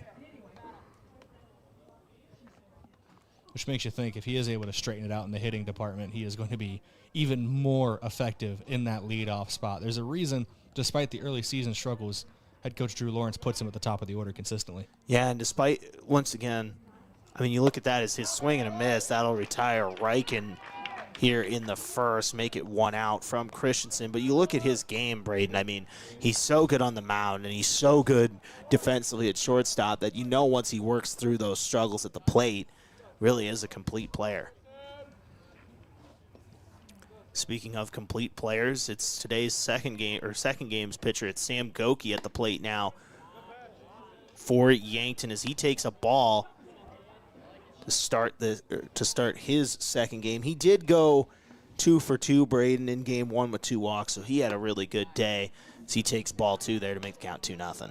Yeah, Goki got on the base paths every single time he came to the plate. Was thrown out at one point between first and second. Was doubled up to end the first inning, Josh. But to get on base 4 different times, he got onto second base at least in 3 of those trips. He got onto second base in every one of those trips, and he never came home. Goki with a 2-1 count here against Christensen. As he makes it 3-1 with a take there. Good take on that one. 0-0 as it stands. No runners on for Yankton. 1 out here in the bottom of the first. Christensen, the 3-1 to Goki. He pops this one high in the sky over towards left field, getting underneath it and making the catch out in the left there is Caden Allen. Good ride, though, from Goki on that one.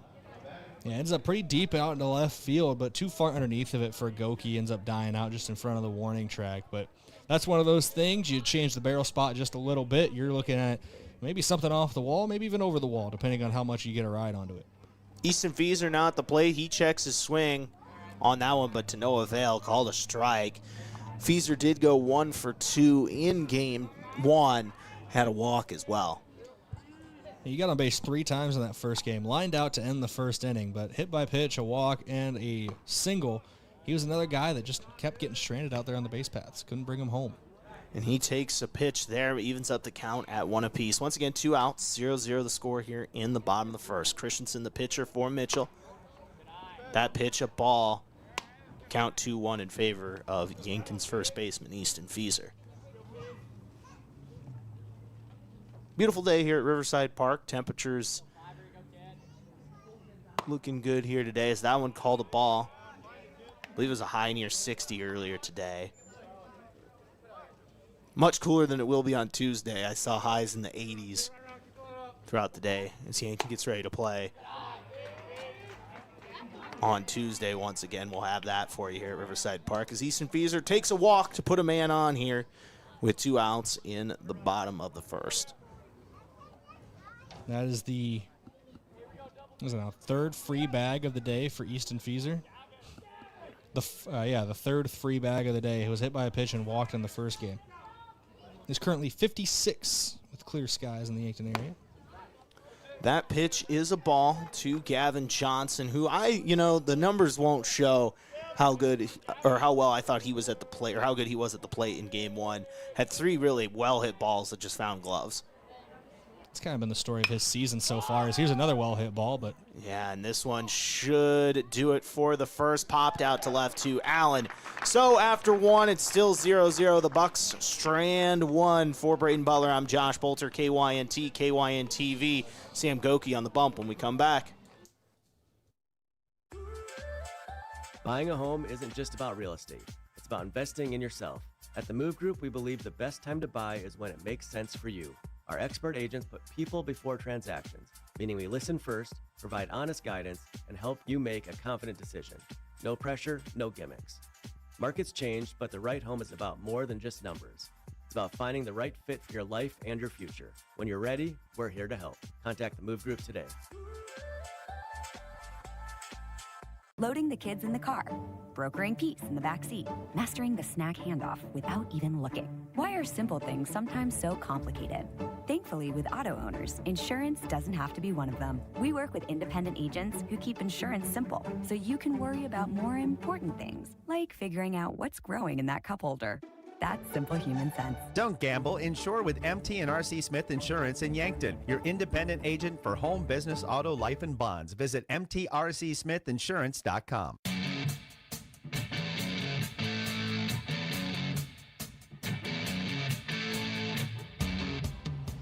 Top of the second here, 0-0 is the score between the Mitchell Kernels and the Yankton Bucks. Sam Goki on the mound. He did throw 17 pitches in the first inning. Correction, 20 pitches on that in that first inning for Sam Goki. Did leave 2 stranded.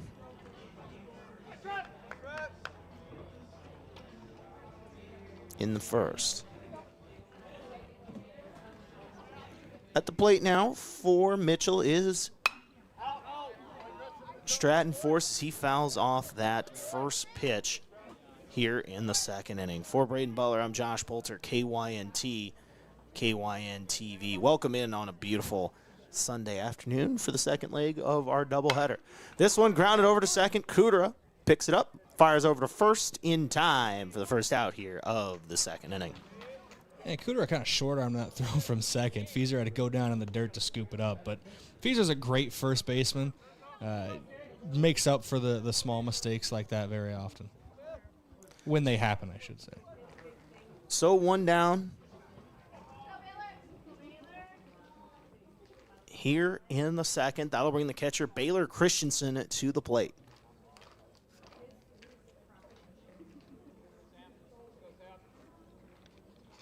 Yogi making quick work there of Force. He gets a strike against the Mitchell catcher here to start this plate appearance.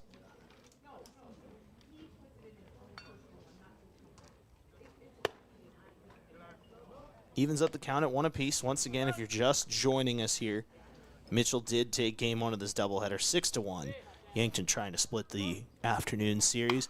As this one's popped high in the sky, who's going to get underneath it? It looks like a little bit of a miscommunication error there between Goki and Fieser. However, Goki's able to come up with it and retire Christensen. That one hung up there for so long, Josh. Goki and Fieser had time to look at each other about 3 times. Yeah. And then play rock, paper, scissors on who was going to catch it. And they both thought the other was going to catch over. Goki recovered. And that's one thing I love watching this team. And when you have a lot of infielders who also pitch, they're not, a lot of times you'll see is that one is a strike there to start this plate appearance for Goki. At the plate now is Ethan Haig. He did not play in game 1, but a lot of times, as that pitch has also fell off, a lot of times you won't see a pitcher go after that as infielders get. These pitchers are not afraid to go out and catch those pop-ups.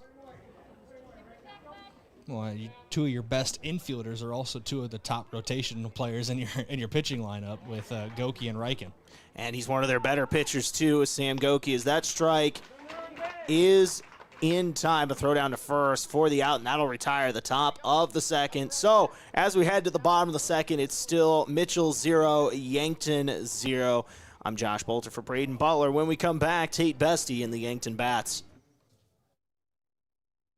At Vision Care Associates, we're always improving our technology for the health of your eyes. With OptiMap dilation-free exams, you get a comprehensive view of your retina without the need for dilation eye drops. It's quick, easy, and best of all, it keeps your day interruption-free. OptiMap captures a detailed image of your eye, helping to detect any problems.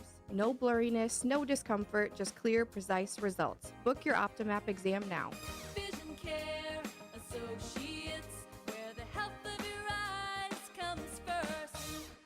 Spring is here and the games are just getting started. From baseball season in full swing to NHL and even golf, At the Bar has it all on. Add in local matchups and more, and there's always a game worth watching. With TVs everywhere and a welcoming hometown feel, it's the perfect place to kick back and enjoy the game. So bring your friends, settle in, and be part of the crowd, where every cheer feels a little louder and every moment a little better together.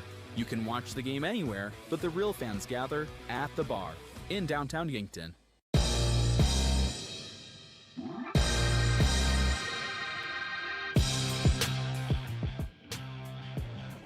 Tate Bestie at the plate here for Yankton. Tyler Christensen on the mound. It's the bottom of the second. Mitchell 0, Yankton 0 in game 2 of our doubleheader. I'm Josh Boelter, joined by Brayden Butler here this afternoon.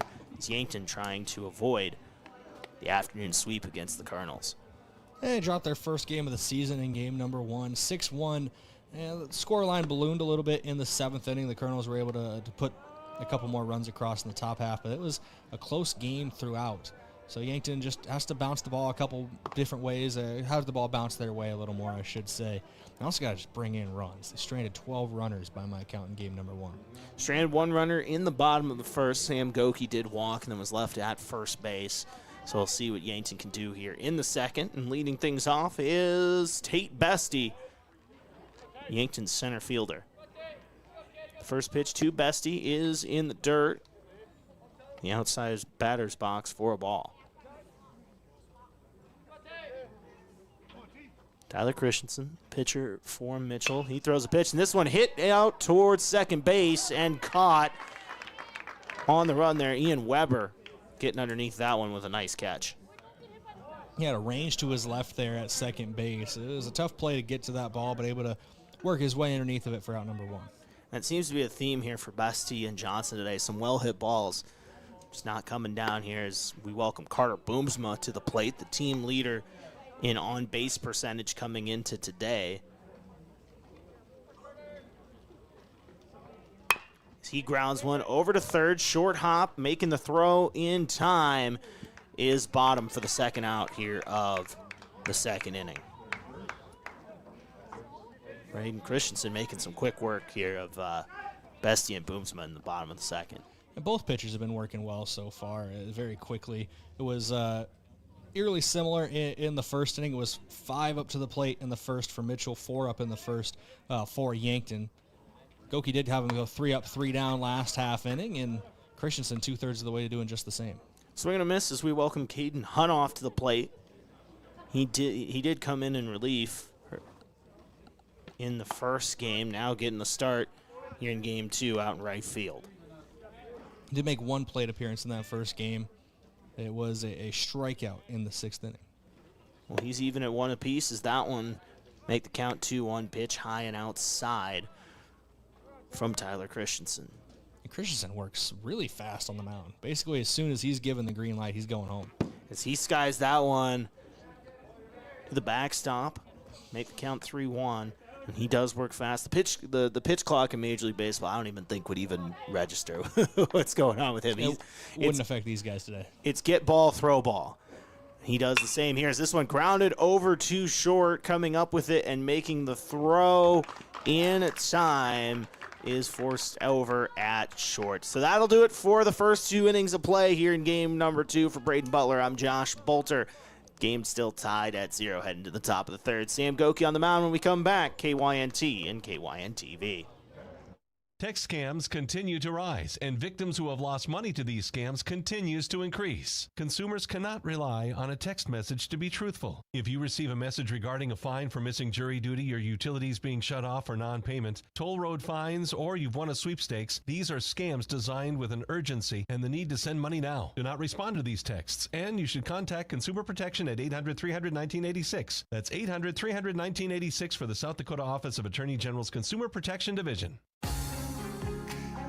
Recently, a woman came into the UPS store to make some color copies for a project. As we were finishing up, she asked if we could help her design and print graduation announcements for her daughter. The answer? Of course we can!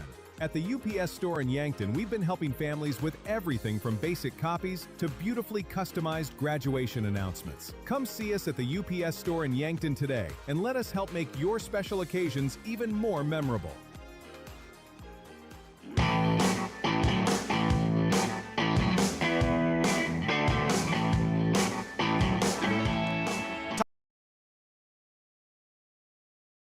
Josh Boelter, Brayden Butler, KYNT, KYNTV. 0-0 is your score. Sam Goki on the mound.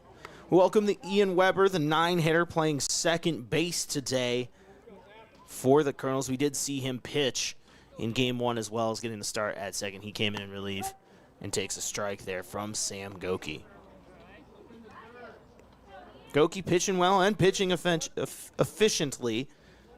He was at 28 pitches through 2 innings.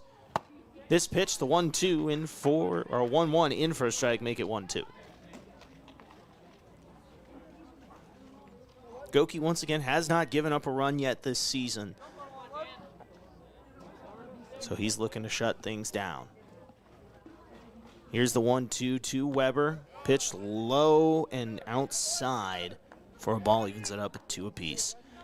Once again, first batter here of the top of the 3rd, Ian Weber, the 9-hitter for the Kernels. Here's the 2-2. This one given a ride out towards that gap in right and center, and it's going to get down for at least 2 bags for Ian Weber. Is he going to go 3? He is. Gonna around the corner, hesitates a little bit. The throw is in time out at 3rd base. Beck Reichen with a heck of a throw there, Brayden, to get Ian Weber out at 3rd, trying to leg a double into a triple. Yeah, great relay all around from Yankton there out in right center field. I think Bestie's the one that ended up getting there before Hunoff out in right center, getting it into Reichen, and then obviously firing home. That slight hesitation between 2nd and 3rd, Josh, really cost Weber there. It'll still go in the book as a double, but it gets thrown out at 3rd trying to stretch it to 3. Yeah, and like you said, I think that hesitation cost Weber there a chance at 3 bags. We now welcome Carter McCormick back to the plate. Leadoff man for the Kernels as he gives this one a ride out towards short. It drops, and it's going to be caught by Reichen. Once again, one of those I thought was going to be a line drive in the gap. It's tricked me a couple times here today, Brayden. But either way, another out. Make it quick work is Sam Goki here in the 3rd. Both pitchers just working super quickly here today.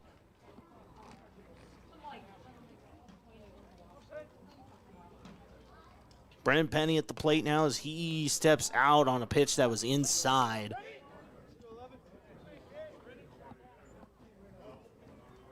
Make the count 1-0. So 2 down here in the top of the 3rd for Sam Goki as he throws another ball, make it 2-0.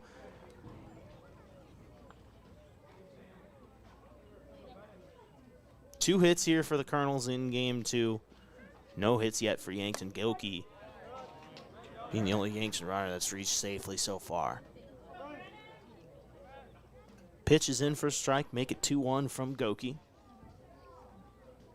Here's the 2-1. Driven for a hit past third base. Going down the left field line.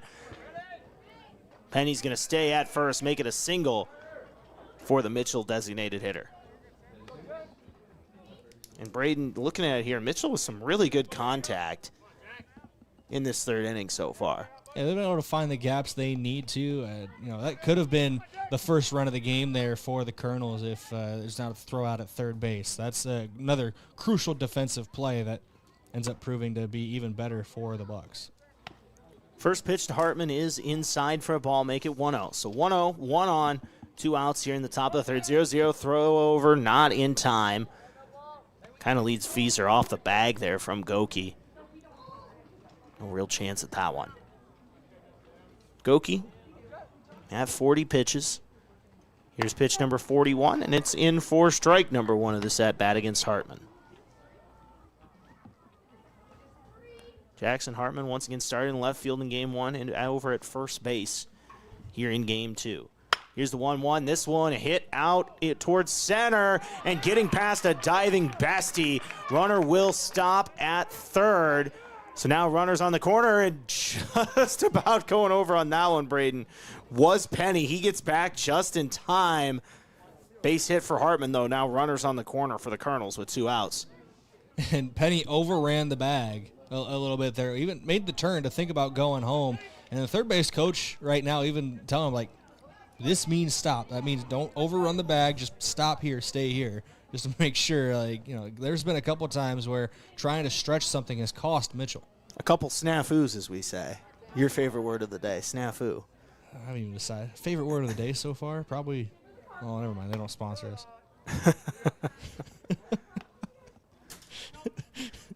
Probably this unrecognized soda over here. That's my favorite thing. Okay, I got you.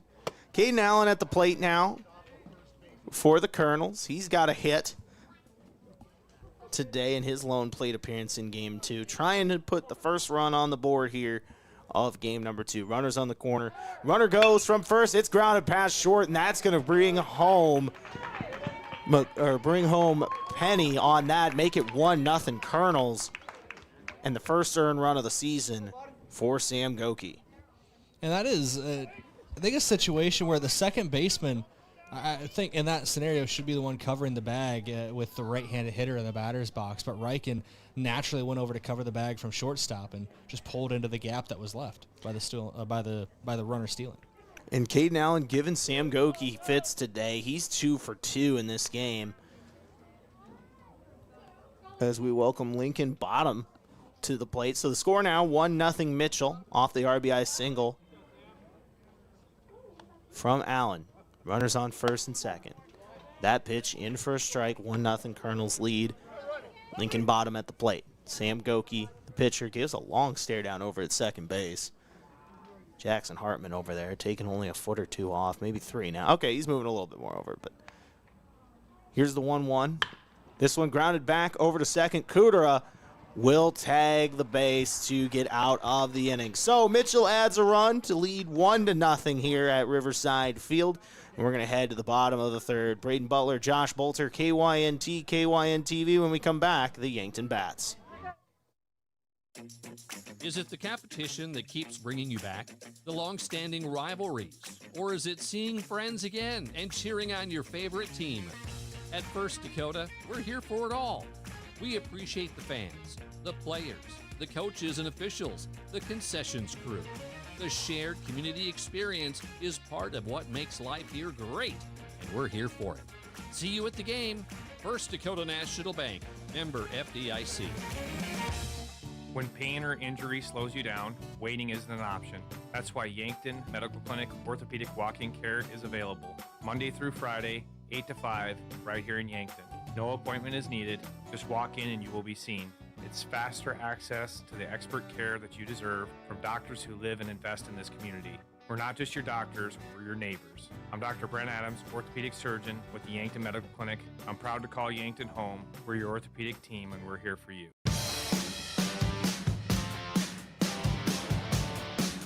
Riverside Field, bottom of the third, where Yankton trails 1-0 against the Mitchell Kernels in Game 2 of our doubleheader. If you're just missing anything, Caden Allen with an RBI single in the top of the third. Tyler Christensen working well for the Kernels. No hit so far for Yankton. Coming to the plate hoping to change that is their young third baseman, Simon Kampshoff. Josh Boelter, Brayden, Butler, and Brayden, these Yankton bats trying to get something going. Yeah, Yankton, no hits right now through the first 2 full innings.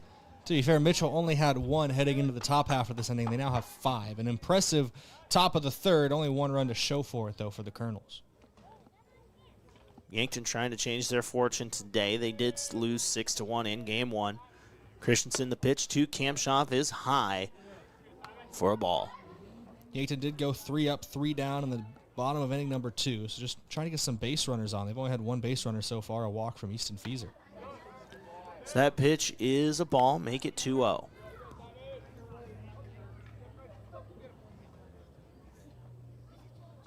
Christensen, once again, the pitcher for the Kernels, throws the 2-0. This one hit out towards left, and it will be caught out there in left for the first out of the third inning. Another case, just they're getting a little too far underneath some of these. We've seen a couple flyouts, specifically to left field. Goki and Johnson both had one in the first inning, and then now Simon Kampshoff here to start the third. Say Caden Allen getting some work out there over in left field. That'll bring up the 9-man, Jackson Kudra, as he hits this one back up the gap towards center field for the first base hit of game number 2 here for Jackson Kudra. First pitch swinging. Yeah, first hit of the game for Yankton now as well. And Kudra, even in the 9 spot, almost acts as a secondary leadoff hitter sometimes. You put him in that 9 spot. He's been playing very well as of late. And, we've talked about that before. The 9-man, you don't necessarily put one of your necessarily lower hitters on that just because, you want to flip that lineup over with a guy on. And Kudra's done exactly that. Had an RBI in game 1. So we welcome the leadoff man, Beck Reichen, back to the plate with a swing and a miss at the first pitch of this appearance. Kudra, that is his 4th plate appearance between the 2 games. He's reached base 3 times, twice on hits, once on an error, also has an RBI. So playing very well from the 9 spot. So he's on first, 1 out. 1-0. Mitchell leads. Throw over to first. Not in time. Kudra gets back safely. Who's on first? Kudra. What's on second? I don't know. Who's on third? The old, is it Abbott and Costello? That old. Oh, I was taking it as another throw over. Okay, I was like, huh? My brain was just like, yeah, you can't see the face I'm doing right now, but trust me. Imagine the upside down face in Family Guy. Yeah. Here's the 0-1 to Reichen. That's in for a strike. Make it 0-2 on the Yankton shortstop. This really has just turned my life upside down face. We're both doing it right now. If you've seen Family Guy. My neck doesn't work that well. You either 100% know what we're talking about or not at all at home. There's no in between here as McCormick's got an 0-2 on Reichen. Make it 1-2 with a pitch low in the dirt. I still have the clip of Family Guy when Peter Griffin's at the plate and he's like, so Griffin's up at the plate. Stairs strike 3 down. He was out and he knew it. And then he just keeps going down to lower levels of baseball because he keeps striking out. Count even at 2 apiece now on Beck Reichen. He's battling back here. Was down 0-2. 1 on. Cooter over at first. Tyler Christensen, the pitcher for Mitchell. Here's the 2-2. Called strike 3 on Beck Reichen. Tyler Christensen gets another out. That's the second time this game Beck Reichen's been sat down on the punch out, and it's his 3rd strikeout of the day. Unfortunately, he had one back in game 1 too. That'll bring Sam Goki to the plate. Pitching here in game 2. Now with a chance to help himself out. There is a runner once again on first base as we're 2 outs into the 3rd inning. Christensen, pitch is high for a ball.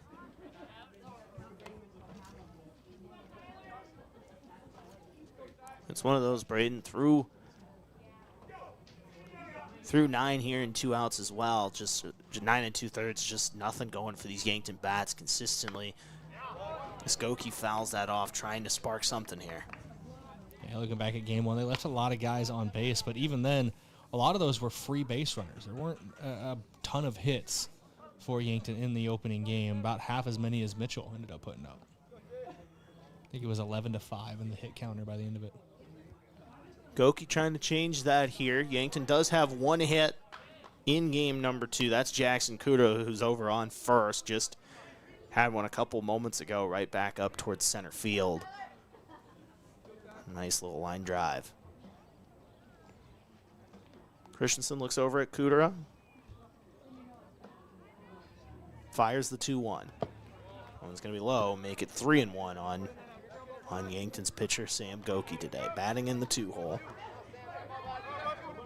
It's a good opportunity for Yankton to get a couple runners on with the guy who is their leader in RBIs this season, waiting in the on-deck circle with Easton Fieser. Here's the 3-1-2. Skokie fouled back towards us here in the booth.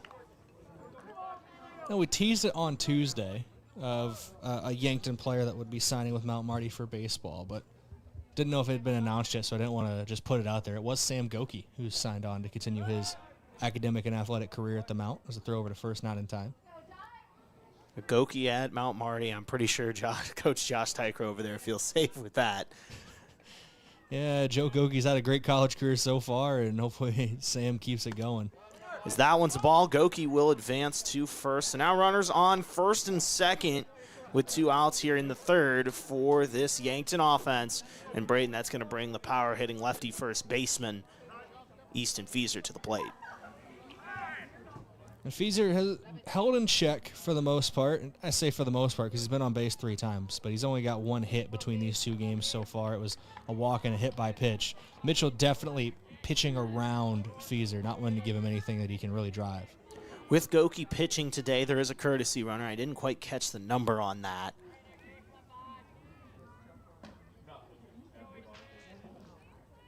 Here's the first pitch to Fieser. Swing and a miss. Strike 1 on Yankton's first baseman.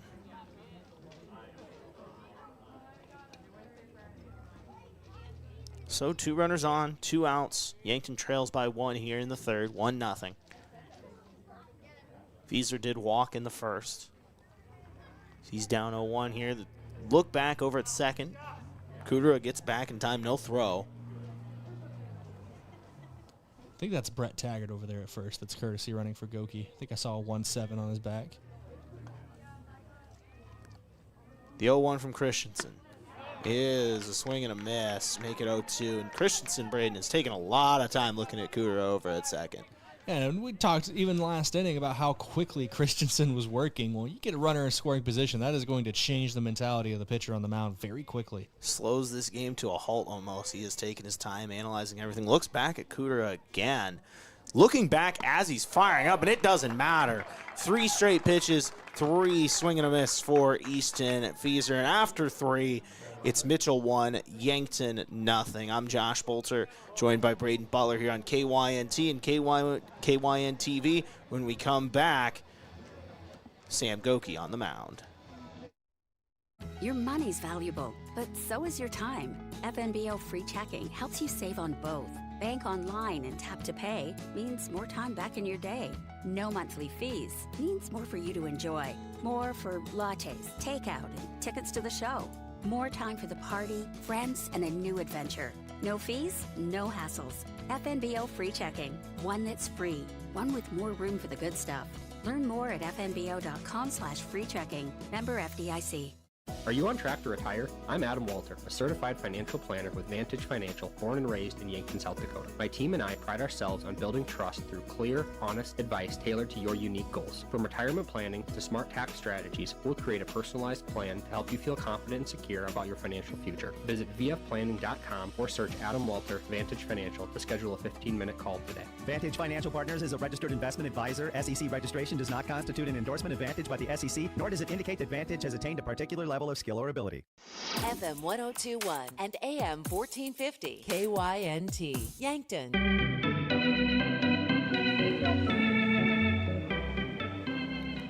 Top of the fourth from Riverside Field. First out here, the fourth. And that's one shortstop lining out to the other. Great play defensively, like you said, by Beck. That'll bring Baylor Christensen to the mound. He's 0 for 1 today as he hits this one out towards left field, gives it a ride, but able to get underneath it finally is Carter Boomsma for another quick out here in the top of the fourth. Looks like for a second there, maybe struggled to find it, Brayden, but was able to come down with it and get the out. Well, with how the sun's kind of moved through the sky, usually by now in Game 2, there's no sunshine to worry about with our midweek doubleheaders. But this is about when doubleheaders usually start during the week, so that sun's still playing a factor. Ethan Haig now at the plate. He's out in right field today for his Mitchell Kernels, who once again lead 1-0 here. 2 outs in the top of the fourth. Goki the pitch, swing and a miss. Might have actually tipped that one just barely. But either way, a strike on Mitchell's right fielder. Goki's pitch count in fairly good shape, 55 here through 3 2/3, and his 56th is in for a strike. Make it 1-2. Here's the 1-2 from Goki. High, evens up the count at 2 apiece. Only one hit for the Bucks today, but Goki keeping things in play here as the score is 1-0 as he throws another ball to make it a full count. Big moment here for Goki, trying to get out of another inning unscathed after giving up a run in the top of the last inning. As this one grounded back towards Riken, he runs over, fields it, the throw in time to retire the side in the top of the fourth. 3 up, 3 down for Sam Goki in the fourth. It's 1-0. Mitchell leads for Brayden Butler. I'm Josh Boelter, KYNT, KYNTV. When we come back, the Yankton Bats.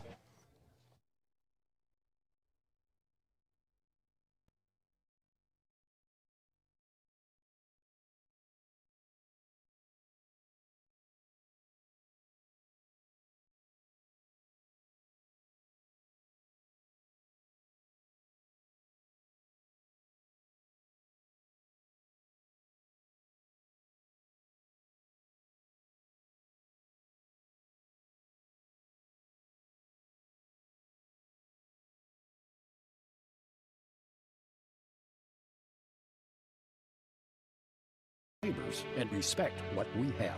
Farmers Union Insurance was built on that legacy. And while our roots are in agriculture, our protection has grown to include home, auto, business, health, and life. Protect your legacy. Farmers Union Insurance.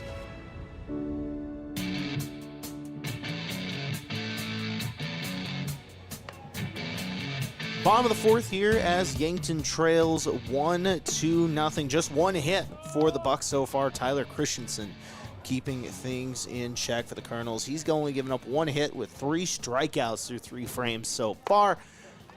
Gavin Johnson, though, the Yankton catcher, trying to change that here as he'll bat leadoff in the fourth. I'm Josh Boelter, Brayden Butler, KYNT, KYNTV. Thanks for joining us on a beautiful Sunday afternoon matinee doubleheader. Just got to take care of some, spring cleaning or something, whatever you want to call it on the broadcast after this first pitch. Not one. Johnson holds and takes it for a ball, 1-0. Did have a quick little internet drop here at the field, so do apologize for that. We were at an extended break on KYNT, and then if it's been choppy on KYNTV, that is why. Everything is stabilized now, though. Hopefully we'll be good to go the rest of the night. We're good to go. And Tyler Christensen with a strike there evens up the count at 1 apiece. Got Johnson chasing. The 1-1 is grounded down the third base line. That's going to go foul. And it feels like Johnson here, the Yankton catcher, Brayden, is close. Like, we've seen some really well-hit balls for him today that have just found gloves almost every single time. Kind of the story of his season so far as well. Here's the 1-2 to Johnson as that one's in the dirt. Evens up the count at 2 apiece. Christensen, if you're just joining us, has given up one hit. That was to Jackson Kudera. in the third as we're in the fourth now. No outs. Gavin Johnson at the plate. Swing and a miss. Strike 3 on Gavin Johnson. Christensen's 4th strikeout of this game. And 3 of the last 4 batters he's faced all down by the punch out, and the only batter he didn't strike out was Sam Goki, who walked the last inning. That'll bring Tate Bessie to the plate. Yankton center fielder. First pitch is a ball to Bestie.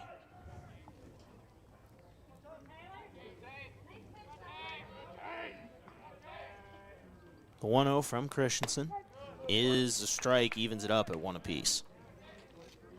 Healthy pitch count for him as well, just at 52 through 3 1/3. Here's the 1-1. This one driven out to right field, and it will be caught. Bringing that one down is Ethan Haig, who's playing once again, getting the start in right field today. Did not play in game 1, but gets a nice catch there.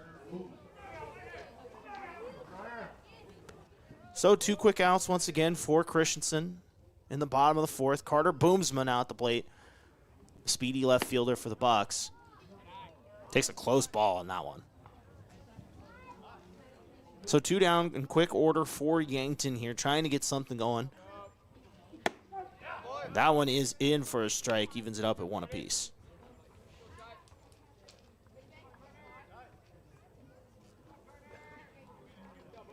Carter Boomsma takes the ball. Team leader and on-base percentage coming in today, right at .600. Well, when your team leader in on-base percentage also leads your team in steals, you can see what his game is really built around. So he takes the ball there, make it 3-1. And, you know, we saw in the last game where he got on with 2 outs, Brayden. And all of a sudden that can change some things where you're worried about him taking off. He takes the 3-1, grounds it right back to Christensen. The throw over in time, and that'll retire the Yankton Bats here in the bottom of the 4th. So after 4, Mitchell leads 1-0 here on KYNT and KYN-TV. I'm Josh Boelter, Brayden Butler. When we come back, Sam Goki on the mound. If you've been suffering from chronic pain or a recent injury, check us out, Lane, Reed, and Cole Sawatsky at SWAT Chiropractic and Rehab. We offer a wide variety of treatments and techniques, including dry needling, cupping, chiropractic adjustments, and sports rehabilitation. Our mission is to ensure an individualized and efficient treatment plan to get you back on your feet. From ankle sprains and sports injuries to neck pain and headaches, we've got your back. Give us a call or book an appointment on our website. SWAT Chiropractic, specialized wellness and therapy. Located on Summit Street across from the high school. Switching is easy. We do it all the time. We switch on the lights. We switch TV channels. Some of us switch partners while square dancing. Well, that's a stretch. But what's not a stretch is how you can switch and save with State Farm. In fact, State Farm agent Rhonda Westland, right here in Yankton, can switch you over so you can start saving today. Rhonda and her team are ready to welcome you to the State Farm neighborhood. With Rhonda Westland, it's easy to switch and save. Just give her a call. When you want the real deal, like a good neighbor, State Farm is there.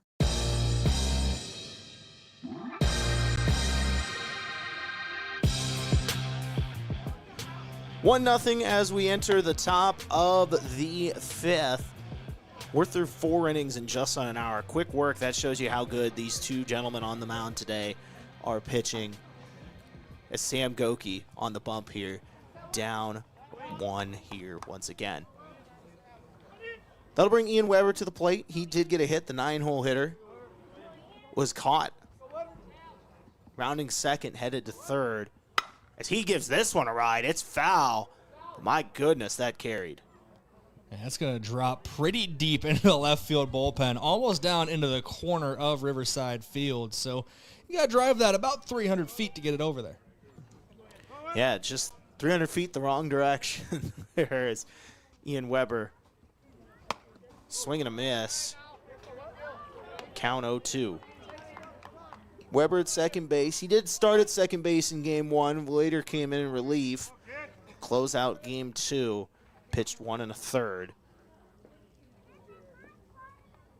As he drives this one over to Reichen, getting it off the hop and throwing it over in time to first base to get the first out. Beck Reichen's been busy over at short today, Brayden. Yeah, he is. It's usually one of the busier spots on the field. I know they call third base the hot corner, but a majority of players, right-handed, tend to be pole hitters. That left side of the infield always gets action. Leadoff man, Carter McCormick at the plate. Takes strike one here on that first pitch of this appearance. Once again, Mitchell leads 1-0 in the top of the fifth. One out here. Lone RBI off of a hit from Caden Allen as this one's fouled off down the left field line, make it 0-2. Let's talk about how busy Beck Reichen's been. These are the last 6 outs. Ground out to the shortstop, fly out left field, line drive at the shortstop, fielder's choice at second base, line out to the shortstop. So having a good day out there in the glove. We have an early candidate for defensive player of the game is what I'm hearing. He has been very active. As that out is a strikeout, Sam Goki gets Carter McCormick looking there for the second out of the fifth.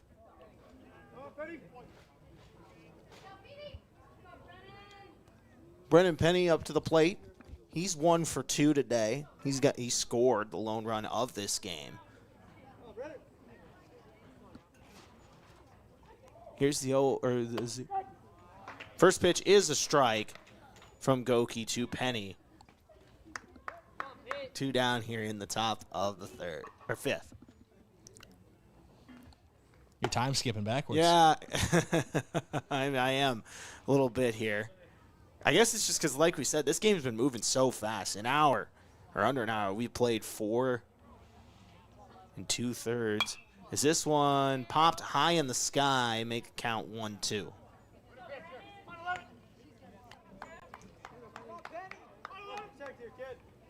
Good battle here at the plate for Penny. Sorry to cut you off there, Josh. Yes, Goki trying to get out of this fifth inning. He's pitched well today, had that rough third, but other than that, as pitch is a ball, evens it at 2 apiece. Next pitch will be Goki's 70th, so pitch count looking in pretty good shape. He's getting close to working through his full 5th inning of this game. This one popped up out towards right. Who's going to try to get underneath that one? It's Jackson Kudera to retire the side. 1-2-3.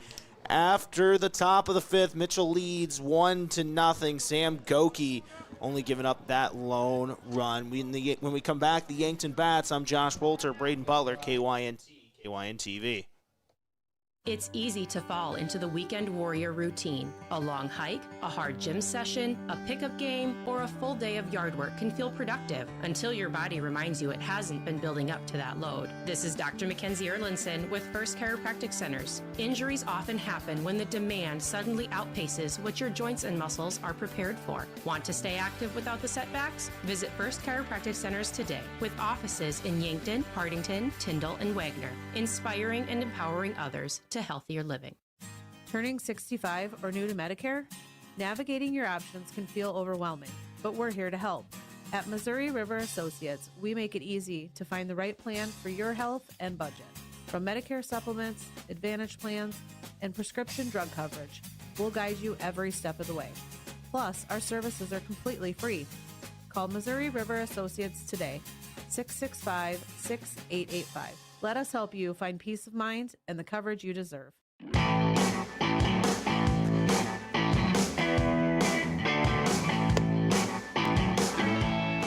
Caden Hunoff's going to lead things off here for Yankton in the bottom of the 5th, looking to get something going as Yankton trails 1-0 here in the bottom of the 5th. Josh Boelter, Brayden Butler, KYN-TV. Just one hit for Yankton that did come off the bat of Jackson Kudera. Once again, Caden Hunoff, though, looking to get something going, though, as they've had trouble figuring out. They've got what we call a Tyler Christensen problem today. And it is a real problem today, Josh. Only one hit, only a couple base runners. They did draw 2 walks, one for Easton Feeser, one for Sam Goki. Kudera, the lone hit of the day for Yankton. Well, his first pitch of the bottom of the 5th is a ball. Once again, if you're just joining us, 1-0 is the score here in Game 2. Caden Allen had an RBI single in the 3rd.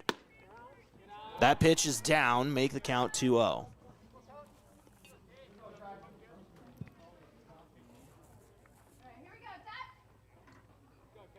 The 2-0 to Hunoff is called a strike, make the count 2-1.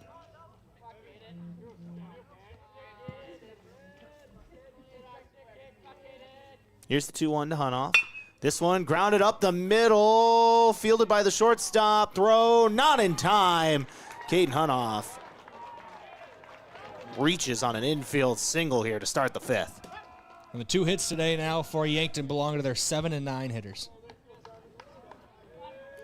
So the bottom of the lineup producing a little bit here. Simon Kamshoff coming to the plate. And Brayden, you wonder, is the bunt possibly in play here for Kamshoff?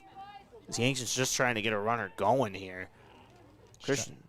We've seen the sack bunt before just to move a runner into scoring position, and there it is. There it is, down the first base line. Picking up is Christensen. Throw over to first, out. That will advance Hunoff, so a successful sacrifice bunt here for Yankton. Now the question is, can they capitalize with Jackson Kudera coming to the plate? One of 2 hits for Yankton does come from Jackson Kudera today, as he's trying to drive in Kamshoff. Hunoff at second base is just the second time that Yankton's had a runner in scoring position here in this second game of our doubleheader. So 1 out, runner on second. It's Caden Hunoff at the plate. Jackson Kudera once again had a single in his last plate appearance. Long look from Christensen as he grounds this one right back over to shortstop. Forced with the field and the throw in time. Retires Kudera quickly. Now, runner does advance to third, though, but in reality, it doesn't matter if they can't get a hit here for Yankton. Looking at need a hit. No sacrifice in play now with that out. And that'll bring the leadoff man, Beck Reichen, to the plate, trying to get something going for the Bucks. Yeah, 2 strikeouts here in game number 2 for Reichen. Definitely. Here's the 1-0 to Beck. Also a ball, make it 2-0. So runner on third, 2 outs. Throw down. They don't hesitate often to as always, Brayden, we suspect that Reichen will probably be taking the whole way here. Yankton not too aggressive on 3-0 counts. Well, we're waiting here on the mound visit. What do you say, Brayden? Let's take a quick 30-second break. When we come back, we'll have the Sam Goki at bat here. Sounds good to me. That one looked inside. Buying a home isn't just about real estate. It's about investing in yourself. At the Move Group, we believe the best time to buy is when it makes sense for you. Our expert agents put people before transactions, meaning we listen first, provide honest guidance, and help you make a confident decision. No pressure, no gimmicks. Markets change, but the right home is about more than just numbers. It's about finding the right fit for your life and your future. When you're ready, we're here to help. Contact the Move Group today.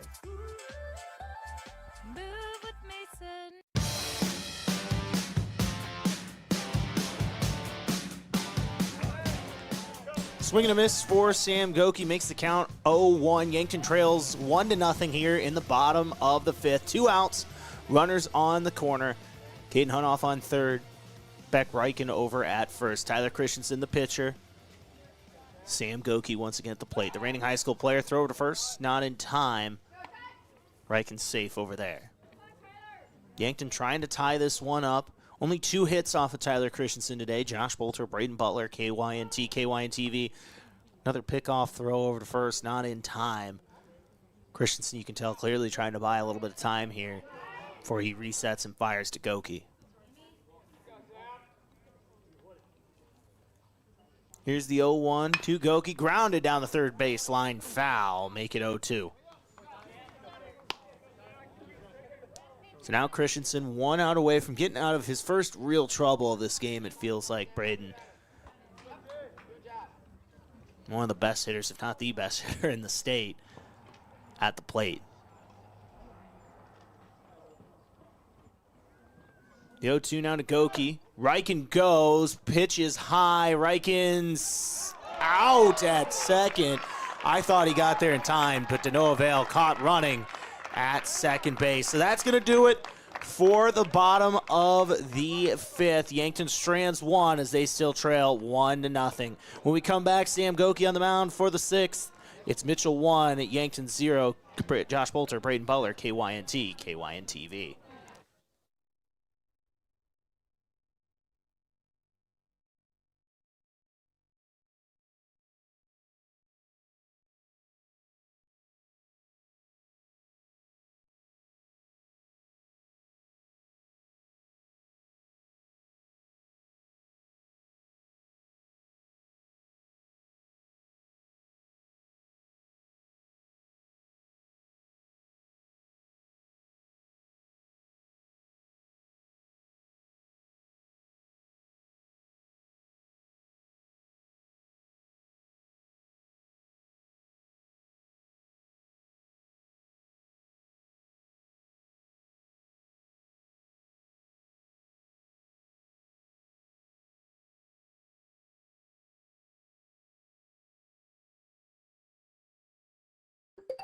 from 8 to 5. Walk in and be seen. No appointment needed. It's expert care, faster access, and a team that's part of your community. Because here, you're more than a patient. You're our neighbor. I'm Dr. Benjamin Lancaster, orthopedic surgeon with Yankton Medical Clinic. I'm proud to call Yankton home. We're your orthopedic team, and we're here for you.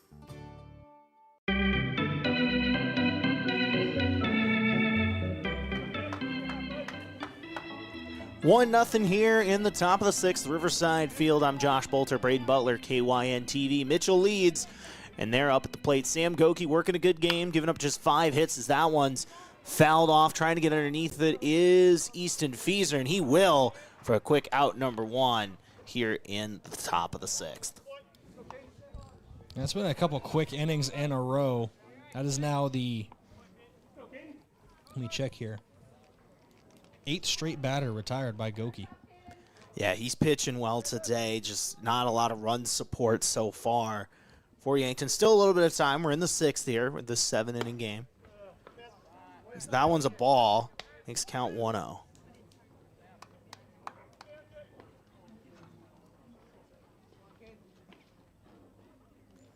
Here's the 1-0 from Goki. This one giving a ride out on the foul line and chasing it down and making a heck of a catch is Easton Fieser again, the first baseman for Yankton, busy here in the top of the 6th. Yeah, Easton Fieser with great range over there at first base. Sometimes you can see some first basemen who maybe aren't as athletic as a guy like Easton Fieser is, but good range for him over there. As we know, Easton Fieser, a multi-sport athlete, as so many of these Yankton Bucks are, out there showing off the wheels, making a nice catch. This one hit back up towards the middle. It's going to get down for a hit. That's Lincoln Bottom getting that base hit, and that'll put a runner on. So Goki's streak ends at, I believe, 9 there. Was it 9 or 10 for Sam Goki? Straight outs on that. It would be carry the 2. See, I couldn't remember if you said it was 8 at the start or if it was 8 after the first. It'd be 9. It'd be 9 Okay. straight. That would, the first one was his 8th straight. There we go. See, that's what I was trying to remember. So I was like, help. Sam Goki trying to get out of this now. He'll welcome Stratton Force to the plate here. He's 0 for 2. Mitchell leads 1-0. 1 runner on, 2 outs here in the top of the 6th. Low scoring contest. Here's this one fouled off, even at 1 apiece.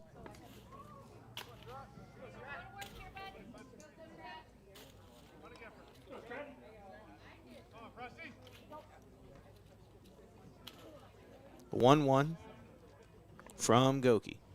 This one grounded back up the middle. Kudera gets it and throws it over to Fieser in time to retire the side here in the top of the 6th. 1 left on for Mitchell. It's 1-0.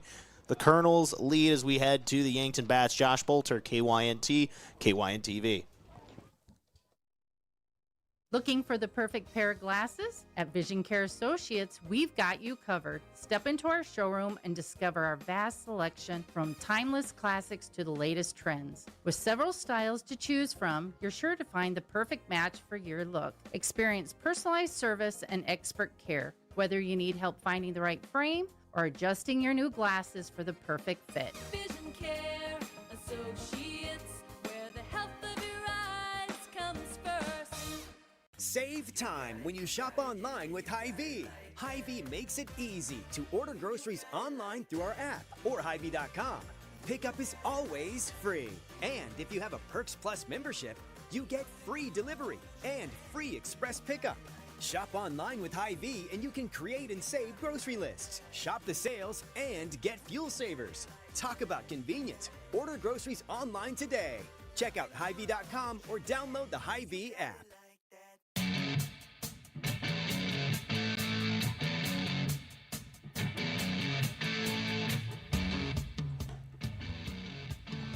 The Yankton Bats running out of time here as we enter the bottom of the 6th. Josh Boelter, Brayden Butler, KYNT, KYN TV. They trail 1-0. Tyler Christensen, the pitcher for Mitchell, shutting things down. Just 2 hits given up in this game. As he'll welcome Sam Goki back to the plate. Goki was up as we had 2 outs in the 5th. However, Beck Reichen was caught stealing at second base to end the side. So it'll be Goki, Fieser, and Johnson to start the 6th. As Goki takes a ball high. I haven't made reference to it yet, Josh. We got Christensen on the mound and Christensen behind the plate, spelled 2 different ways. One with a K, one with a C, and I just thought that was funny. I forgot to mention it in the pregame when we were going over lineups. Well, look at that. Christensen and Christensen, but obviously not related there. 1-2, 2 quick strikes from Christensen. It'd be even wilder if they were related somehow. Yeah. Yeah, like with the spelling, one just decided to switch it. Here's the 1-2 to Goki, make it a ball, evens up the count at 2 apiece. Once again, Yankton down to their final 6 outs here, trying to avoid the afternoon weekend sweep against Mitchell. Not quite the same, but that'd be, I'll explain what that'd be like. Ball misses outside there, but what'd that be like, Josh? Remember Alfonso Denard? Or yeah. Alfonso Dennard and Darquise Denard from Michigan State. 2 different, yeah. 2 different said different ways, cousins. That one driven out towards center field, and it gets down and over the fence. That's a ground rule double for Sam Goki. What a hit there from the Yankton pitcher today. That's a way to help yourself. We mentioned not a lot of run support, not any run support right now for Sam Goki on the mound. That is how you help yourself. Now someone has to help him get home. And do you know how high, Brayden, a ball has to bounce at Riverside Field in order for that to be a ground rule double? I know this because we built a deer stand in left center field, Josh. How high are we talking? 10 feet. That's pretty high for a ball to bounce. So Sam Goki's on second. No outs here. That'll welcome Easton Fieser to the plate. Yankton with signs of life here as they trail. Christensen, a long stare down to Goki, and that pitch high and outside for a ball to Easton Fieser. Tyler Christensen's Christensen's thrown so well today. 79 pitches now for him. He can't let it slip away here in the bottom of the 6th inning. And he spends a lot of time, as he's missed 2 wide and high, spends a lot of time staring that runner down. Doesn't matter who it is. Takes his time looking over there. I don't know if it's part of his strategy or just what makes him feel comfortable. What? It's worked so far, but long stare down at the runner. Every single pitch, too, at this. Now the 2-0 to Fieser. They're down 1 is Yankton. Here's the 2-0. That's high. Make it 3-0 here on the Yankton first baseman. Mitchell does have a 1-0 lead, but once again, the ground rule double from Sam Goki. As Yankton looking to flip this game on its head. Here's the 3-0 to Fieser, and that's a 4-pitch walk. Put runners on first and second here for the Bucks to start the 6th. Honestly, at some point in that at-bat, it might have just been, you can't leave one in the zone to Easton Fieser. He's got one swing power to turn this from a 1-0 ball game to a 2-1 ball game. As we're going to get a bit of a visit here on the mound. And you wonder what's in play here. You know, you could maybe potentially see a bunt here from Tate Bestie, you think? Maybe because, you know, with that, you put runners on second and third, 1 out. A hit probably brings in 2 runs, and you have the lead. Curious to see the strategy here from Drew Lawrence and company. And looks like Coach Lawrence having this time while there was a meeting on the mound to talk to his catcher, Gavin Johnson, as he's stepping into the batter's box here. And you can feel this Yankton lineup, Brayden, starting to get to Christensen a little bit. They did have a runner on third last inning. A runner's on the corner last inning, as now they've got 2 on, no outs, down 1 here. Tate Bestie, the center fielder, at the plate. First and second base are creeping in on the defensive side for the Kernels. Second and third playing back. The bunt attempt is down. Trying to pick it up is Christensen. The throw is not in time. Everyone's safe. Bases loaded for Yankton. What a bunt from Tate Bestie.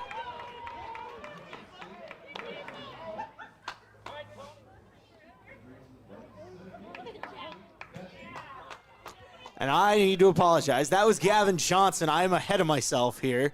Something like that. Well, the Yankton catcher, Gavin Johnson, my apologies, getting the bunt there. I saw it too and started working ahead. Now we'll welcome Tate Bestie to the plate. Bases loaded for Yankton. Time skipping the other way. We have a timeout. We're going to get a mound visit here. Breaks in the action brought to you by Kaiser Heating and Cooling. Be the wiser. Go with Kaiser. That is Kaiser Heating and Cooling of Yankton. And Josh, this is a super important moment here for both teams. Mitchell needs to hold on to their one-run lead. Yankton, who has really been, I know they scored one in the first game, but it felt like they've been shut out for the entirety of both these games so far. Just not a lot of chances to bring guys home. This is one of the big moments here.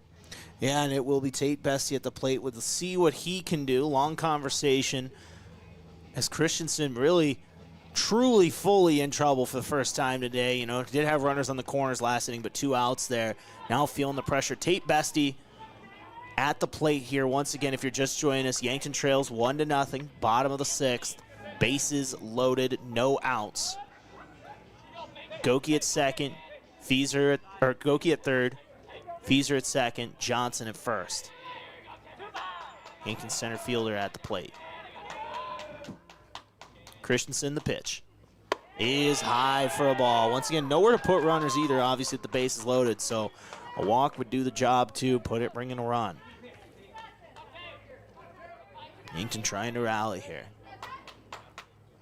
A lot of confidence shown by the Mitchell coaching staff to let Christensen try to work out of this one. Nobody out with the bases loaded. Here's the 1-0. High again for a ball, makes it 2-0.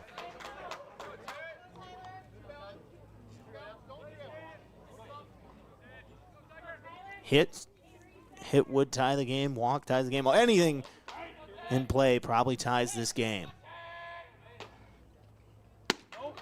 Pitch is a ball, make it 3-0, and nowhere to put Tate Bestie. There's a courtesy runner in at first as well for Gavin Johnson. I believe Will Sager's done that job a lot this year. I don't know if that's him right now, but here's the 3-0 from Christensen. Is a ball, and we are tied. Tate Bestie draws a walk on 4 pitches to tie this game at 1 apiece, and Yankton has life. So now we'll do it again. Bases loaded, nobody out, 1 on. Bases loaded, 1-1 the game, and it's number 1 at the plate here. Carter Boomsma trying to break this tie. Yankton held scoreless through 5, add 1 here in the 6th. No outs, bases loaded. Christensen, the pitcher. This one driven out to left field. It's going to get down. Fieser will score. Held up is Sager at third, and Yankton has their first lead of the afternoon as they've now scored 2 here in the 6th. It's Carter Boomsma with a line drive to bring in a run. Now Yankton leads 2-1 with bases loaded. Now this is the 10th game of the season, Josh, but it feels like Carter Boomsma's got the most clutch hits of the year so far. I had a couple big ones against Pierre in the season opener. I know the last couple doubleheaders here at home, Yankton's really taken care of business. There haven't been those high-pressure situations, but he has shown up for Yankton in high-pressure moments. Caden Hunoff swing and miss at the first pitch. Once again, bases loaded for here in the 6th. Yankton scores 2 here to take the lead at 2-1.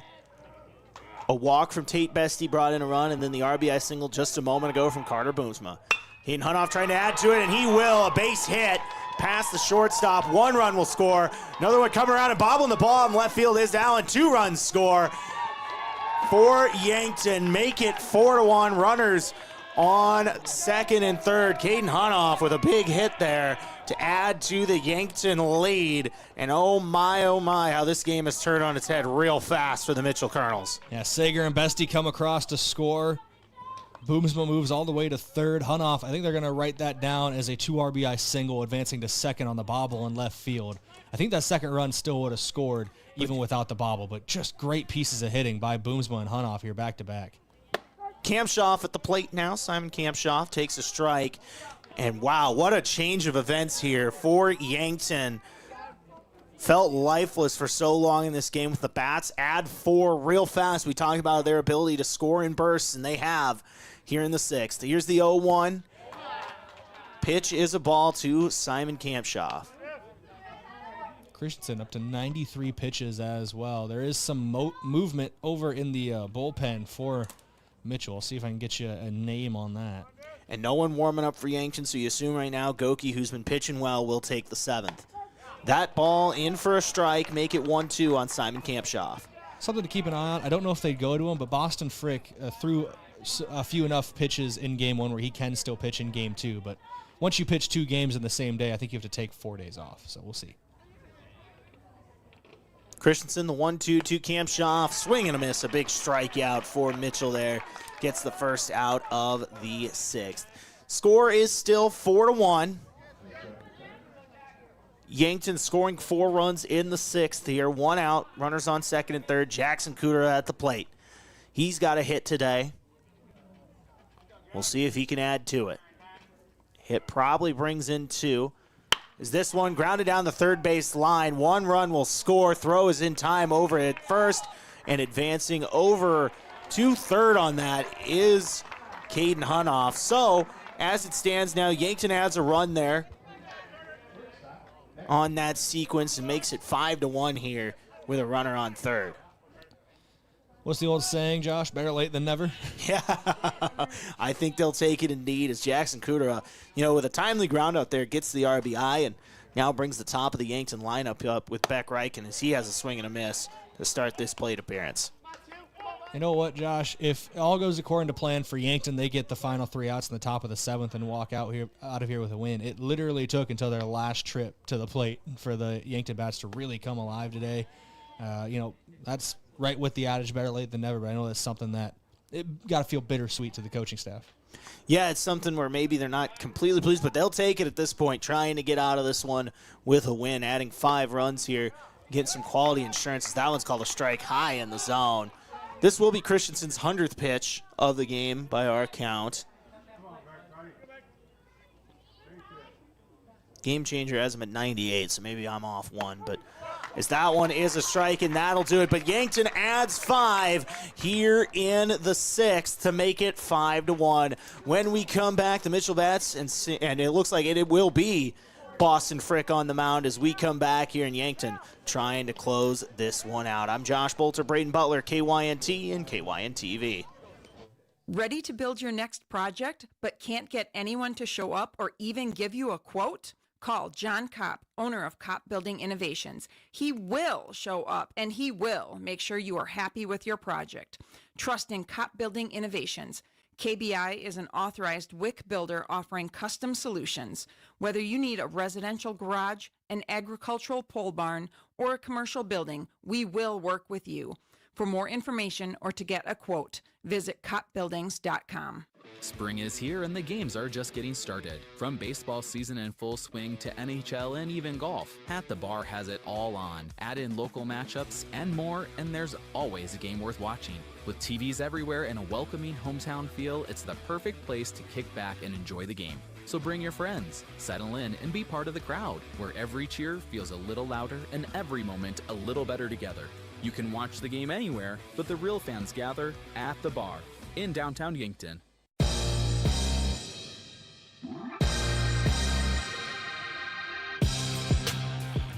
Five runs from the Yankton bats in the bottom of the 6th, where they now lead 5-1 over Mitchell, trying to split this afternoon doubleheader. Coming in to close it out will be Boston Frick. We did see him in game 1, Brayden. Pitched really well in that, but shout out to Sam Goki, who pitched 6 quality innings of work today. Yeah, 6 innings pitched, 6 hits, 1 run. It was earned, 3 strikeouts to no walks through 77 pitches for Goki.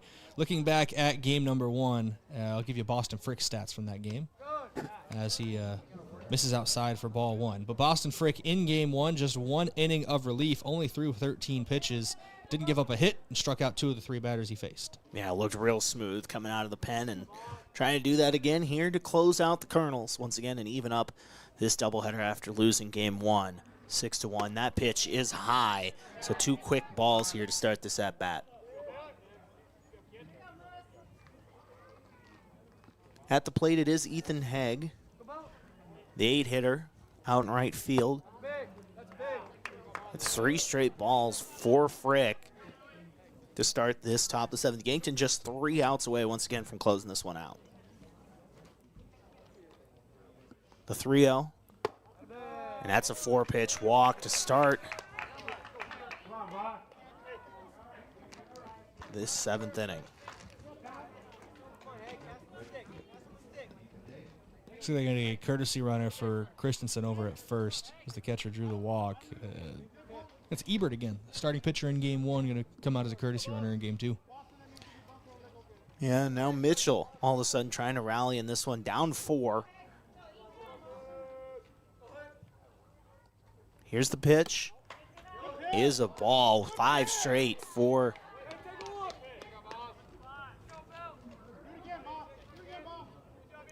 Frick. Should mention, but actually this is Haig. My apologies. Christensen was at the plate there. That one's in for a strike. Haig was showing bunt a little bit there. I understand wanting to get a runner in scoring position, but I wouldn't call it wasting an out to move the runner, but I wouldn't want to use that still down 4. This one out's inside, and plus, honestly, at this point, they gotta. I say you might as well keep taking pitches right now. Frick struggling with some command here. 7 pitches, just 1 strike so far. It can be hard. Obviously he warmed up for game number 1. Came out of the bullpen, and we saw him throwing a little bit over in the bullpen. Did not really throw coming into this for game 2. Didn't see him warming up at all over in the bullpen area, so might just be a little cold out there on the mound right now, trying to loosen himself up. 2-1 the count on Haig. Make it 3-1. Frick in danger of walking the first 2 batters of this inning.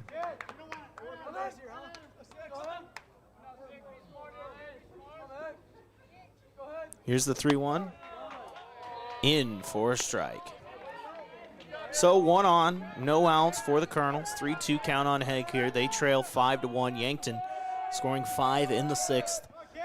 So here's the 3-2. This one grounded towards third base. A slow hop. Kampshoff airmails that throw, and that's out of play completely, Brayden. We'll see what they say. I think they're going to stop the runners at second and third with that going out of play, but an errant throw there from Simon Kampshoff. Honestly, as soon as that ball went over Feaser's head at first base, it going out of play is the best case scenario. Hey, Ebert would have came around to score if it didn't go out of play like that. So, silver linings playbook there, I guess, a little bit. But and the way it bounced, too, you never know. Haig might have had a chance, too. I know Feaser's got a good arm over there, but the way that was moving. So that'll bring Ian Weber to the plate. He's got a chance to do some damage here. Runners on second and third. Boston Frick trying to get out of this one. Yankton was down 1-0, then scored 5 in the 6th to make it 5-1. KYNT-V as Boston Frick throws the first pitch strike to Ian Weber. Weber, the 9-man.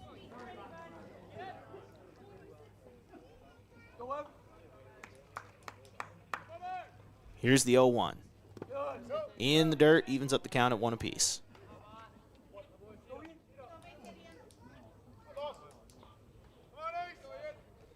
Frick did come in relief of Sam Goki, who pitched 6 with 1 earned. Here's the 1-1 from Frick. This one fouled off, make it 1-2. That's going to make a couple members of the coaching staff who are stood up along the fence jump out of the way. The only one on the side of the fence that isn't protected would have been Drew Lawrence, and I'll tell you which coach didn't move. And I'll say this, good news for Frick here, Brayden, is this feels like the first count he's really been control of this inning as he throws a pitch in the dirt there, make it 2-2. But also he's got a little bit to play with. Of course, if you give up a couple runs here, you start getting a little nervous. But as it stands, does have a lead to play with here, up 4. Runners on second, third, no outs in the top of the 7th. Yankton just 3 outs away. Here's the 2-2 as it's grounded back up towards short. Riken fields it cleanly, throws it over to first.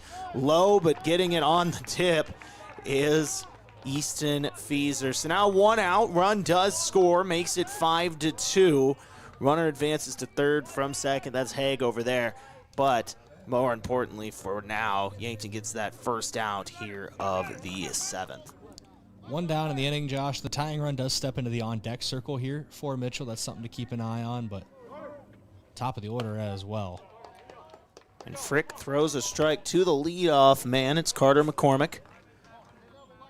He's 0 for 3 in game 2 with a strikeout. Here's the 0-1 from Frick. That's high for a ball. Yankton leads 5-2. Runner on third. Here's the 1-1. That one outside. Make it 2-1.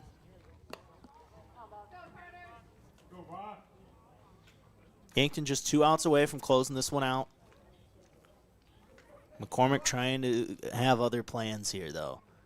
So here's the 2-1. This one hit right back up the middle for an RBI.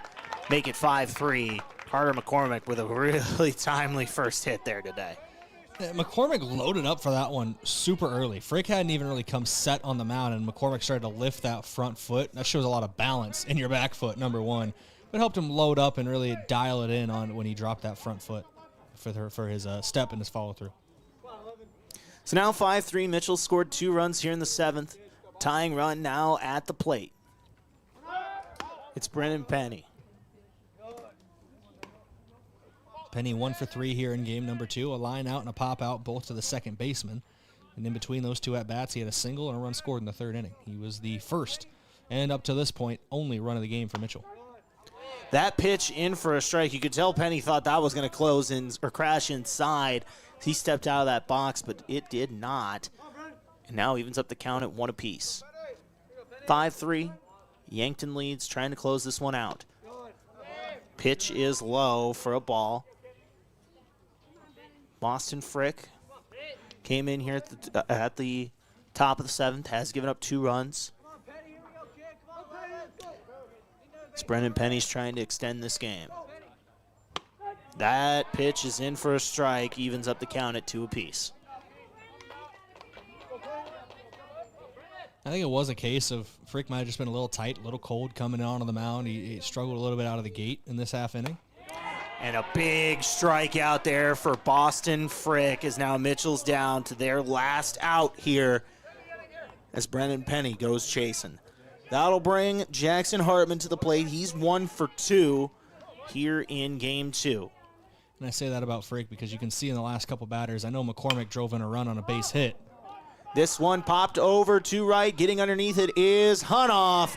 And closing out the game as Yankton takes game 2 5-3. It was a rally. They were down 1-0 in the 6th, score 5 runs, and end up winning once again to split this doubleheader with Mitchell. I'm Josh Boelter, joined by Brayden Butler.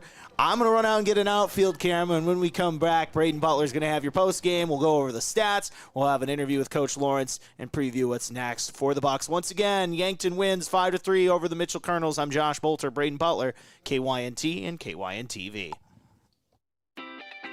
Midwest Insurance Agency in Yankton is a proud supporter of the Yankton Bucks and Gazelles. Hi, this is Whitney Devine.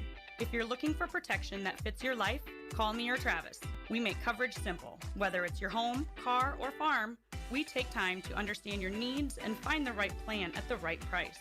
You'll get personal service, trusted advice, and peace of mind knowing we're right here in Yankton. Call Midwest Insurance Agency in Yankton today to schedule your appointment. I love 1919 root beer. It's the best over a big scoop of vanilla ice cream. My favorite is just ice cold 1919 poured over crunchy ice. It's so refreshing. It's the creamiest root beer ever. 1919 root beer is the perfect treat. Brewed in small batches with only the finest ingredients. It's the creamiest, full-bodied, alcohol and caffeine-free draft root beer available. It's a taste tradition since, well, 1919. The Boathouse in Yankton is for everyone. Axe throwing, sports simulators, skee ball, shuffleboard, beanbags, pool, and darts. Plus awesome food and drinks with lots of cold craft beers and other beverages. Happy hour all day on Mondays, trivia on Tuesdays, free axe throwing tournament on Wednesday, and live music on Fridays. Some say it's the most fun you can have on land. The Boathouse is also your go-to place to watch all sports. Head to the Boathouse, downtown Yankton's fun gathering place for all ages. Being wiser means peace of mind, especially when it comes to your home's comfort. Today's heating and cooling systems are advanced with technology designed to work smarter. Peace of mind means knowing the company you call understands that technology and has the experience to get it right. For nearly 80 years, Kaiser Heating and Cooling has been trusted with knowledgeable technicians and a commitment to doing the job right. So be the wiser and go with Kaiser Heating and Cooling of Yankton. Inheritance, romance, and investment scams continue to plague South Dakotans with high dollar amount losses. They prey on vulnerable adults and swindle consumers out of their funds. Scammers befriend the victim, making it difficult for them to see the reality of what's happening. If you have a loved one susceptible to this type of scam, sit down and talk with them about these issues before it happens to them. If you or a loved one have been scammed in this manner, please reach out to the South Dakota Office of Attorney General's Consumer Protection Division at 800-300-1986.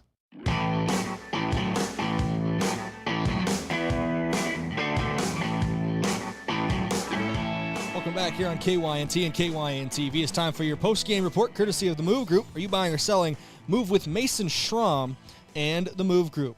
Yankton, in Game 2 of this doubleheader, comes out on top. They split with the Mitchell Kernels today in high school baseball action. I know Yankton suffered their first loss of the season, but they improved to 9-1 with a 5-3 victory in the second game. We'll start things off with your stat recap, courtesy of Mayor Signs. It's time to review the look of your business's signage. Let Mayor Signs help. They offer all types of signs, including lit, non-lit, digital, and much more. Contact them today. They're on 4th and Broadway in Yankton. Your final stats from game number 2, a 5-3 win for the Yankton Bucks. Head coach Drew Lawrence just coming into the booth. We'll talk to him in a moment, but looking at the stats for game 1, 6 hits for the Bucks, 5 runs, 5 runs driven in, 5 walks as well for the team. Sam Goki went 1 for 2 with a run scored. Gavin Johnson goes 1 for 3. Carter Boomsma 1 for 3 with a run and an RBI. Caden Hunoff in a big spot in game 2, 2 for 3 with a pair of RBIs, and Jackson Kudera 1 for 3 with a run driven in. Sam Goki gets the win on the mound, 6 innings pitched, gave up 6 hits, 1 run. It was earned with 3 strikeouts. Boston Frick shuts things down in the end. Does give up a couple runs. Neither of them listed as earned. 1 inning pitched, 1 hit, 1 strikeout, and 1 walk for him. For Mitchell in Game 2, they had 7 hits as a team. Caden Allen led the team with 2 hits, 1 hit apiece for McCormick, Penny, Hartman, Bottom, and Weber in this one. Tyler Christensen credited with the loss on the mound. He threw 6 innings, gave up 6 hits, 5 runs, 4 of them earned, 6 strikeouts to 5 walks. Yankton was able to finally get to him late in that bottom of the 6th inning, as that's an easy way to transition to our post-game coach interview, courtesy of Rhonda Westland State Farm Insurance. We bring in head coach of the Yankton Bucks in Drew Lawrence. And Coach, you know, the old saying is better late than never, but it was the final trip to the plate for your guys where you were really able to put multiple runs across home plate in this doubleheader today. I know a slow start, but a good finish to split things today with Mitchell. Yeah, I mean, as the game worked, both games, you know, worked themselves through. We're happy to end up with a split. Took us a while, like you said. You know, both games. I'm trying to be happy that we ended up getting that one. But both games our batters were ahead in almost every count. We worked the pitcher to where he was working behind a lot of the times, and we just weren't able to capitalize. Game 1, we did hit some balls on the screws, hit line drives that ended up just getting caught, which is some bad luck, and that's kind of how baseball works sometimes. But we also had our opportunities. You know, we had bases loaded, 1 out, and we weren't able to get any runs in there in that situation in Game 1. And, you know, momentum's a big thing, and they kept the momentum in Game 1 and had it for most of Game 2, despite Samuel doing a really good job and keeping competing. But, yeah, then we exploded there like we know we can at times. So that was good to see. And it was a different source this time that really got things rolling. It was more the bottom part of the lineup that got things rolling in Game 2. I mentioned when we were going over the stats, but Caden Hunoff finishes 2 for 3 in the second game, driving in some runs. That's a piece that, you know, stepping in Game number 2, I was pleasantly impressed with his performance. Yeah, he did a good job, and we need him to. I mean, Mitchell, I don't know what their game plan was, but I'm guessing it was don't let Fieser and Goki beat you. And I know Samuel had some hits. But it was just nobody on base, and then they essentially pitched around Fieser the entire game. So that means that other people are going to have to step up and provide, which they can. Right now we've been relying a little bit too much on those guys to kind of drive in runs and get on base for us. So it was good to see Caden Hunoff be able to, you know, come in, you know, and be able to swing and get us going there. Yeah, by my count, Easton Fieser came to the plate 7 times over the course of the 2 games. He had 3 walks. He was hit by a pitch he had a single and then a line out and strikeout in those other two plate appearances. So it was very much don't let Easton Fieser get a hold of one. Don't let Sam Goki beat you, like you said. But other guys really stepping up here in game number 2. That 6th inning, it just and I know it's what we mentioned already, where you guys know you can get to that point in the game where you can stack runs together. But what was the message like late in the second game where it's like we need something to start clicking here? Well, we just needed to find a base runner on early. I mean, obviously Samuel, and that was the message, but Samuel being able to double there to lead off the inning to dead away center, that was huge. I mean, that got us going, then Fieser walks. Gavin puts down a really good bunt that gets a base hit out of. And all of a sudden, just like that, with a blink of an eye, it's bases loaded, no outs, right? And then you got some guys that brought some runs in. Tate had a good walk. Carter had a base hit. I think Caden had a base hit. And then all of a sudden, boom, we're rolling. So really it's just stacking good at-bats on top of good at-bats. Previously we had good at-bats, but we didn't stack them on top of each other. So we just did a good job of that in that inning and being able to come out on top. Another couple solid performances for your 2 starters today, Beck Reichen and Sam Goki. I know we talk at length about them and their exploits on the mound, but the guy I want to talk about in the pitching department is Boston Frick. Don't often see a guy pitch in both games in a doubleheader. Shut things down in the 6th inning of game number 1 for you guys. 2 strikeouts and the 3 batters he faced. I know he seemed a little, I don't know if he was tight or whatever coming in for game number 2, but was able to steady things out and end up shutting the door on things in the 7th. Yeah, unbelievable job in game 1. And Boston, we haven't done that this year where we've stacked multiple relief appearances, but it's hard. It's hard to do. Like you're sitting again for 2 hours and then coming in.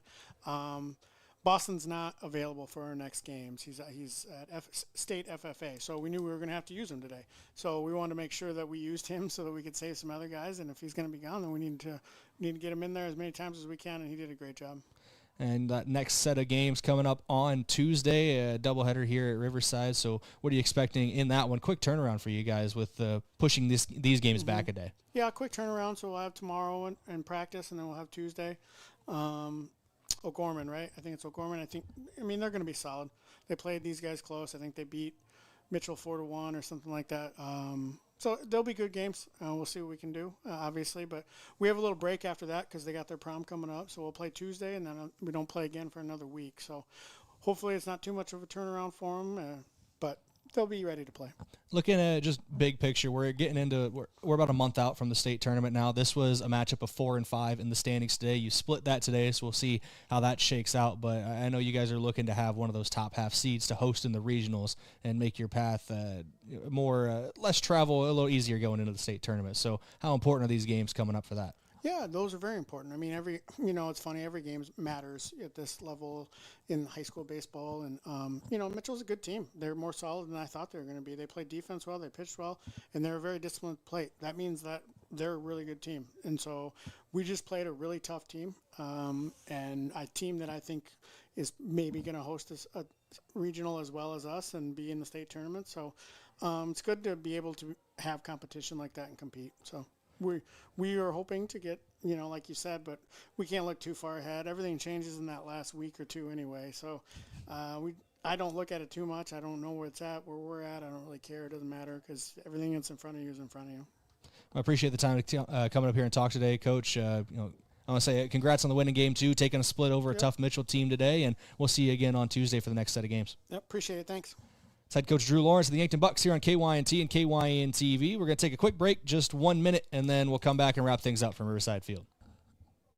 What if your next big adventure isn't out there on the road? What if it's already waiting right at home? That kitchen you've been dreaming of, extra room to grow, or the family trip you've pictured long ago. Your home's equity can fuel it all. When your plans become a must, Explorers Credit Union. Built steady, built for us. Insured by NCUA. Call 800-491-4309 and put your equity to work for you today. There's a difference when a convenience store is locally owned, and you feel it the moment you stop at Triple Time Rudy's. You'll get great quality fuel to keep you on the move, plus local and regional favorites like Dimmick Cheese and premium meats from the Kaler and Renner Lockers. It's the kind of place that's convenient and connected to your community. Conveniently located at 17th and Broadway, Triple Time Rudy's, fueling your day, fueling your community.